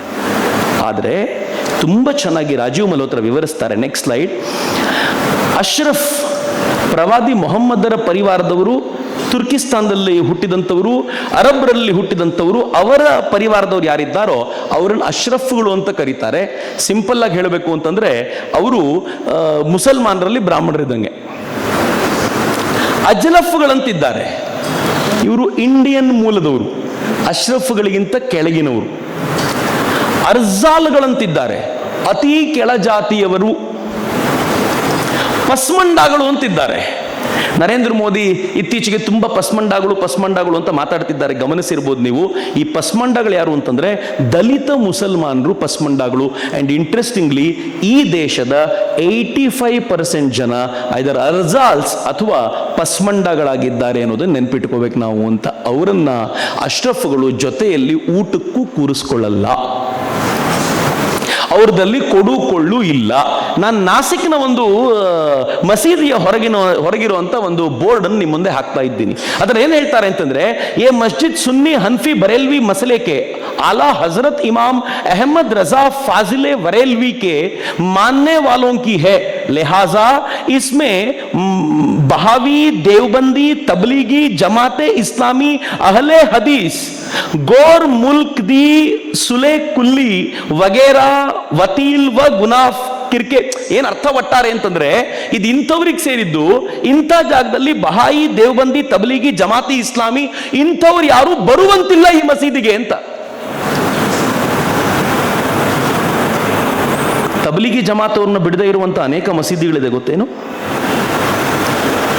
ಅವ್ರಿಗೊಬ್ಬರನ್ನೊಬ್ಬರನ್ನ ಕಂಡ್ರೆ ಆಗೋದಿಲ್ಲ, ಅವ್ರು ಸೇರಿಸೋದಿಲ್ಲ. ಅನೇಕ ಮುಸಲ್ಮಾನರು ನಂಗೆ ಬಂದು ಹೇಳ್ತಾರೆ, ನಮ್ಮ ಮಸೀದಿಗೆ ಅವ್ರನ್ನ ಸೇರಿಸಲ್ಲ. ಯಾಕೆ ಅಂತಂದ್ರೆ ನಮ್ಮ ಮಸೀದಿಗೆ ಬರುವಂಥ ಕೆಲವು ಅಂಥ ಮಂದಿಗಳು ನಮ್ಮ ಜನರ ತಲೆ ಹಾಳು ಮಾಡಿಬಿಡ್ತಾರೆ, ಅವರು ಆ್ಯಂಟಿ ಇಂಡಿಯನ್ ಥಾಟ್ಸ್ ತುಂಬಿಸ್ತಾರೆ, ಅದಕ್ಕೋಸ್ಕರ ನಾವು ಕೆಲವರನ್ನ ನಮ್ಮ ಮಸೀದಿಗೆ ಸೇರಿಸಲ್ಲ. ನಂಗೆ ಗೊತ್ತಿರೋ ಭಾಳ ಜನ ಹೇಳ್ತಾರೆ. I have good relations with many Pasmandas. ಶಿವಮೊಗ್ಗದಲ್ಲೇ ಅನೇಕ ಕಾದಿಯಾನಿಗಳಿದ್ದಾರೆ, ಅಹಮದಿಯಾಸ್ ಅಂತ ಕರೀತಾರೆ, ಭಾಳ ಜನ ಅಹಮದಿಯಾಸಗಳಿದ್ದಾರೆ. ಅಹಮದಿಯಾಗಳನ್ನ ಮುಸಲ್ಮಾನರು ಅಂತ ಒಪ್ಪೋದೇ ಇಲ್ಲ. ಪಾಕಿಸ್ತಾನದಲ್ಲಿ ದಿನ ಬೆಳಗಾದ್ರೆ ಒಂದು ಅಹಮದಿಯಾಗಳ ಮಸೀದಿ ನೋಡೋದು ಬಿಸಾಕ್ತಾರೆ. ಜಾತಿ ಇಲ್ಲ ಅಂದ್ಬಿಟ್ವಲ್ಲ ನಾವು. ನಾನು ಈ ವಿಚಾರವನ್ನು ತೆಗೆದಾಗ ಒಬ್ಬ ಕಮ್ಯುನಿಸ್ಟ್ ಮಿತ್ರರು ಹೇಳಿದ್ರು. ಏನು ಹೇಳಿದ್ರು ಅಂತಂದ್ರೆ, ಅವರಲ್ಲೂ ಜಾತಿ ಯಾಕೆ ಬಂತು ಅಂತಂದ್ರೆ ಹಿಂದೂಗಳ ಪ್ರಭಾವದಿಂದ ಬಂತು ಅಂತ. ನಾನು ಶಾಬಾಷ್, ಜಗತ್ನಲ್ಲಿರೋ ಎಲ್ಲ ಕೆಡುಕಿಗೆ ಮೂಲ ನಾವೇ, ಒಳಿತೆಲ್ಲ ನಿಮ್ದೆ, ಕೆಡುಕಿಗೆ ಮೂಲ ನಾವು ಅಂತ. ಹಿಂದೂಗಳಲ್ಲಿ ಯಾವ ತರದ ಹೈರಾರ್ಕಿ ಪದ್ಧತಿ ಇದೆಯೋ ಅದನ್ನು ಅವರು ಬಳಸ್ಕೊಂಡಿದ್ದಾರೆ ಎನ್ನುವಂತ ಈ ಸಂಗತಿಗಳನ್ನ ಅವ್ರು ತರುವಂತ ಪ್ರಯತ್ನ ಮಾಡ್ತಾರಲ್ಲ, ಜೀರ್ಣಿಸ್ಕೊಳ್ಳಿಕ್ಕೆ ಆಗ್ಲಿಲ್ಲ ಅಂದ್ರೆ ಒಂದೋ ಬೈದು ಬಿಡೋದು, ಅಥವಾ ಅದಕ್ಕೆ ಕಾರಣ ಹಿಂದೂಗಳು ಅಂತ ಹೇಳಿ ಸುಮ್ಮನಾಗ್ಬಿಡೋದು ಅಂತ. ಬಟ್ ನನಗೆ ತುಂಬಾ ಇಂಟ್ರೆಸ್ಟಿಂಗ್ ಟಾಪಿಕ್ ಯಾವಾಗ್ಲೂ ಏನು ಅಂತಂದ್ರೆ, ನಿಜವಾದ ಜಾತಿ ಪದ್ಧತಿ ಭಾರತದಲ್ಲಿ ಹೆಂಗ್ ಬಂತು ಅಂತ. ಇದನ್ನ ಒಂದು 7 ಹಂತಗಳಲ್ಲಿ ಗುರುತಿಸ್ತಾರೆ ರಾಜೀವ್ ಮಲ್ಹೋತ್ರಾ. ಇಂಟ್ರೆಸ್ಟಿಂಗ್ ಆಗಿರುವಂತ ಸಂಗತಿ ನಾನು ನಿಮ್ ಜೊತೆ ಹಂಚ್ಕೊಳ್ತೀನಿ. Next slide. ಋಗ್ವೇದದ ಅವಧಿಯಲ್ಲಿ ಜಾತಿ ಇತ್ತ ಅಂತ ಕೇಳಿದ್ರೆ 100% ಜಾತಿ ಇರಲಿಲ್ಲ. ಅದಿತಿ, ಇಂದ್ರಾಣಿ, ಲೋಪಾಮುದ್ರಾ ಥರದ ಸ್ತ್ರೀಯರು ಕೂಡ ಮಂತ್ರ ರಚಯಿತರಾಗಿದ್ದಾರೆ. ಹಿಂಗಾಗಿ ಸ್ತ್ರೀಯರು ಮಾಡಿದ್ದಾರೆ, ಶೂದ್ರರೆನಿಸಿಕೊಂಡವರಂತೂ ಇವತ್ತು ಯಾವ ಜಾತಿನ ಶೂದ್ರರು ಅಂತ ಕರಿತೀವೋ ಅಂಥವರು ಕೂಡ ಮಂತ್ರ ರಚಿಸಿದ್ದಾರೆ. ಇನ್ಫ್ಯಾಕ್ಟ್ ನಾವು ಯಾವುದನ್ನು ಅತ್ಯಂತ ಪವಿತ್ರ ಗ್ರಂಥ ಅಂತ ಕರಿತೀವೋ ರಾಮಾಯಣ, ಆ ರಾಮಾಯಣವನ್ನು ಬರೆದಂಥ ಋಷಿಗಳು ವಾಲ್ಮೀಕಿ ಇವತ್ತು ಯಾರು ಬೇಡರಾಗ್ಬಿಟ್ರು, ಟ್ರೈಬಲ್ ಗ್ರೂಪಿಗೆ ಸೇರಿದ್ರು. ಅಂದ್ರೆ ಜಾತಿ ಈಗಾಗಿರೋದು, ಆ ಕಾಲದಲ್ಲಿ ಅಲ್ಲ ಅಂತ. ಇತಿಹಾಸದ ಕಾಲಘಟ್ಟ ಬಂತು, ಅಂದ್ರೆ ರಾಮಾಯಣ ಮಹಾಭಾರತದ ಕಾಲ ಬಂತು. ಅಲ್ಲಿ ಹುಟ್ಟಿನಿಂದ ಬಂದ ವೃತ್ತಿ ಬಗ್ಗೆ ಇತ್ತೇ ಹೊರತು ಮೇಲೂ ಕೀಳು ಇರಲಿಲ್ಲ. ಆಯಾ ವೃತ್ತಿಗಳನ್ನು ಅವ್ರು ಮಾಡ್ಬೋದಾಗಿತ್ತು. ಅಲ್ಲೊಂದು ಮಾತನ್ನು ನಾವು ನೋಡ್ತೀವಿ, ಜನ್ಮನ ಜಾಯತೆ ಶೂದ್ರ ಸಂಸ್ಕಾರ ದ್ವಿಜ ಉಚ್ಯತೆ. ಹುಟ್ಟಿನಿಂದ ನಾವೆಲ್ಲೂ ಶೂದ್ರರೇ. ನಾನು ಆಗ್ಲೇ ಹೇಳಿದಂತೆ ಸಂಸ್ಕಾರವನ್ನು ಪಡೆದುಕೊಳ್ಳುವಂತ ಪ್ರಯತ್ನ ನಿರಂತರವಾಗಿ ಮಾಡ್ತಾ ಸಾಯುವ ಕೊನೆ ಕ್ಷಣದಲ್ಲಿ ಕೊನೆಗೆ ಬ್ರಾಹ್ಮಣನಾಗಿ ಸತ್ತೆ ಅಂತ ಹೇಳ್ಕೊಳ್ಬಹುದು ಅಂತ. ಅಲ್ಲಿವರೆಗೂ ನಿರಂತರವಾದ ಪ್ರಯತ್ನ ಅಂತ. ಸಂಸ್ಕಾರ ಮಾತ್ರದಿಂದಲೇ ದ್ವಿಜ ಆಗೋದು ಇತಿಹಾಸದ ಕಾಲಘಟ್ಟ ಅಂತ. ಧರ್ಮಶಾಸ್ತ್ರದ ಕಾಲಘಟ್ಟ ಅದು ಮನುಧರ್ಮಶಾಸ್ತ್ರ ಬಂದಿರಬಹುದು. ಆ ಚಿಂತನೆಯಿಂದ ವರ್ಣಸಂಕರದಿಂದ ಭಿನ್ನ ಭಿನ್ನ ಜಾತಿಗಳಾಯಿತು ಅಂತ ಪ್ರಾಬಬ್ಲಿ ಮನುವಿನ ಕಾಲಕ್ಕೆ 65 ಜಾತಿಗಳನ್ನು ಆತ ಉಲ್ಲೇಖಿಸ್ತಾನೆ ಅಂತ ಹೇಳ್ತಾರೆ. ಅರ್ಥಶಾಸ್ತ್ರದಲ್ಲಿ 15 ಜಾತಿಗಳು ಉಲ್ಲೇಖಿಸ್ತವೆ ಅಂತ ಹೇಳ್ತಾರೆ. ಆಮೇಲೆ ನಮ್ದ್ರಲ್ಲಿ ಫಿಸಿಕಲ್ ಮೂವ್ಮೆಂಟ್ನ ಆಧಾರಗಳಲ್ಲೂ ಜಾತಿ ಆಗತ್ತೆ. ನಾನು ಸುಮ್ಮನೆ ಹೇಳೋದಾದ್ರೆ, ಕಾಶ್ಮೀರದಲ್ಲಿದ್ದಂಥವರು ಸರಸ್ವತಿಯ ನಾಡಿನ ಜನ ಸಾರಸ್ವತರು ಅಂತ ಕರೆಯಲ್ಪಟ್ಟರು. ಸಾರಸ್ವತರು ಅಂತ ಕರೀತಾರೆ. ಒಂದು ಜಾತಿ ಇದೆ, ಅದು ಆ ಜಾತಿಯ ಮೂಲ ಮಠ ನಮ್ಮ ಭಟ್ಕಳದ ಹತ್ರ ಶಿರಾಲಿ ಭಾಗದಲ್ಲಿ ಚಿತ್ರಾಪುರದಲ್ಲಿದೆ. ಅಲ್ಲಿನ ಗುರುಗಳು ಬಹಳ ವಿಶೇಷವಾಗಿರುವಂಥ ಗುರುಗಳು, ಸಾರಸ್ವತರು ಅಂತ ಕರೀತಾರೆ. ಎಲ್ಲಿಂದ ಬಂದ್ರಿ ಅಂತ ಕೇಳಿದರೆ ನಾವು ಸರಸ್ವತಿಯ ಬಯಲಿನಿಂದ ಬಂದವರು ಅಂತ, ಕಾಶ್ಮೀರದಿಂದ ಬಂದವರು ಅಂತ. ಈ ಕಾಶ್ಮೀರದಿಂದ ಬಂದಂತ ಈ ಜನ ಒಂದು ಕಡೆ ಬಂಗಾಳಕ್ಕೆ ಹೋದಾಗ ಗೌಡ ದೇಶಕ್ಕೆ ಹೋಗಿದ್ರಿಂದ ಅವರನ್ನು ಗೌಡ ಸಾರಸ್ವತ ಅಂತ ಕರೀತಾರೆ. GSB ಅಂತ ನಾವೇನು ಕರಿತೀವಲ್ಲ, ಅವ್ರು ಗೌಡ ಸಾರಸ್ವತರಾದ್ರು. ಹೀಗೆ ನೀವು ಬ್ರಾಹ್ಮಣರಲ್ಲಿ ಅನೇಕರನ್ನು ನೋಡಿ, ಕೆಲವರು ಮುಲುಕನಾಡು ಬ್ರಾಹ್ಮಣರು ಅಂತ ಕರೀತಾರೆ. ಈ ಬ್ರಾಹ್ಮಣರ ಭಿನ್ನ ಭಿನ್ನ ಕವಲುಗಳಿವೆಯಲ್ಲ, ಇವೆಲ್ಲವೂ ಕೂಡ ಅವರಿರುವಂತ ಊರಿನ ಕಾರಣಕ್ಕೋಸ್ಕರವೂ ಹುಟ್ಟಿಕೊಳ್ಳುತ್ತೆ ಅಂತಂದ್ರೆ, ಸಂಕರ ಅಂತಂದ್ರೆ ಜಾತಿಯ ಎರಡು ಬೇರೆ ಬೇರೆ ಜಾತಿಯವರು ಸಂಕರಗೊಂಡ್ರೆ ಅಂತಿಲ್ಲ. ಒಂದು ಜಾತಿಯ ಜನ ಮತ್ತೊಂದು ಊರಿಗೆ ಹೋದಾಗ ಬೇರೆದೇ ಒಂದು ಕಮ್ಯುನಿಟಿ ಹುಟ್ಟಿರುವಂತ ಚಾನ್ಸಸ್ ಇದೆ ಅಂತ. ಅಂದ್ರೆ ಭಾರತೀಯ ಜಾತಿಯ ಪದ್ಧತಿ ಇದೆಯಲ್ಲ, ಅದು ಕಾನ್ಫ್ಲಿಕ್ಟಿಂಗ್ ಸಂಗತಿ ಅಲ್ಲ, ಸಹಜವಾಗಿ ನಾವು ಅರ್ಥೈಸಿಕೊಳ್ಬಹುದಾಗಿರುವಂತ ಸಂಗತಿ ಅಂತ. Next slide. ಮುಸ್ಲಿಮರ ಆಕ್ರಮಣ ಕಾಲ ಅದನ್ನು ತುಂಬಾ ವಿಶೇಷವಾಗಿ ಉಲ್ಲೇಖ ಮಾಡ್ತಾರೆ. ಮುಸ್ಲಿಮರು ಏನ್ ಮಾಡಿದ್ರು ಅಂತಂದ್ರೆ, ಈ ದೇಶದ ವ್ಯವಸ್ಥೆಯನ್ನು ಉದ್ಧ್ವಸ್ತಗೊಳಿಸಿದ್ರು, ನಾಶ ಮಾಡಿದ್ರು. ಜನ ಬಡವರಾದ್ರು. ಜನ ಬಡವರಾಗಿದ್ದರಿಂದ ಜಾತಿಯ ಚೌಕಟ್ಟು ಗಟ್ಟಿಯಾಯಿತು ಅಂತ. ಬಡವರಾಗಿದ್ದರ ಲೆಕ್ಕಾಚಾರ ನಿಮ್ಗೆ ಹೇಳ್ತೀನಿ, will be shocked if I say. Shahjahan ಕಾಲಕ್ಕೆ 100 ರೂಪಾಯಿ ರೆವಿನ್ಯೂ ಬಂದ್ರೆ, 100 rupees ರೆವಿನ್ಯೂ ಬಂದ್ರೆ 37 ರೂಪಾಯಿನ ಆತ 68 ಜನಕ್ಕೆ ಖರ್ಚು ಮಾಡ್ತಿದ್ದ. ತಾನು ಮತ್ತು ತನ್ನ ಜೊತೆಯಲ್ಲಿರುವಂತ 68 ಜನಕ್ಕೆ. ರೆವಿನ್ಯೂನ 37%. ಈ ದೇಶದಲ್ಲಿ ರಾಜನಾಗಿರುವ ಕ್ಷತ್ರಿಯ ಹಣವನ್ನ ಬಳಸಬೇಕು ಅಂತಂದ್ರೆ ಮಂತ್ರಿಯ ಪರ್ಮಿಷನ್ ತಗೋಬೇಕಿತ್ತು, ಕೋಶಾಧಿಕಾರಿಯ ಪರ್ಮಿಷನ್ ತಗೋಬೇಕಿತ್ತು. ಆದ್ರೆ ಶಹಜಹಾನ್ ಕಾಲಕ್ಕೆ 37% ರೆವಿನ್ಯೂ, 68 ಜನಕ್ಕೆ 25% ರೆವಿನ್ಯೂ, 587 ಅಧಿಕಾರಿಗಳಿಗೆ ಒಟ್ಟಾರೆ 62% ರೆವಿನ್ಯೂ 655 ಜನಕ್ಕೆ ಬಳಕೆ ಆಗ್ತಿತ್ತು. ಇಡೀ ದೇಶದಿಂದ ಕಲೆಕ್ಟ್ ಮಾಡಿದ 62% ರೆವಿನ್ಯೂ 655 ಜನಕ್ಕೆ ಬಳಕೆ ಆಗ್ತಿತ್ತು. ಅಕ್ಬರ್ನ ಕಾಲಕ್ಕೆ 30% ರೆವಿನ್ಯೂ, 30% ಆಫ್ ದಿ ರೆವಿನ್ಯೂ 25 ಜನಕ್ಕೆ ಬಳಕೆ ಆಗ್ತಿತ್ತಂತೆ. ಇಮ್ಯಾಜಿನ್ ಮಾಡಿ, ಕೋಟ್ಯಂತರ ರೂಪಾಯಿ ಬೊಕ್ಕಸಕ್ಕೆ ಬರುತ್ತಲ್ಲ, ಅದರ 30%ನ್ನ 25 ಜನ ತಿಂದು ತೆಗ್ತಾ ಇದ್ರು. ಸಮಾಜ ಬಡತನಕ್ಕೆ ಹೋಗ್ಬಿಡುತ್ತಲ್ಲ. ಯಾವಾಗ ಬಡತನಕ್ಕೆ ಹೋಗ್ತೀವೋ ಆಗ ನಮ್ಗೆ ಗೊತ್ತಿಲ್ಲದಂತೆ ಚೌಕಟ್ಟು ಜಾಸ್ತಿ ಆಗತ್ತೆ. ನಾನು ಸುಮ್ಮನೆ ಹೇಳೋದಾದ್ರೆ, ನೀವು ತುಂಬ ಸಿರಿವಂತರು, ಅವ್ರು ಬಿಲಿಯನೇರ್ಸು ಮಿಲಿಯನೇರ್ಸು ಅಂತ ಕೇಳಿ ನೋಡಿ, ಅವ್ರ ಮಗಳು ಯಾವುದೋ ಜಾತಿಯವ್ರನ್ನ ಮದುವೆ ಆಗ್ತಾರೆ, ಮನೇಲಿ ಟೆನ್ಷನ್ನೇ ಇರಲ್ಲ. ನಮ್ಮ ಊರಲ್ಲಿ ಒಂದು ಹೊತ್ತಿನ ಊಟಕ್ಕೆ ಒದ್ದಾಡ್ತಿರ್ತಾರೆ, ಮಗಳೇನಾದರೂ ಬೇರೆ ಜಾತಿಯವ್ರ ಮದುವೆ ಆಗ್ಬಿಡ್ತಾಳೆ ಅಂದ್ರೆ ಅಟ್ಟಿಸ್ಕೊಂಡು ಹೋಗ್ಬಿಡ್ತಾರೆ, ಬೇಕಿದ್ರೆ ಸಾಯಿಸ್ಬಿಡ್ತಾರೆ. ಅಂದ್ರೆ ಬಡತನ ಚೌಕಟ್ಟನ್ನು ಗಟ್ಟಿ ಮಾಡುತ್ತೆ, ಸಿರಿವಂತಿಕೆ ಬಿಡುಗಡೆ ಕೊಡುತ್ತೆ. ಸಿಂಪಲ್ ಥಾಟ್ ಇದು. ನಮ್ಮಲ್ಲೂ ಕೂಡ ಹಾಗೆ, ನಾವು ಮಿಡ್ಲ್ ಕ್ಲಾಸ್ನಲ್ಲಿ ಇರೋವರೆಗೂ ಇವೆಲ್ಲವನ್ನು ಪಾಲಿಸ್ಕೊಂಡು ಬರ್ತೀವಿ, ಹಿಂಗೆ ಇರಬೇಕು ಹಾಗೆ ಇರಬೇಕು ಅಂತ. ಹೈಯರ್ ಮಿಡ್ಲ್ ಕ್ಲಾಸಿಗೆ ಹೋಗ್ತಾ, ಹೈಯರ್ ಕ್ಲಾಸಿಗೆ ಹೋಗ್ತಾ ಇವೆಲ್ಲ ಕಳಚೋಗತ್ತೆ. ನಂಗೆ ಅನೇಕ ಬಾರಿ ಕೆಲವರು ಬಂದು ಕೇಳ್ತಾರೆ, ಸರ್ ನಾವು ಹಿಂದುತ್ವ ಅಂತೆಲ್ಲ ಮಾತಾಡ್ತೀವಿ, ಧೀರುಭಾಯಿ ಅಂಬಾನಿಗೆ ಹಿಂಗೆ ಇರುತ್ತಾ? ನಾವು ಇಂಡಿಯಾ ಅಂತ ಮಾತಾಡ್ತೀವಿ, ಈ ರಿಲಯನ್ಸ್ನ ಅಂಬಾನಿಗಳಿಗೆ, ಅದಾನಿಗಳಿಗೆ, ಕೊನೆಗೆ ಈ ವಿಪ್ರೋದವರಿಗೆ, ಇವರಿಗೆಲ್ಲ ಹಿಂಗಿರುತ್ತಾ ಅನ್ನೋದನ್ನ ಯೋಚನೆ ಮಾಡಬೇಕು ಅಷ್ಟೇ. Do you think so? ದೊಡ್ಡ ದೊಡ್ಡ ಸಿನಿಮಾ ಸ್ಟಾರ್ಗಳಿಗೆ ಯಾವ ಕಂಡೀಷನ್ನು ಇಲ್ಲ, ದುಡ್ಡು ಸಿಕ್ಕಾಪಟ್ಟ ಇದೆ. ಅಂದರೆ ಸಿರಿವಂತಿಕೆ ಇದ್ದರೆ ನಾವು ತುಂಬ ಕಂಡೀಷನಲ್ಲಿ ಇರಲ್ಲ. ಯಾವಾಗ ಬಡತನ ಬರುತ್ತಲ್ಲ, ಚೌಕಟ್ಟು ಬಲಾಢ್ಯಗೊಳ್ಳುತ್ತೆ. ಮತ್ತು ಆ ಥರದ ಬಲಾಢ್ಯವಾದ ಚೌಕಟ್ಟು ಮುಸಲ್ಮಾನರ ಕಾಲಕ್ಕೆ ಆಗಿದ್ದರಿಂದಲೇ ಈ ದೇಶದಲ್ಲಿ ಜಾತೀಯ ವ್ಯವಸ್ಥೆ ತುಂಬ ಕೆಟ್ಟದ್ದಾಗಿ ಬಲಗೊಳ್ತು ಅಂತ ನಾನು ನಂಬ್ತೀನಿ. ಮತ್ತು ಅದನ್ನು ಅವ್ರು ಹೇಳ್ತಾರೆ. ಇನ್ಫ್ಯಾಕ್ಟ್ ಅವರು ಅದನ್ನು ಹೇಳ್ತಾರೆ. Next slide. ಕ್ರಿಶ್ಚಿಯನ್ರ ಆಕ್ರಮಣ ಶುರುವಾಯಿತು. ಮೊದಲಿಗೆ ಪೋರ್ಚುಗೀಸರು ಬಂದರು. 1498ನಲ್ಲಿ ಪೋರ್ಚುಗೀಸರು ಬಂದರು. ಅವರು ಕಾಸ್ಟಾ ಅನ್ನೋ ಪದವನ್ನು ಬಳಸಿದ್ರು. ಕಾಸ್ಟಾ ಅನ್ನೋ ಪದ ಪೋರ್ಚುಗೀಸರ ಪ್ರಕಾರ ರೇಸಿಗೆ, ಜನಾಂಗಕ್ಕೆ ಹೇಳುವಂಥದ್ದು. ಆ ಪದವನ್ನು ಇಲ್ಲಿ ಬಳಸಿ ಒಂದೊಂದು ಜನಾಂಗವನ್ನು ಗುರುತಿಸ್ಲಿಕ್ಕೆ ಶುರು ಮಾಡಿದ್ರು. ಮುಂದೆ ಬ್ರಿಟಿಷ್ ಅದನ್ನು ಜಾತಿ ಪದ್ಧತಿಯಾಗಿ ಅಭಿವೃದ್ಧಿ ಮಾಡಿದ್ರು. ನೀವು ರಿಸ್ಲೆ ಕಥೆಯನ್ನು ಕೇಳಬೇಕು. ರಿಸ್ಲೆ ಅಂತ ಒಬ್ಬ ಬ್ರಿಟಿಷ್ ಅಧಿಕಾರಿ ಭಾರತಕ್ಕೆ ಬರ್ತಾನೆ. ಅವನಿಗೆ ಇಲ್ಲಿ ಇದನ್ನು ಅರ್ಥ ಮಾಡ್ಕೊಳ್ಳಿಕ್ಕೆ ಸಾಧ್ಯ ಆಗಲ್ಲ. ಅವನಿಗೆ ಅಲ್ಲಿ ಎಲ್ಲರೂ ಕ್ರಿಶ್ಚಿಯನ್ರು, ಅವ್ರು ಹೋಗಂತ ಚರ್ಚಿನ ಆಧಾರದ ಮೇಲೆ ಬೇರೆಯವರು. ಇಲ್ಲಿ ಯಾವ ಜಾತಿ ಏನು ಅಂತ ಗೊತ್ತಾಗದೆ ಅವನು ಕೆಲವರನ್ನು ಕೂರಿಸ್ಕೊಂಡು ಜಾತಿಯ ಪಟ್ಟಿ ಮಾಡ್ತಾನೆ. ಆ ಕೂತವ್ರು ಡಿಸೈಡ್ ಮಾಡ್ತಾರೆ, ಇವರು ಮೇಲೆ, ಇವ್ರ ಕೆಳಗೆ, ಇವ್ರು ಇದಕ್ಕಿಂತ ಕೆಳಗೆ ಅಂತ ಅವ್ರು ಡಿಸೈಡ್ ಮಾಡ್ತಾರೆ. ಇವರೊಂದು ಪಟ್ಟಿ ಪ್ರಕಟ ಮಾಡ್ತಾನೆ. ಆ ಪಟ್ಟಿ ಆಧಾರದ ಮೇಲೆ ಬಂದವರು ಪ್ರತಿಯೊಬ್ಬರು ಹೇಳ್ಕೊಳ್ಬೇಕಿತ್ತು, ನಂದು 18ನೇ ಜಾತಿ, ನಾನು ಇಷ್ಟು ಕೆಳಗಿದ್ದೀನಿ ಅಂತ. ನಮ್ಮಲ್ಲಿ ಹಂಗಿರಲಿಲ್ಲ. ಒಂದು ಪಟ್ಟಿಯನ್ನು ಇವರು ಮಾಡಿ ಜಾತಿಯ ಆಧಾರದ ಮೇಲೆ ಗಣತಿ ಶುರು ಮಾಡಿದಾಗ ಯಾವುದು ಮೇಲೆ ಯಾವುದು ಕೆಳಗೆ ಅಂತ ಶುರುವಾಯ್ತಲ್ಲ, ಇದೆಲ್ಲವೂ ರಿಸ್ಲೆ ಅನ್ನೋ ಪುಣ್ಯಾತ್ಮನ ಕೊಡುಗೆ. ಅದಕ್ಕೆ ಬೇಕಾಗಿರುವಷ್ಟು ಪುರಾವೆಗಳು ಸಿಗ್ತವೆ. ಅದಾದ್ಮೇಲೆ ಸ್ವಾತಂತ್ರ್ಯ ಬಂತು. ಸ್ವಾತಂತ್ರ್ಯ ಬಂದ ನಂತರ ಜಾತಿ ಅನ್ನೋದು ವೋಟ್ ಬ್ಯಾಂಕ್ ಆಯ್ತು. ಈಗ ಜಾತಿ ಬೇಕು ನಮಗೆ. ಯಾಕೆ ಜಾತಿ ಬೇಕು ಅಂತ ವೋಟ್ ಬ್ಯಾಂಕ್ ಆಗಿದೆ ಅದು. ಆದರೆ ಮುಂದಿನ ನಾವೆಲ್ಲ ಯೋಚನೆ ಮಾಡಬಹುದು. ಜಾಗತೀಕರಣ ಕಾಲದಲ್ಲಿ ಜಾತಿ ಸತ್ತಿದೆ, ಸರ್ಕಾರದ ಹಣೆಪಟ್ಟಿ ಉಳಿದಿದೆ. ನೀವು ಒಪ್ಕೊಳ್ತಿರೋ ಇಲ್ವೋ ಗೊತ್ತಿಲ್ಲ, ನಂಗೆ ಗೊತ್ತಿಲ್ಲ. ಇಲ್ಲಿ ಎಷ್ಟು ಜನರ ಮನೆಗೆ ದಲಿತರನ್ನ ಸೇರಿಸಲ್ಲ ಅಂತ ನೀವು ನಿಶ್ಚಯ ಮಾಡ್ತಿರೋ ಗೊತ್ತಿಲ್ಲ. ಆದರೆ ನಮ್ಮ ಊರಿನ ದಲಿತರಿಗೆ ಕಂಡೀಷನ್ ಹಾಕ್ಬೋದು, ಹೊರಗಡೆಯಿಂದ ಬಂದ ದಲಿತರನ್ನ ಪರೀಕ್ಷಿಸುವಂತ ಯಾವ ವ್ಯವಸ್ಥೆಯೂ ಇಲ್ಲ. ಊರಿನ ದಲಿತರನ್ನ ಯಾಕೆ ಕಂಡೀಷನ್ ಹಾಕಿಟ್ಟಿದೀವಿ ಅಂತಂದ್ರೆ, ಅದು ಕಳೆದ 100 ಇದೆಲ್ಲ ಆಗಿರೋದ್ರಿಂದ ಅವನು ದಲಿತ ಅಂತ ಡಿಸೈಡ್ ಮಾಡಿಬಿಟ್ಟಿರೋದ್ರಿಂದ ಸೇರಿಸ್ತಾ ಇಲ್ಲ. ಬಿಟ್ರೆ ಅದು ಮನಸ್ಸಿನಲ್ಲಿರುವಂತ ಕೊಳೆ ಅನ್ನೋದು ಬಿಟ್ರೆ, ನಮ್ಮ ಮನಸ್ಸುಗಳಲ್ಲಿರುವಂತ ಕೊಳೆ ಅನ್ನೋದು ಬಿಟ್ರೆ, ಬೇರೆ ಕಡೆಯಿಂದ ಯಾರು ಬಂದ್ರು ಹೋಗ್ಬಿಡ್ಬೋದಲ್ಲ. ಹೊರಗಡೆಯಿಂದ ಯಾರಾದರೂ ನಿಮ್ಮ ಮನೆಗೆ ಬಂದ್ರೆ, ಊರಿನವನ ಬಗ್ಗೆ ಇಷ್ಟು ಗಮನ ಹರಿಸುವಂತ ನೀವು ಹೊರಗಡೆಯಿಂದ ಯಾರಾದರೂ ನಿಮ್ಮ ಮನೆಗೆ ಬಂದ್ರೆ ನೀನ್ ಜಾತಿ ಯಾವುದು ಅಂತ ಯಾವತ್ತಾದ್ರೂ ಕೇಳ್ತೀರೇನು? ಅಂದ್ರೆ ಜಾತಿ ಸತ್ತೋಯ್ತು ರೀ. ಅದರ ಹಣೆ ಪಟ್ಟಿ ಮಾತ್ರ ಯಾಕೆ ಉಳಿಸಿದ್ದಾರೆ ಅಂತಂದ್ರೆ, ಎಲ್ಲಿವರೆಗೂ ಅದು ಉಳಿದಿದೆಯೋ ಆ ವೋಟ್ ಬ್ಯಾಂಕಿನ ರಾಜಕಾರಣದಿಂದ ನಾವು ಮತ್ತೆ ವೋಟ್ ಗಳಿಸ್ಕೊಂಡು ಅಧಿಕಾರ ನಡೆಸಬಹುದು ಅನ್ನೋ ಕಾರಣಕ್ಕೋಸ್ಕರ ಉಳ್ಕೊಂಡಿದೆ. ಬಿಟ್ರೆ ಇನ್ಯಾವ ಕಾರಣದಲ್ಲೂ ಜಾಗತೀಕರಣದಲ್ಲಿ ಇಲ್ಲ ಅಂತ. ನೀವು ಜಾಗತೀಕರಣದಲ್ಲಿ ಜಾತಿ ಕೇಳ್ಕೊಂಡು ನಡಿಲಿಕ್ಕೆ ಸಾಧ್ಯವೇ ಇಲ್ಲ.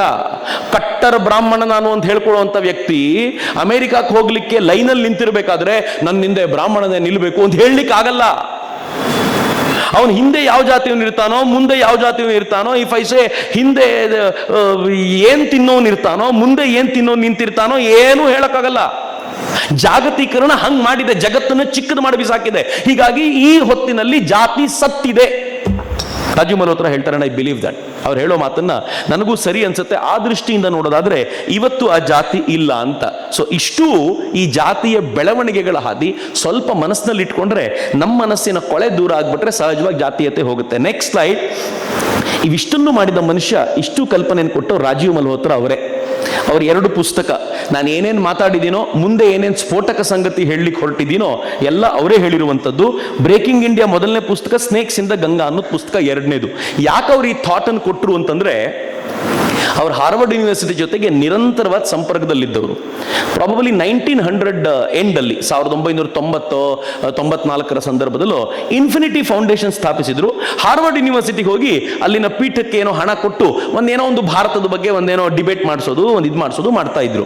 ಒಂದಿನ ಅಲ್ಲಿನ ಒಬ್ಬ ಪ್ರೊಫೆಸರ್ ಜಾನ್ ಕ್ಯಾರ್ಮನ್, ಆತ ರಿಟೈರ್ಮೆಂಟ್ ಆಯಿತು. ಇವರನ್ನು ವಿಶ್ ಮಾಡಿದ್ರು. ಅವ್ರು ಹೇಳಿದ್ರು, ನಾನು ವಾಷಿಂಗ್ಟನ್ DC ಹೋಗ್ತಾ ಇದ್ದೀನಿ ಈಗ ವಾಪಸ್ಸು ಅಂತ.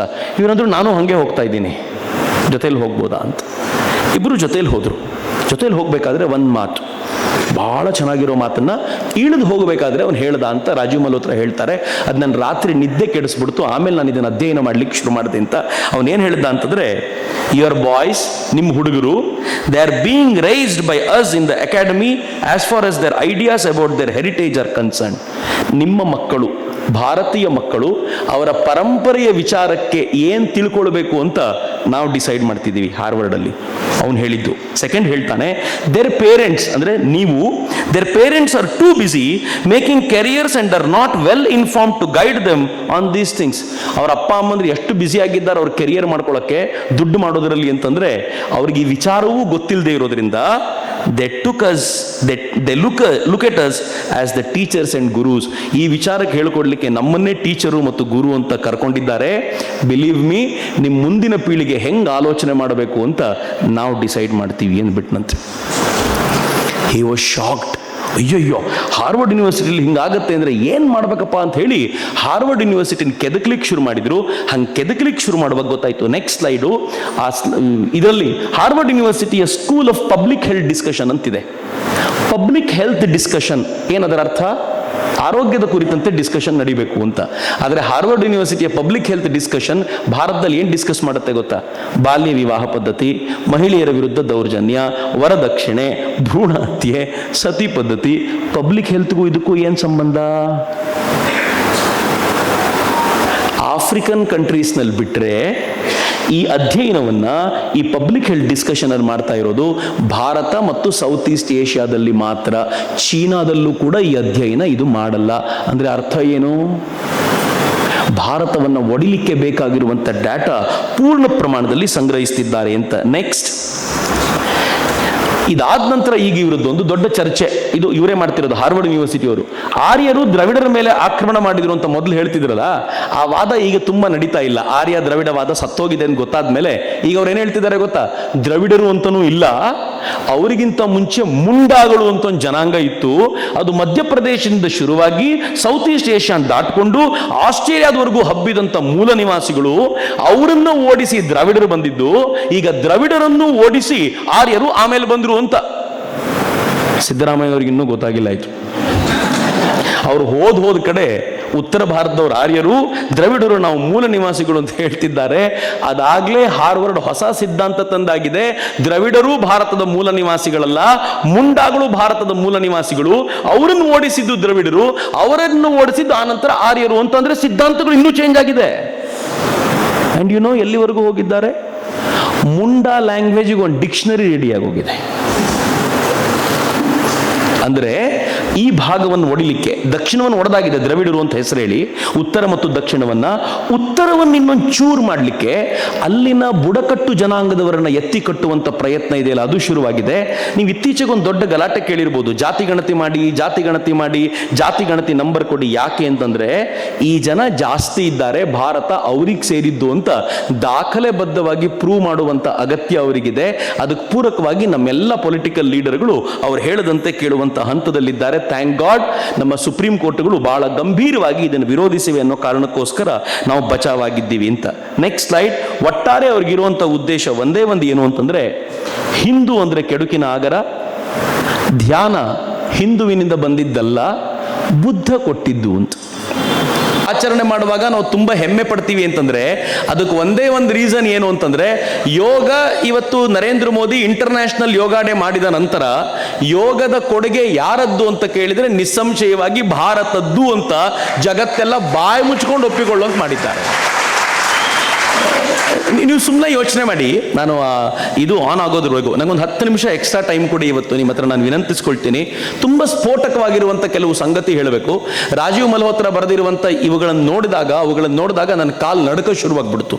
ಎಲ್ಲಿ ನಿಂತಿದ್ದೀವಪ್ಪ ನಾವು, ಇರೋ ಭೂಮಿನೇ ಕುಸಿದು ಹೋಗುತ್ತೆ ಅನ್ನುವಂಥ ಭಾವನೆ ಶುರುವಾಯಿತು. ಆ ಒಂದು 4 ಸಂಗತಿಗಳನ್ನ ಸ್ಲೈಡ್ ಮೂಲಕ ಹಂಚಿಕೊಳ್ತೀನಿ. ಒಂದು 10 ನಿಮಿಷ ನಿಮ್ಮಿಂದ ಜಾಸ್ತಿ ಎರವಲು ಪಡ್ಕೊಳ್ಳಿಕ್ಕೆ ಇಚ್ಛೆ ಪಡ್ತೀನಿ. ಈ ನರೇಂದ್ರ ಮೋದಿಯವರು ಈ ಇಂಟರ್ನ್ಯಾಷನಲ್ ಯೋಗ ಡೇ ಮಾಡಿದ ನಂತರ ಸುಮ್ಮನೆ ಯೋಚನೆ ಮಾಡಿ, 70 ವರ್ಷ ಭಾರತ ಸ್ವಾತಂತ್ರ್ಯ ಬಂದು ಹೋಗಿತ್ತು, ಆದರೆ ಯಾರಿಗೂ ಯೋಗದ ಕೇಸ್ಗೋಸ್ಕರ ಒಂದು ಡೇ ಮಾಡಬೇಕು ಅಂತ ಗೊತ್ತಾಗ್ಲಿಲ್ವಲ್ಲ ಅಂತ.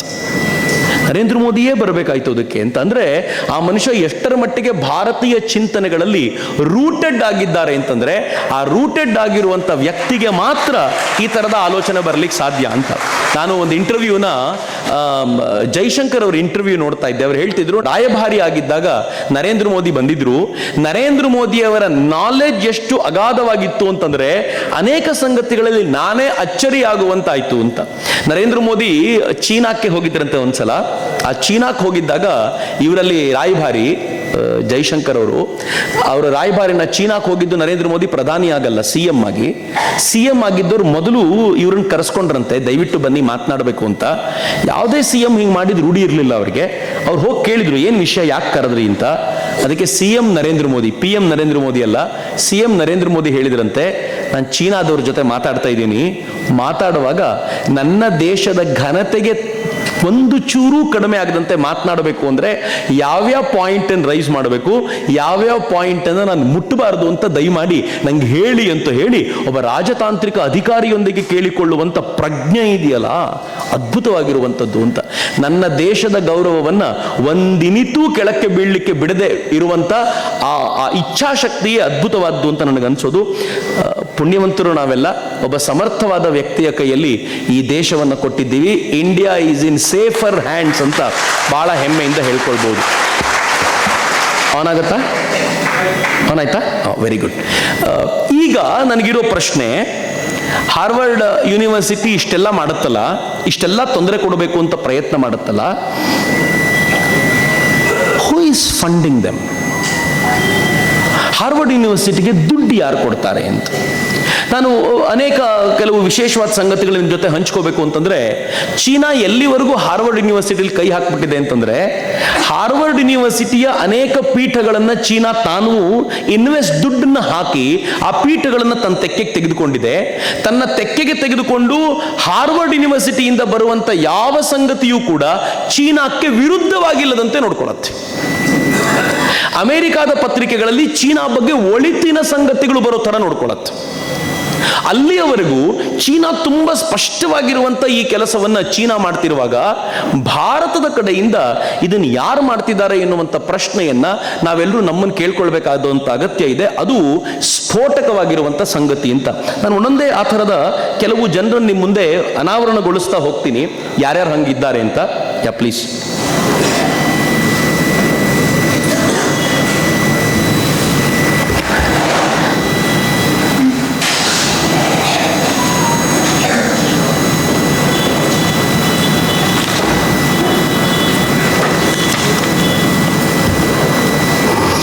ಈ ಹಾರ್ವರ್ಡ್ ಯೂನಿವರ್ಸಿಟಿ ಬರೀ ಇಷ್ಟು ಮಾಡೋದಲ್ಲ, ಖಾಲಿಸ್ತಾನಿ ಫೈಟರ್ಸ್ ಯಾರಿದ್ದಾರೋ ಅವರಿಗೆ ಟ್ರೈನಿಂಗ್ ಕೊಡುತ್ತೆ, ಅವರಿಗೆ ಸಪೋರ್ಟ್ ಮಾಡುತ್ತೆ. ಕಾಶ್ಮೀರದ ಪ್ರತ್ಯೇಕತಾವಾದಿಗಳು ಯಾರಿದ್ದಾರೋ ಅವ್ರಿಗೆ ಟ್ರೈನಿಂಗ್ ಕೊಡುತ್ತೆ, ಅವ್ರಿಗೆ ಸಪೋರ್ಟ್ ಮಾಡುವಂತ ಪ್ರಯತ್ನ ಮಾಡುತ್ತೆ. ಭಾರತವನ್ನ ಡಿವೈಡ್ ಮಾಡಲಿಕ್ಕೆ ಬೇಕಾಗಿರುವಂತ ಎಲ್ಲ ವಿಚಾರಧಾರೆಗಳಿಗೂ ಮೂಲ ದ್ರವ್ಯವನ್ನ ಹಾರ್ವರ್ಡ್ ಒದಗಿಸಿ ಕೊಡುತ್ತೆ.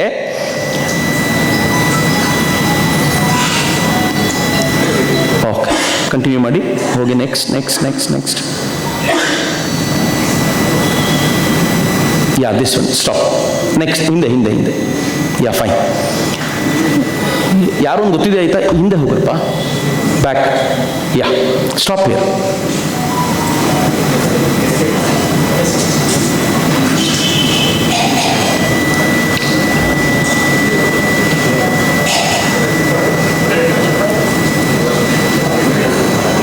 ಎಸ್ಕೇಪ್ ಕೊಡಿ. ಹೋಗ್ತಾ ಇಲ್ವಾ?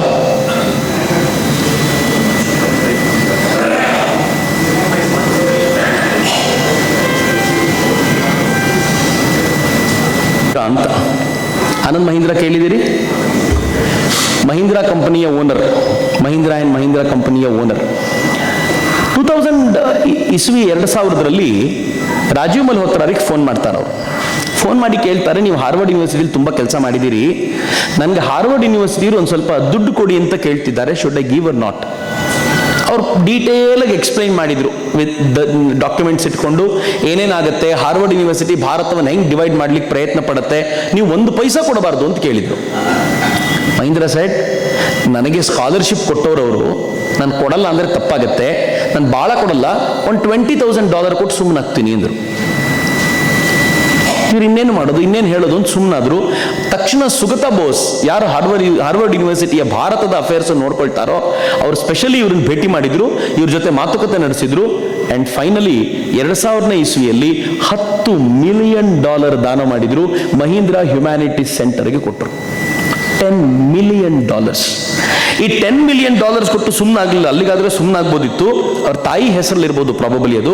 ಅದಾದ ನಂತರ ಅದಕ್ಕೆ ಹೋಮಿ ಭಾಬಾ ಅಂತ ಒಬ್ಬ ಲೆಫ್ಟಿಸ್ಟ್ ಆ ಐಡಿಯಾಲಜಿ ಇರುವಂತ ಒಬ್ಬ ವ್ಯಕ್ತಿ, ಆತನನ್ನ ಅಲ್ಲಿ ಕರ್ಕೊಂಡು ಬಂದು ಡೈರೆಕ್ಟರ್ ಮಾಡಬೇಕು, ಆತನೇ ಅದನ್ನು ಹೆಡ್ ಮಾಡಬೇಕು ಅಂತ ಆನಂದ್ ಮಹೀಂದ್ರಾನೇ ಪತ್ರ ಬರೆದು ಅವ್ರನ್ನೇ ತರೆದು ಕೂರಿಸ್ಕೊಂಡ್ರು. ಆತ ಯಾರು ಅಂತಂದ್ರೆ, ರಾಷ್ಟ್ರೀಯತೆಯನ್ನ ರೀಬಿಲ್ಡ್ ಮಾಡಲಿಕ್ಕೆ ಭಾರತದಲ್ಲಿ ನರೇಂದ್ರ ಮೋದಿ ಹಿಂದುತ್ವವನ್ನು ಬಳಸ್ತಾ ಇದ್ದಾರೆ ಅಂತ ಜಗತ್ತಿನಾದ್ಯಂತ ಹಿಂದುತ್ವವನ್ನು ಜರಿದುಕೊಂಡು ತಿರುಗಾಡುವಂತ ವ್ಯಕ್ತಿಯನ್ನ ಆನಂದ್ ಮಹೀಂದ್ರ ಸ್ಪೆಷಲ್ ಇನ್ಫ್ಲೂಯೆನ್ಸ್ ಮಾಡಿ ತನ್ನ ಹ್ಯುಮ್ಯಾನಿಟಿ ಸೆಂಟರ್ಗೆ ಕರೆಸ್ಕೊಂಡ್ರು. ಈ ಹ್ಯುಮ್ಯಾನಿಟೀಸ್ ಸೆಂಟರ್ ಭಾರತದ ಕುರಿತಂತ ಅನೇಕ ವಿರೋಧಿ ಸಂಗತಿಗಳನ್ನು ಅಲ್ಲಿ ಹುಟ್ಟಾಕುತ್ತೆ, ಅದನ್ನ ಜಗತ್ತಿಗೆ ಪ್ರಾಪಗೇಟ್ ಮಾಡುತ್ತೆ. ಚೀನಾ ತನ್ನ ಕುರಿತಂತೆ ಒಳ್ಳೆ ಸಂಗತಿ ಹೇಳಲಿಕ್ಕೆ ಇನ್ವೆಸ್ಟ್ ಮಾಡಿದರೆ, ನಮ್ಮ ದುರದೃಷ್ಟಕರ ಸಂಗತಿ, ನನ್ನದೇ ದೇಶದ ಸಿರಿವಂತರು ಅವರು ಈ ದೇಶದಿಂದ ವಿದೇಶಕ್ಕೆ ಹಣವನ್ನ ನನ್ನ ದೇಶವನ್ನ ಹಳಿಯೋದಕ್ಕೆ ಕೊಡ್ತಾರೆ. More dangerous man ahead. Next, Lakshmi Mittal and family. Lakshmi Niwas Mittal ಕೇಳಿದ್ದೀರಿ? ಸ್ಟೀಲ್ ಕಂಪನಿಯ owner Lakshmi Niwas Mittal. Probably Mittal institution ಅಂತ ಹೇಳಿ ಏನು ಇದೆಯೋ, ಲಕ್ಷ್ಮಿ ಮಿತ್ತಲ್ ಅಂಡ್ ಫ್ಯಾಮಿಲಿ ಅವರು ಸೌತ್ ಏಷ್ಯಾ ಇನ್ಸ್ಟಿಟ್ಯೂಟ್ ಹಾರ್ವರ್ಡ್ ಯೂನಿವರ್ಸಿಟಿಯ Lakshmi Mittal and family institute ಆಗಿ ನಡೆಸ್ತಾರೆ.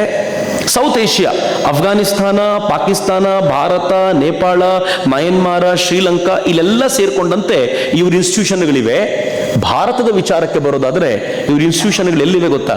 ಕಾಶ್ಮೀರದಲ್ಲಿದೆ, ನಾಗಾಲ್ಯಾಂಡ್ನಲ್ಲಿದೆ, ಪ್ರಾಬಬಲಿ ಮಣಿಪುರದಲ್ಲಿದೆ. ಈ ಕಡೆ ಬರೋದಾದ್ರೆ ನಾನು ಗೋಂಡಾ ಜನಾಂಗ ಅಂತ ಕೇಳಿದ್ನಲ್ಲ, ಭೀಲ್ಗಳು, ಗೋಂಡಾಗಳು ಅವರಿರುವಂತ ಜಾಗದಲ್ಲಿ, ಮುಂಡಾಗಳಿರುವಂತ ಜಾಗದಲ್ಲಿ, ಇರ್ಬೋದಾಗಿರುವಂತ ಜಾಗದಲ್ಲಿ ಅಲ್ಲಿದೆ. ಪಂಜಾಬ್ನಲ್ಲಿದೆ. ಎಲ್ಲೆಲ್ಲಿ ಬಾರ್ಡರ್ ಏರಿಯಾ ಇದೆಯೋ ಅಲ್ಲೆಲ್ಲ ಇನ್ಸ್ಟಿಟ್ಯೂಷನ್ ಇದೆ ಅವರದ್ದು. ಇವರ ಇನ್ಸ್ಟಿಟ್ಯೂಷನ್ ಎಂಥ ಡೇಂಜರಸ್ ಕೆಲಸವನ್ನ ಮಾಡುತ್ತೆ ಅಂತಂದ್ರೆ, ಮಣಿಪುರದಲ್ಲಿ ಏನಾದರೂ ಗಲಾಟೆ ಆದರೆ ಈ ಇನ್ಸ್ಟಿಟ್ಯೂಷನ್ ಜನ ಅಲ್ಲಿರ್ತಾರೆ. ಪಂಜಾಬಿನ ಬಾರ್ಡರ್ ಗಲಾಟೆ ಆದರೆ ಇನ್ಸ್ಟಿಟ್ಯೂಷನ್ ಜನ ಇರ್ತಾರೆ. ಈ ಇನ್ಸ್ಟಿಟ್ಯೂಷನ್ 250 ಜನ ಟೀಚರ್ಗಳನ್ನ, ಪ್ರೊಫೆಸರ್ಗಳನ್ನ ಮ್ಯಾನೇಜ್ ಮಾಡುತ್ತೆ. ಈ ಹಾರ್ವರ್ಡ್ ಯೂನಿವರ್ಸಿಟಿ ಅದೇನು ಹೇಳುತ್ತೆ ಅಂತಂದ್ರೆ, ಇಡೀ ಸೌತ್ ಈಸ್ಟ್ ಏಷ್ಯಾನ ಹ್ಯಾಂಡಲ್ ಮಾಡಲಿಕ್ಕೆ ನಮಗೊಂದು ಎಂಬೆಸಿ ಸೆಂಟರ್ ಯಾವುದು ಅಂತಂದ್ರೆ ಅದು Lakshmi Mittal and family institute. ನಮ್ಗೆ ಎಂಬೆಸಿ ಸೆಂಟರ್ ಇದ್ದಂತೆ, ರಾಜತಾಂತ್ರಿಕ ಸಂಸ್ಥೆ ಇದ್ದಂತೆ ನಮ್ಗದು ಅಂತ ಹೇಳ್ಕೊಳ್ತಾರೆ. ಈ ಸಂಸ್ಥೆಯ ಪರವಾಗಿದ್ದಂತ ಒಬ್ಬ ವ್ಯಕ್ತಿ, ನೆಕ್ಸ್ಟ್ ಸ್ಲೈಡ್, ಸಲೀಲ್ ಶೆಟ್ಟಿ ಅಂತ ಆತನ ಹೆಸರು. CARR centre for human rights ಗೆ ಕೆಲಸ ಮಾಡ್ತಾರೆ. Secretary general Amnesty international. Amnesty international ನ ಭಾರತ ಬ್ಯಾನ್ ಮಾಡಿತ್ತು, ಯಾಕೆಂದ್ರೆ ಭಾರತ ವಿರೋಧಿ ಹೇಳಿಕೆಗಳನ್ನ ಕೊಡೋದ್ರಲ್ಲಿ ನಿಸ್ಸೀಮವಾಗಿರುವಂತ ಸಂಸ್ಥೆ ಅಂತ ಅದನ್ನು ಬ್ಯಾನ್ ಮಾಡಲಾಗಿತ್ತು. ಅದರ ಸೆಕ್ರೆಟರಿ ಜನರಲ್ ಆತ ಎಷ್ಟರ ಮಟ್ಟಿಗೆ ಭಾರತ ವಿರೋಧಿ ಸಂಗತಿಗಳನ್ನ ಹೇಳ್ಕೊಂಡು ತಿರುಗಾಡ್ತಾನೆ ಅಂದ್ರೆ, ಕಾಶ್ಮೀರ್ ಡಿಕೋಡಿಂಗ್ ದ ಕ್ರೈಸಿಸ್ ಅನ್ನುವಂಥ ಟಾಕ್ ಅನ್ನ ಆತ ಲಕ್ಷ್ಮೀ ನಿವಾಸ್ ಮಿತ್ತಲ್ ಇನ್ಸ್ಟಿಟ್ಯೂಷನ್ ಅಲ್ಲಿ ಕೊಟ್ಟಾಗ ಆತ ಒಂದು ಮಾತು ಹೇಳ್ತಾನೆ, by throwing a matchstick into tinder box, it seems like the current regime in India has decided to sacrifice the people of Kashmir in order to achieve the Hindu national hegemonic goals in mainland India. Article 370 ಕಿತ್ತು ಬಿಸಾಕಬೇಕು ಅಂತ ಹೇಳುವಂತ ಒಂದು ಕಡ್ಡಿಗೀರಿ ಇಟ್ಟು ಇಡೀ ಕಾಶ್ಮೀರವನ್ನು ಉರಿಸಬೇಕು ಅಂತ ಯಾಕೆ ಪ್ರಯತ್ನ ಪಡ್ತಿದ್ದಾರೆ ಮೋದಿ ಅಂತಂದ್ರೆ, ಅಲ್ಲಿ ಹಿಂದೂ ರಾಷ್ಟ್ರದ ತನ್ನ ಪರಿಕಲ್ಪನೆಯನ್ನ ಈಡೇರಿಸಿಕೊಳ್ಳಿಕ್ಕೆ ಅಂತ ಆತನ ಭಾಷಣ. ಭಾರತ್ ಜೋಡೋ ಯಾತ್ರೆ ಮಾಡಿದಾಗ he was with Rajiv Gandhi. ಅದನ್ನು ಸುಮ್ಮನೆ ನಾನು ಹೇಳಿಕೊಟ್ಟೆ ಅಷ್ಟೇ. ಬಟ್ ಇದನ್ನೆಲ್ಲ ಯಾರು ಮಾಡಿಸ್ತಿದ್ದಾರೆ ಅಂತಂದ್ರೆ, ಲಕ್ಷ್ಮೀ ನಿವಾಸ್ ಮಿತ್ತಲ್ ಅದಕ್ಕೆ ಬೇಕಾಗಿರುವಂತ ಬೇಸ್ ಅನ್ನ ಹಾಕಿ ಕೊಡ್ತಾ ಇದ್ದಾರೆ. ಲಕ್ಷ್ಮೀ ನಿವಾಸ್ ಮಿತ್ತಲ್ ಸಂಸ್ಥೆ, ನೆಕ್ಸ್ಟ್ ಸ್ಲೈಡ್, ನಾನು ಸುಮ್ಮನೆ ಅದನ್ನು ಓದ್ತಾ ಹೋಗ್ತೀನಿ. ತೆಗೆದುಕೊಂಡಿರುವಂತಹ ಅಧ್ಯಯನ ಯೋಜನೆಗಳು, role of social media as propaganda in Sri Lanka's post war religious violence, ಬಿಟ್ಬಿಡಿ ಅದನ್ನ. Decoding the supreme court verdict that decriminalized homosexuality in India, crisis and credibility, the politics of ideas in India and developing democracies, constructing a majority, a micro level study of voting patterns in Indian elections, states in waiting, nationalism, internationalism, decolonization, US-India relations, diaspora politics, anti-corruption and global governance, voices of the Rohingyas. ರೋಹಿಂಗ್ಯಾಗಳನ್ನು ಓಡಿಸಬೇಕು ಅಂತ ನಾವು ಹೇಳ್ತಿರೋದು. ಇವ್ರ institution voices of the Rohingyas, dreams of independence, vernacular nationalism among the Mizos and North East India. Vernacular nationalism ಅಂತಂದ್ರೆ regional nationalism ಬಗ್ಗೆ ಮಾತನಾಡೋದು, ಅವರನ್ನು ಬಡಕಾಯಿಸುವಂತ ಸಂಗತಿಗಳು. Religious nationalism, ethnic conflict and state terror in modern India. Cases from Kashmir, Punjab, Gujarat and Nagaland. Naxalite, Maoist conflicts in eastern India. Relationship between neoliberalism and the rise of religious fundamentalist movement. Deliberative inequality, a text as data study of Tamil Nadu's village assemblies. Democracy in distress in South Asia. ಅವಾಗ ಕೂಗಾಡ್ತಿರ್ತಾರಲ್ಲ ಅವರು, democracy ಬಹಳ ತೊಂದರೆ ಇಲ್ಲಿದೆ ಅಂತ. ಅದಕ್ಕೆ ಬೇಕಾಗಿರುವಂತ ಆಹಾರವನ್ನು ಒದಗಿಸೋದು ಯಾರು ಗೊತ್ತಾ? ಇದೇ ಜನ.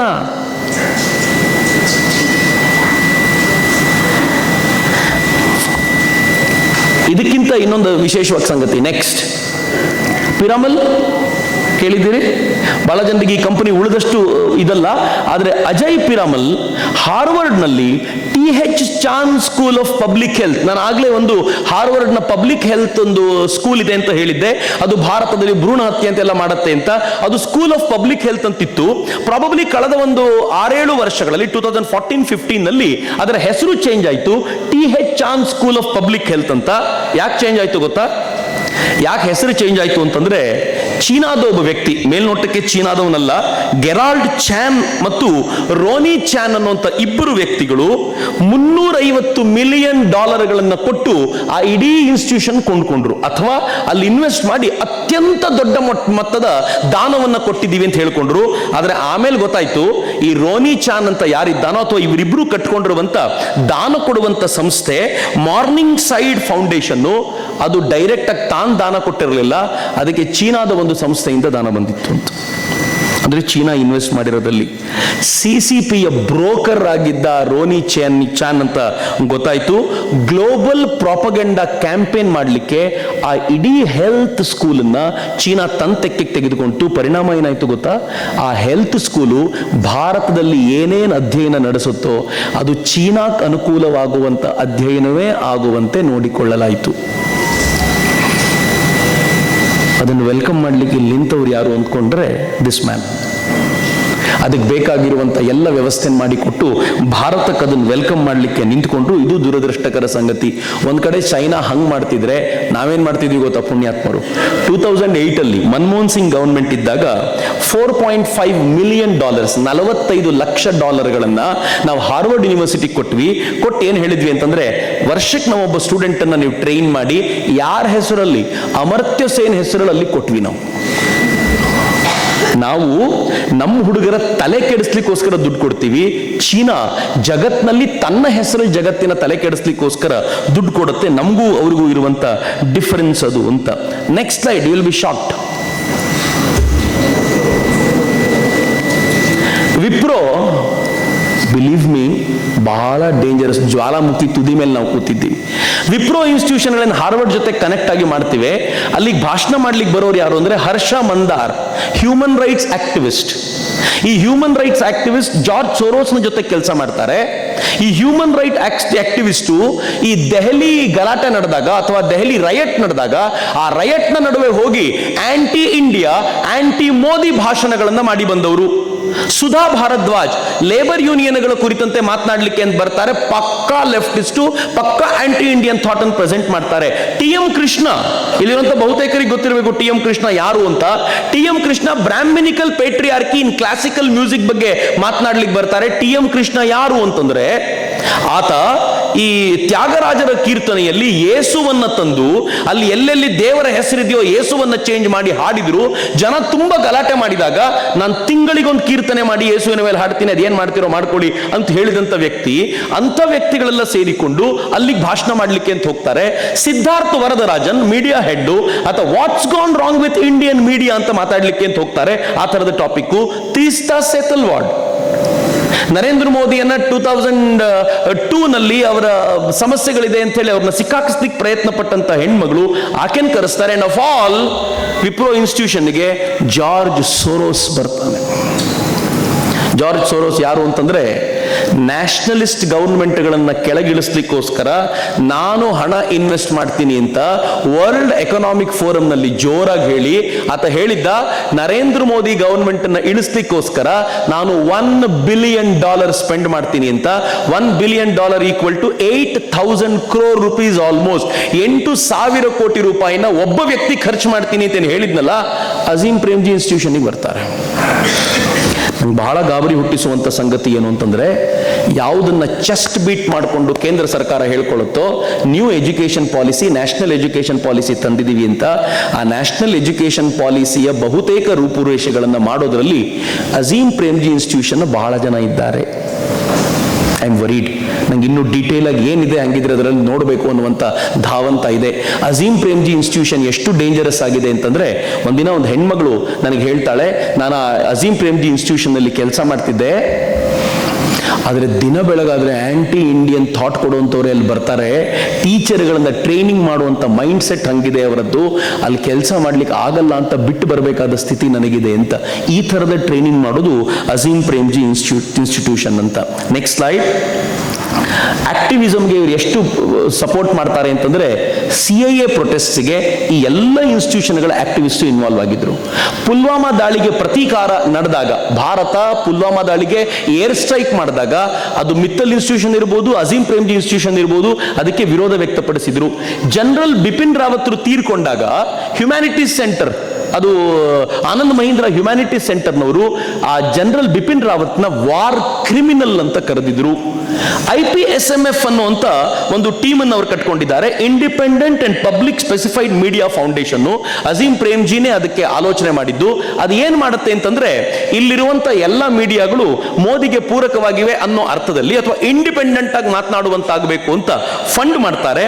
ಅವ್ರು ಯಾರ್ಯಾರಿಗೆ ಫಂಡ್ ಮಾಡ್ತಾರೆ ಅಂದ್ರೆ, wire, caravan, ಮೋಜೋ story, ಬರ್ಖಾದತ್ತು, Alt News ಥರದವರಿಗೆ ನಿಧಿ ಕೊಡ್ತಾರೆ. ಅವ್ರ ಜೊತೆಗೆ ಸೇರ್ಕೊಂಡಿರೋರು ಉಳಿದವರು ಯಾರು ಅಂದ್ರೆ, Godrej, Rohini Nilekani, Kiran Majumdar Shah, Manipal education and medical group.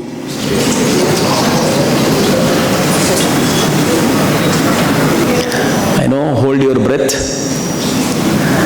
The next is ಬಹಳ ನಿಮ್ಗೆ ಬಹಳ ಕಷ್ಟ ಅನ್ನಿಸ್ಬೋದು. ಸ್ಟಿಲ್ ಐ ಡೋಂಟ್ ಅಂಡರ್ಸ್ಟ್ಯಾಂಡ್ ಯಾಕೆ ಅಂತ. Next slide please.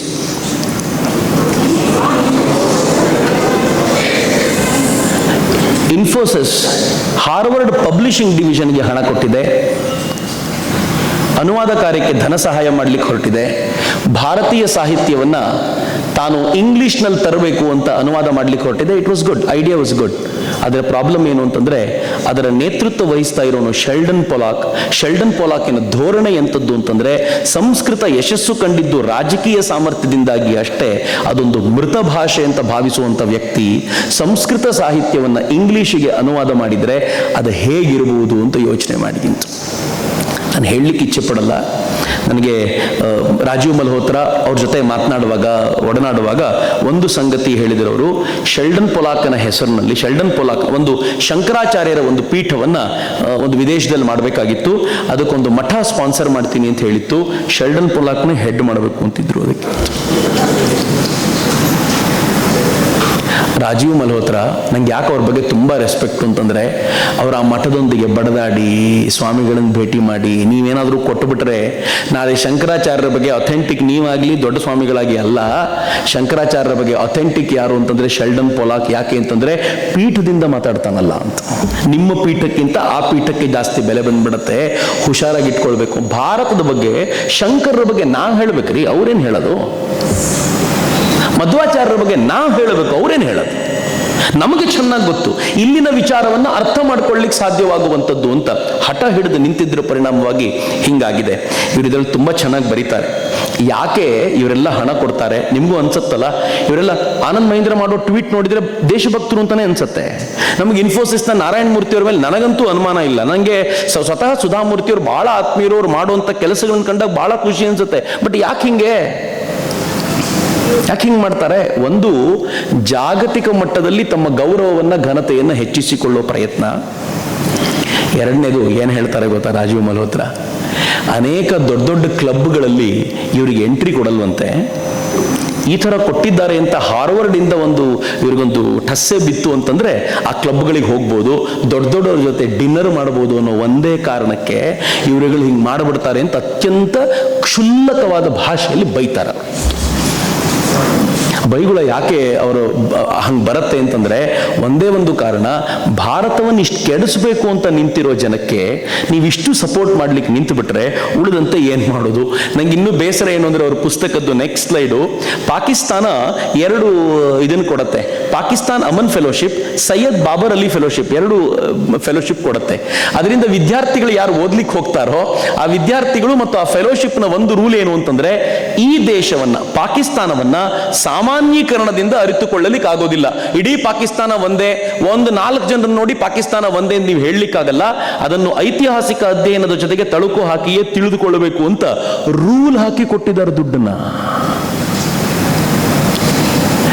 ಆ ರಾಷ್ಟ್ರ ದುಡ್ಡು ಕೊಡಬೇಕಾದ್ರೆ ನನ್ನ ರಾಷ್ಟ್ರವನ್ನ ನೀವು ಕಾಮನ್ ಮಾಡಿ ಕೊಡಬೇಡಿ, ನನ್ನ ರಾಷ್ಟ್ರದ ಐತಿಹಾಸಿಕ ಅಧ್ಯಯನದ ಜೊತೆಗೆ ಮಾಡೋದಿದ್ರೆ ಮಾತ್ರ ದುಡ್ಡು ತಗೊಳ್ಳಿ ಅಂತ ಕೊಡೋ ಒಂದಷ್ಟು ಹಣವನ್ನು ಕೂಡ ಈ ತರ ಯೋಚನೆ ಮಾಡಿ ಪಾಕಿಸ್ತಾನ ಕೊಡುತ್ತೆ.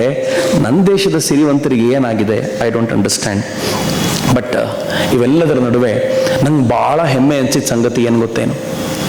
Next slide. ದಿಸ್ ಮ್ಯಾನ್ 2000ನೇ ಇಸ್ವಿನಲ್ಲಿ ತನ್ನ ಈ ಫಂಡ್ ಕೊಡುವಂಥ ವ್ಯಕ್ತಿನ ಕಳಿಸ್ಕೊಟ್ಟು ರಾಜೀವ್ ಮಲ್ಹೋತ್ರಾ ಹತ್ರ ಮಾತಾಡಲಿಕ್ಕೆ. ರಾಜೀವ್ ಮಲ್ಹೋತ್ರಾ ಎಲ್ಲ ವಿಚಾರಗಳನ್ನು ನೋಡಿದ ನಂತರ, ಅವ್ರು ಕೇಳಿದ ನಂತರ ಅವ್ರು ಹೇಳ್ತಾರೆ, ಹಾರ್ವರ್ಡ್ ತನ್ನ ಭಾರತದ ಕುರಿತ ಅಭಿಪ್ರಾಯ ಬದಲಿಸಿಕೊಳ್ಳುವವರೆಗೆ 1 ಪೈಸೆ ರಿಲಯನ್ಸ್ ಕೊಡೋದಿಲ್ಲ ಅದಕ್ಕೆ. ನನಗೆ ಮೊದಲನೇ ಬಾರಿ ಓದಿದಾಗ ನನಗೂ ಹಿಂಗೆ ಖುಷಿ ಆಗ್ಬಿಡ್ತು, ಅಬ್ಬಾ ಈ ಕಮ್ಯುನಿಟಿಯಲ್ಲಿ ಒಬ್ಬರಾದ್ರೂ ಹಿಂಗೆ ಹೇಳಿದವರು ಇದಾರಲ್ಲ. ಐ ಡೋಂಟ್ ಥಿಂಕ್ ಅದಾನಿನೂ 1 ಪೈಸಾ ಕೊಡಲ್ಲ ಅಂತ. ಯಾಕೆ ಅದಾನಿ ಮತ್ತು ಅಂಬಾನಿನ ಕಂಡ್ರೆ ಆಗಲ್ಲ ಅನ್ನೋದಕ್ಕೆ ಇದು ಒಂದು ಕಾರಣ ಇದೆ. ಯಾಕೆ ಅಂದ್ರೆ ಇವರಿಗೆ ಯಾರು ಐಡಿಯಾಗಳು ಕೊಡ್ತಾರೋ ಆ ಐಡಿಯಾಗೆ ಸೀಡ್ ಮನಿ ಬೇಕಲ್ಲ, ಸೀಡ್ ಮನಿನೇ ಯಾರು ಅವರಿಬ್ರು ಕೊಡಲ್ಲ ಅಂತಂದಾಗ ಅವ್ರನ್ನ ಹೆಂಗಾದ್ರೂ ಬೈಬೇಕು ಅಂತ. ಉಳಿದವರೆಲ್ಲರೂ ಬಚಾವ್ ಯಾಕೆ ಆಗ್ತಾರೆ ಅಂತಂದ್ರೆ ಅವ್ರು ಹಾರ್ವರ್ಡ್ ಜೊತೆ ಚೆನ್ನಾಗಿ ಸಂಬಂಧ ಇಟ್ಕೊಂಡಿರೋದ್ರಿಂದ ಅವ್ರನ್ನ ಯಾರು ಬೈಯಲ್ಲ, ಏನಾದ್ರೂ ಮಾಡ್ಕೊಂಡು ಹಾಳಾಗೋಗ್ಲಿ ಅಂತ. ಆದರೆ ಎಷ್ಟು ಡೇಂಜರಸ್ ಸಿಚುವೇಶನ್ ಇದೆ ಅಂತಂದ್ರೆ, ಅವರು ಭಾರತದ ಮೂಲೆಗೂ ನುಗ್ಗಿಬಿಟ್ಟಿದ್ದಾರೆ, ವ್ಯವಸ್ಥಿತವಾಗಿ ಕೆಲಸ ಮಾಡ್ಲಿಕ್ಕೆ ಶುರು ಮಾಡಿಬಿಟ್ಟಿದ್ದಾರೆ. ನಮ್ಮ ಅಶೋಕ ಯೂನಿವರ್ಸಿಟಿ ಅಂತ ಏನು ಕಟ್ಕೊಂಡಿದ್ರು ಇದೆ, ಆ ಅಶೋಕ ಯೂನಿವರ್ಸಿಟಿ ಒಂದು ರೀತಿ ನೋಡಿದ್ರೆ ಹಾರ್ವರ್ಡ್ ಯೂನಿವರ್ಸಿಟಿಯ ಸೋದರ ಸಂಸ್ಥೆಯ ಕೆಲಸ ನಿರ್ವಹಿಸುತ್ತೆ. ಪುಲಿಟ್ಜರ್ ಫೌಂಡೇಶನ್ ಅಂತ ಒಂದಿದೆ. ಆ ಪುಲಿಟ್ಜರ್ ಫೌಂಡೇಶನ್ ಏನ್ ಮಾಡುತ್ತೆ ಗೊತ್ತಾ? ಒಂದಷ್ಟು ಜನ ಬ್ರೈಟ್ ಹುಡುಗರನ್ನ ಕಾಲೇಜಿಂದ ಆರಿಸಿಕೊಳ್ಳುತ್ತೆ, ಅವ್ರಿಗೆ ಟ್ರೈನಿಂಗ್ ಕೊಡುತ್ತೆ, ಹೆಂಗ್ ಬರಿಬೇಕು ಏನ್ ಬರಿಬೇಕು ಅಂತ. ಅವ್ರಿಗೆ ಹೇಳುತ್ತೆ, ನೀವು ಬರೆದಿರೋದನ್ನ ಒಳ್ಳೆ ಪತ್ರಿಕೆಗಳಲ್ಲಿ ಪಬ್ಲಿಷ್ ಮಾಡೋ ಜವಾಬ್ದಾರಿ ನಮ್ದು ಅಂತ. ಆ ಪತ್ರಿಕೆಗಳನ್ನು ನೀವೇ ನಡೆಸ್ತಿರೋದ. IPSMF ಫೌಂಡೇಶನ್ ಹಣ ಕೊಡುತ್ತೆ. ಯಾವ್ಯಾವ ಪತ್ರಿಕೆಯಲ್ಲಿ ಪಬ್ಲಿಷ್ ಆಗುತ್ತೆ ಗೊತ್ತಾ? ದಿ ಹಿಂದೂ. ನಮ್ಮ ಸ್ವಾಮೀಜಿ ಒಬ್ರು ಹೇಳೋರು, ರಾಮಕೃಷ್ಣ ಆಶ್ರಮದವರು, the most unHindu paper is the Hindu ಅಂತ. ವೈರ್, ಕ್ಯಾರವಾನ್, ನ್ಯಾಷನಲ್ ಹೆರಾಲ್ಡ್, ತೆಹಲ್ಕಾ, ಸಬ್ರಂಗ್, ಪಿಸ್ತಾ ಸೆತಲ್ವಡ್ದು, ಲಿವ್ ಮಿಂಟ್, scroll.in ಇಂಥ ಪತ್ರಿಕೆಗಳಲ್ಲಿ ಈ ಹೊಸ ಹುಡುಗರ ಹತ್ರ ಬರೆಸಿ ಅಲ್ಲಿ ಪಬ್ಲಿಷ್ ಮಾಡೋ ಥರ ನೋಡ್ಕೊಳ್ಳುತ್ತೆ. ಹೊಸ ಹುಡುಗರು ಏನು ಬರಿಬೇಕು ಅನ್ನೋ ವಿಚಾರವನ್ನು ಇವ್ರು ಕೊಡ್ತಾರೆ. ನಾನು ಹಿಂದಿಂದ ಹೇಳ್ಕೊಂಡು ಬಂದಲ್ಲ, ತಮಿಳು ಮತ್ತು ಸಂಸ್ಕೃತ ಇವೆರಡಕ್ಕೂ ಕಾನ್ಫ್ಲಿಕ್ಟ್ ಇದೆ, ದಲಿತರು ಮತ್ತು ಬ್ರಾಹ್ಮಣರ ನಡುವೆ ಕಾನ್ಫ್ಲಿಕ್ಟ್ ಇದೆ. ಈ ಎಲ್ಲ ಕಾನ್ಫ್ಲಿಕ್ಟಿಂಗ್ ಸಂಗತಿಗಳನ್ನು ಅವ್ರ ಕೈಯಲ್ಲಿ ಕೊಟ್ಟು ಹೊಸ ಹುಡುಗರ ಕೈಯಲ್ಲಿ ಬರೆಸ್ತಾರೆ. ನಾವೇನ್ ಮಾಡ್ತೀವಿ, scroll.in ಅಲ್ಲಿ ಬಂದಿದೆ ಅಂತ ಅದನ್ನು ಕೋಟ್ ಮಾಡ್ತೀವಿ ಅಂತ.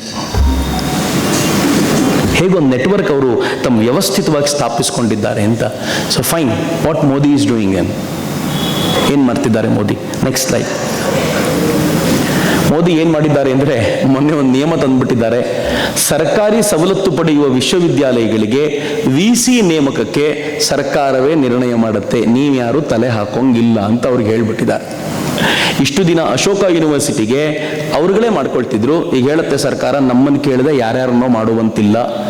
Tata institute of social sciences, TISS ಅಂತ ಕರೀತಾರೆ, ಅಲ್ಲಿಂದ ಹುಟ್ಟುವಷ್ಟು ಈ ಕ್ರಿಮಿಗಳು ಇನ್ನೆಲ್ಲೂ ಸಿಗ್ಲಿಕ್ಕಿಲ್ಲ. ಆ ಥರ ಕ್ರಿಮಿಗಳು ಹುಟ್ಟುತ್ತವೆ. ಅವ್ರಿಗೆ ಹೇಳ್ಬಿಟ್ಟಿದ್ದಾರೆ, ಟಾಟಾದವರದ್ದು ಜವಾಬ್ದಾರಿ ಎಲ್ಲ ಇನ್ಮೇಲೆ ನಾವೇ ಅಲ್ಲಿಗೆ ಮಾಡೋದು, ಯಾಕೆಂದ್ರೆ ಸರ್ಕಾರದ ಸವಲತ್ತನ್ನು ಪಡ್ಕೊಂಡಿದ್ದೀರಿ ಅಂತ.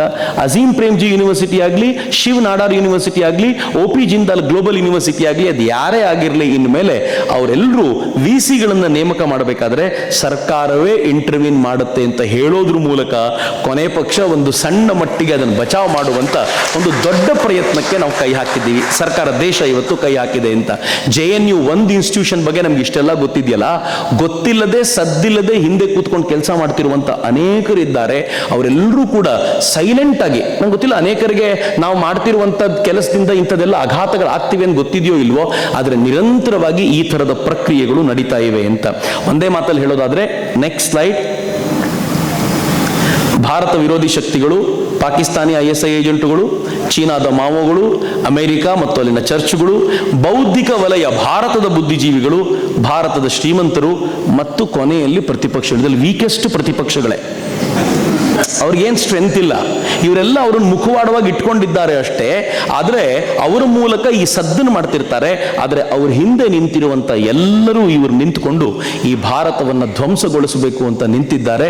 ಆದರೆ ಅದನ್ನು ಬಲವಾಗಿ ಕಾಪಿಟ್ಕೊಳ್ಬೇಕು ಅಂತ ಪ್ರಯತ್ನವನ್ನ ನಾನು ಮತ್ತು ನೀವು ಮಾಡಬೇಕಾಗಿದೆ.